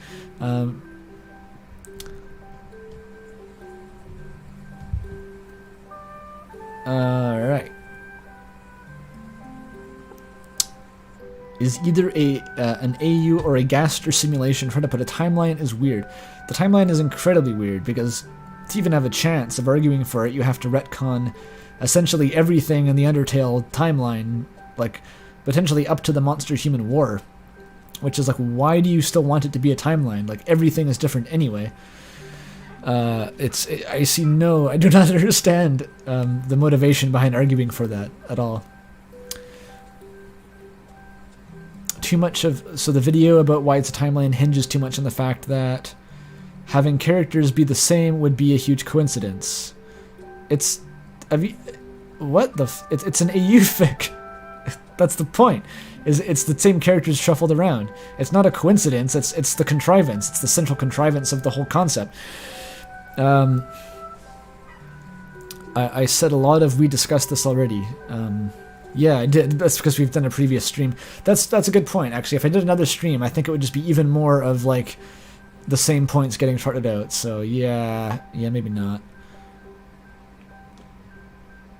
Aight, guys, I'ma head out, working in the morning. Yeah, thank you, quote. Another $10, of course, from Jaden Raglan. Very exciting. I like being given money. Thank you for that. That's a lot of money, too.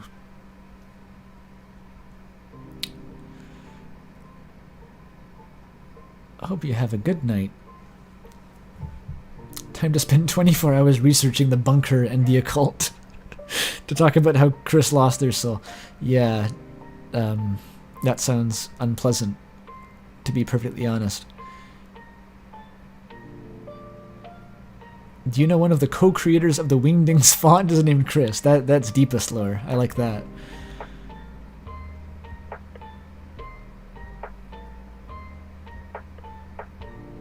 If you roll back far enough in the timeline, it's basically an AU, but with the same rules. Except it doesn't have the same rules. So, like, again, what are you accomplishing in the struggle here? Every time you solve a problem, you just get more problems. It's like the Metaton quiz.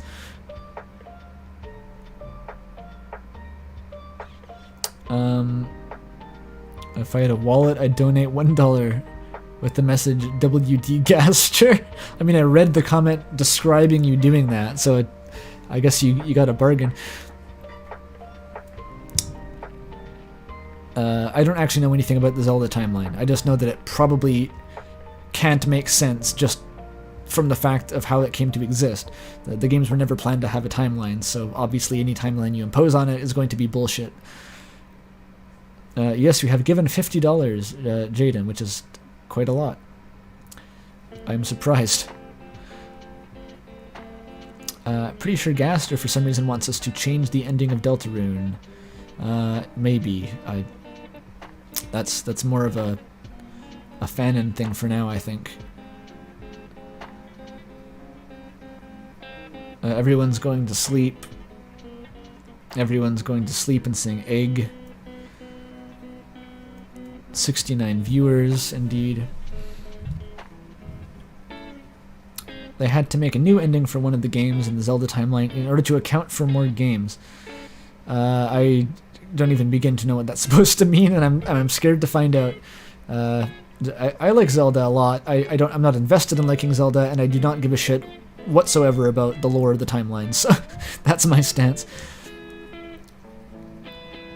It's a mess till modern Zelda. Well, that's probably because they actually, after they created the timeline, they figured they should maybe start making the timeline make sense with the games. It's wild and $100 fucking dollars. Are you serious? Like, you're going nuts. That's actually insane. Holy shit. As long as you can afford it, dude, don't bankrupt yourself for my sake. But yeah, that's incredible. Thank you.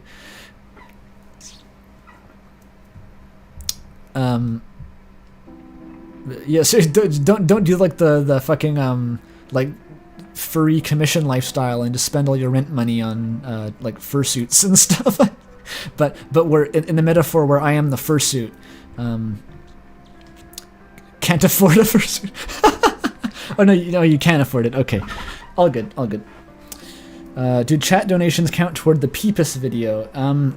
That's a good question, actually. It would be hard to quantify. I'm not counting YouTube revenue toward the Peepus bar, so I don't think the chat necessarily does either, but I think the Peepus is restricted to the Patreon. I can't make it too easy, you know? For anyone who wasn't aware, there's a goal on Patreon that if I get to $1,000 a month, I'll make the Peepus video. That was originally locked behind 40 million likes on the original video I made. Don't make fun of the furry community. I wasn't making fun of the furry community in general. I'm making fun of... I'm not making fun of, but like people legitimately do spend all of their money on like commissions and stuff, and it's a very unhealthy lifestyle, and it should be avoided. That's what I was referring to. I've known a person like that, in fact. I am your fursuit. Yeah, that's basically what I said.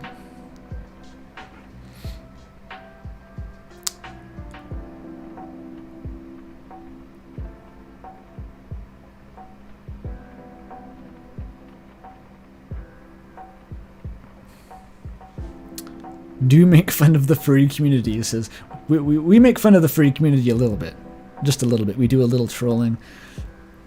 If I'm being real, the furry community is half of my viewer base, because I make like Deltarune videos, so...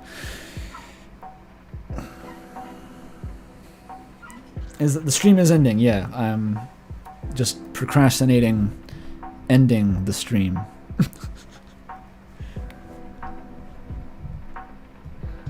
Toby came back in. Release the Patreon game for the credits. Yeah, Toby thinks that I should... the game, I threw together a game in like 2 hours for the credits of the last video, which is... I'm going to use it going forward to... All the Patreon credits are going to come down and be like a shmup, so... Toby thinks I should release that to the public. I might have to gauge interest, see if anyone actually wants that. Stop procrastinating, end it. It's Andrew, it's Ryan from the Discord. It's Ryan, yeah, cool. I know Ryan. See, if I hadn't procrastinated, I wouldn't have gotten that last £5, so there you go. Okay, I'm gonna close the stream now. You all have a good night, a good morning, a good afternoon. I don't know where the fuck you live.